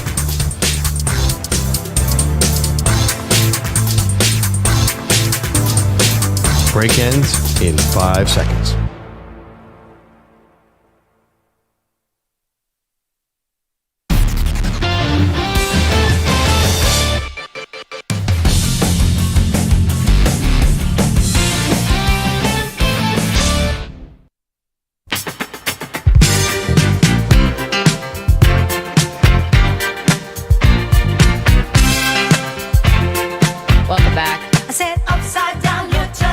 So, Manny, let me get this straight. You didn't know who sang that song?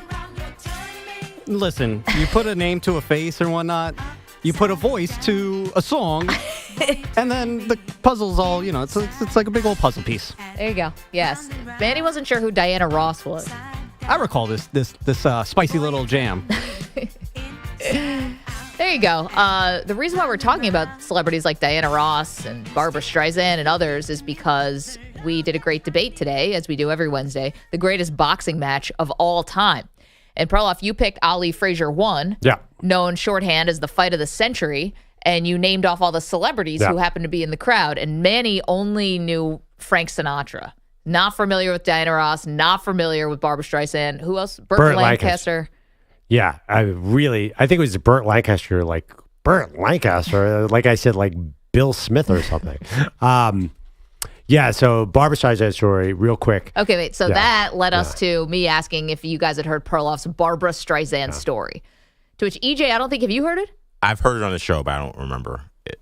Okay. Manny had not heard it, and Bogus had not heard it. So, Perloff, I'll give the floor to you. I mean, it's really like, it's not anything that abnormal. Maggie's making it sound like it's like that everybody doesn't do this. I think everybody does. My friend was house sitting for Barbara Streisand, and he invited me over to hang out, as one does. We were bored. I said, why don't we go into Barbara's underwear closet and put her bras on her head, Weird Science style. You know, like the movie Weird Science, which you don't know, where Gary and Wyatt put bras on their head and try and create a superwoman. We're like, let's try it with Babs's bras. And we proceeded to do that. I don't believe this for a second. Okay. I do. Why? Just out of curiosity, like, why would I make that up? And also, how would you arrive at those details? How would he arrive at those details? And by the way, the woman was Kelly LeBrock in Weird Science. Again, we're Manny doesn't know that movie 30 either. years away from Manny having heard of her. Wait a minute, when did this happen? Like what time period? Like a year? 1962. It was right around the 6 turn of months the ago. millennium.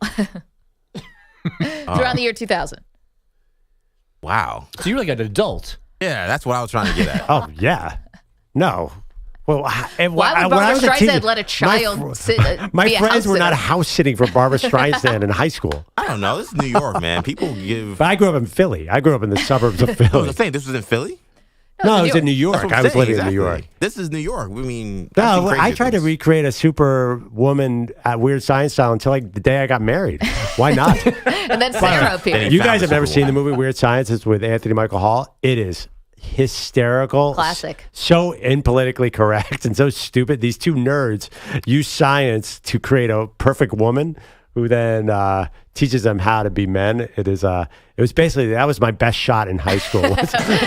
Futuristic science. Yeah. Like I had a better chance of creating a superwoman than actually getting a date. So, so we thought it'd be a fun story if we did that, and we did that. And that is it. And there's no evidence of this if I'm ever pulled into court. Is there any chance this has gotten back to Barb's? No.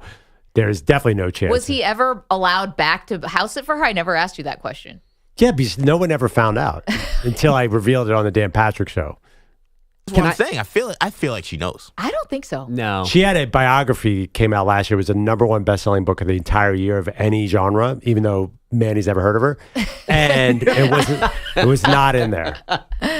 Can I ask how your friend came to be the house sitter for Barbara Streisand? Not unless I'm in court. I can't answer that. Okay. He had a key, right? Yes, he wasn't. Like, was it a direct ask from her to him, or was there like a go-between that knew him to get him this job? No. I don't like where this is going. I don't want to send any more details about who may or may not have been involved in this. So one day on Dan Patrick, you were like, hey, guess what? I had Barbara Streisand's bra on my head? Pretty much. Honestly. It's an amazing story. Checks out. Yeah. I don't, Bogus, I don't know how you don't believe it. I never We were there for questioned it for 11 a minute. years. There's not a detail of my life that did not. Like we had, there's the other famous story that I've actually been was when I stole Charles Barkley's hat. Yeah. Those are the two stories. You have told that one here. It was out of his convertible, right? Yeah, I took a Just Say No to Drugs hat at Charles Barkley's convertible. Felt so guilty for 20 years. I'm not a theft. I'm like I wish I was, but I was too much of a wimp to steal things. So I did this, and then I finally told Charles, I'm like, Charles, has been on my mind for 20 years. I took a hat out of the back of your Mercedes convertible. See, like that one I kind of understand. Super fan, yeah. I don't get the Streisand thing and then sharing it freely is what's making me, it's such I'm just glad you didn't walk away with the bra. You put it back. You might have. It was a bit of a statute of limitations thing. Yeah. Oh, you had to wait? I definitely was not sharing any time around there. Like I had to wait good 16 years to. You're free and clear. It's fine. Probably. What was Charles Barkley doing with a just say no to drugs hat? It was campaign. It was the late 80s. I think the NBA was partnering with the Just Say No to Drugs. There was there was signage all over. It was, and I don't think Charles did drugs. I mean, he wasn't pro. You're like, what? When you said that, you didn't mean that Charles was high all the time. I'm just saying, as somebody who famously was consistently repeating, I am not a role model, suddenly had a Just Say No to Drugs Charles, hat. oh yeah, keep in mind, Charles said everything at some point or another. Fair. That's definitely true. Yeah. And by the way, and so I told Charles he loved the story. He was super generous and funny about it. Yeah, I mean, you can't really hold it against you. Yeah. Barbara. Babs, yeah. If I am lucky enough to meet Babs, not sure I want to share this one with her. Babs, funny story for you. Yeah. 2000, you're on tour. Right. You still have that pink lace ditty? Calling out the details of her undergarments would be something that might land you in prison. We got poll questions up today. The greatest boxing match of all time. Right now, Perloff's choice of Ali Frazier 1 is leading 44%. Hagler Hearn second place at 30%. I'm surprised Ali Foreman, my choice, is not getting more love. I think if we put Rumble in the Jungle, people might know it more. I don't know. They never fought a second time. It's the only time they fight. Anyway. Well, I think you're pinned out by Ali Frazier because as big as Foreman was, like the Ali Frazier thing was first. That's true. That's why when you do these great debates, whatever's first generally wins. Ward Gaddy has 11%. So there you go. We also have other things for you today, which is what's more likely to happen in Chicago? They get it right with Caleb Williams or they ruin Caleb Williams? ruining Caleb Williams is leading at 84%. Yeah. And they have themselves to blame here. And the Chicago Bears, if they do end up not providing consistent coaching, consistently good offensive line and offense for Caleb Williams, this will be, we talk about choke jobs in sports. We don't generally talk about front offices, but this would be an all-time choke job of an entire organization. This is their third quarterback they've taken in the first round in the last decade. And if none of these guys pan out for the Chicago Bears, that's an epic failure for this organization. Well, is it different than, say, the Panthers failing with Bryce Young or other number one picks who ever worked out, or the Jets with Sam Darnold? Like, that's the thing. I'm just saying, like, a lot of draft picks fail. Like, we forget it's a 50-50 formula, except that Caleb Williams was so good in college. I think we thought he was a sure thing. But maybe that was a mistake. Maybe he's not a sure thing. Like, maybe there are no sure things. If you go to the wrong spot, you're in trouble. I think we labeled him savior way, way too early in Chicago. Just because he beat up the Panthers, everyone's like, well, Caleb's right behind Jaden Daniels. He beat some terrible teams early in the season. It's going to be the next hire is so important for this team. It really is. I bet if you took the temperature of Bears fans all around the country, I bet they don't have a lot of faith that they're going to get this hire right. And just like Jets fans wouldn't have a lot of faith that they're going to get a coaching hire right or a quarterback, But Jets fans, they always go back to the well of hope. Like even cynical Jets fans are always like, "This is the year," and Bears fans are going to be the same way. They're going to get like a Cliff Kingsbury or somebody be like, "This now it's going to happen." You know how sports is, Maggie. It's easy to go back there. If they hire one of the top 3 or 4 offensive candidates, like there is reason to hope in Chicago, because this happened before. Like this was the wrong coach for this year, and you knew it. I kind of knew it, and it turned out to be true. Yeah, I just don't. I'm not giving them the benefit of the doubt of giving my hope. Now it's more like you got to prove it to me before I would get on board. Just blind faith. And by the way, I don't know about Cliff Kingsbury. I'm not willing to say, can we get through a full season first with Jaden Daniels? First of all. And I'm not really willing to say that I would trust him a second time around. He had a losing record in college. He ended up getting unceremoniously let go by the Arizona Cardinals. And by the way, Kyler Murray is good now. And they're actually not a bad team. They're in first place in their division with Jonathan Gannon. So that doesn't bode well, in my opinion, for Kingsbury. He was with USC last year. They were one of the biggest disappointments in college football. I'm not ready to jump back on the Cliff Kingsbury bandwagon, if I was ever on it. Yeah, I mean, Cliff, that guy can call some plays. I tell you, like he gets the defense going the wrong way a lot. So I totally disagree with you on that. I don't know if he's a good head coach. Definitely a good play caller. And Kyler was good with Cliff. Like his stats are pretty much the same as when he was good with Cliff. Then why isn't he still coaching there? Well, the team, by the way, Kyler's good, but like the record was better with Cliff. What are they, 6-4 now? They went 11-6 one year. They did. They made the playoffs. They played the Rams, and they couldn't get in front of their own. They couldn't get past their own 30-yard line. Or was it the 49ers they played? I can't remember. Right, but what are they now? I mean, they're 6-4, and they haven't done anything yet with Jonathan Gannon. Right, but maybe it's just the Arizona Cardinals are a bad franchise that stays bad. But if they had seen him as this great coach, don't you think they would have given him the benefit of the doubt of Kyler getting hurt? Yeah, but obviously it did not work in Arizona. But that doesn't mean, like, a lot of coaches fail in their first place. I do think that Cliff will get a job and he'll be a decent offensive coach. And that's what really, like, forget being good right now. Forget the Super Bowl aspirations. Number one priority, like, I want Caleb Williams to throw 27 touchdowns. Get somebody in there. Do not hire Mike Vrabel and slow it down even more. That's all I'm saying. Last poll question to update. Would Michael Jordan have won 6 titles if the Bulls never got Scottie Pippen? 70% of you say no.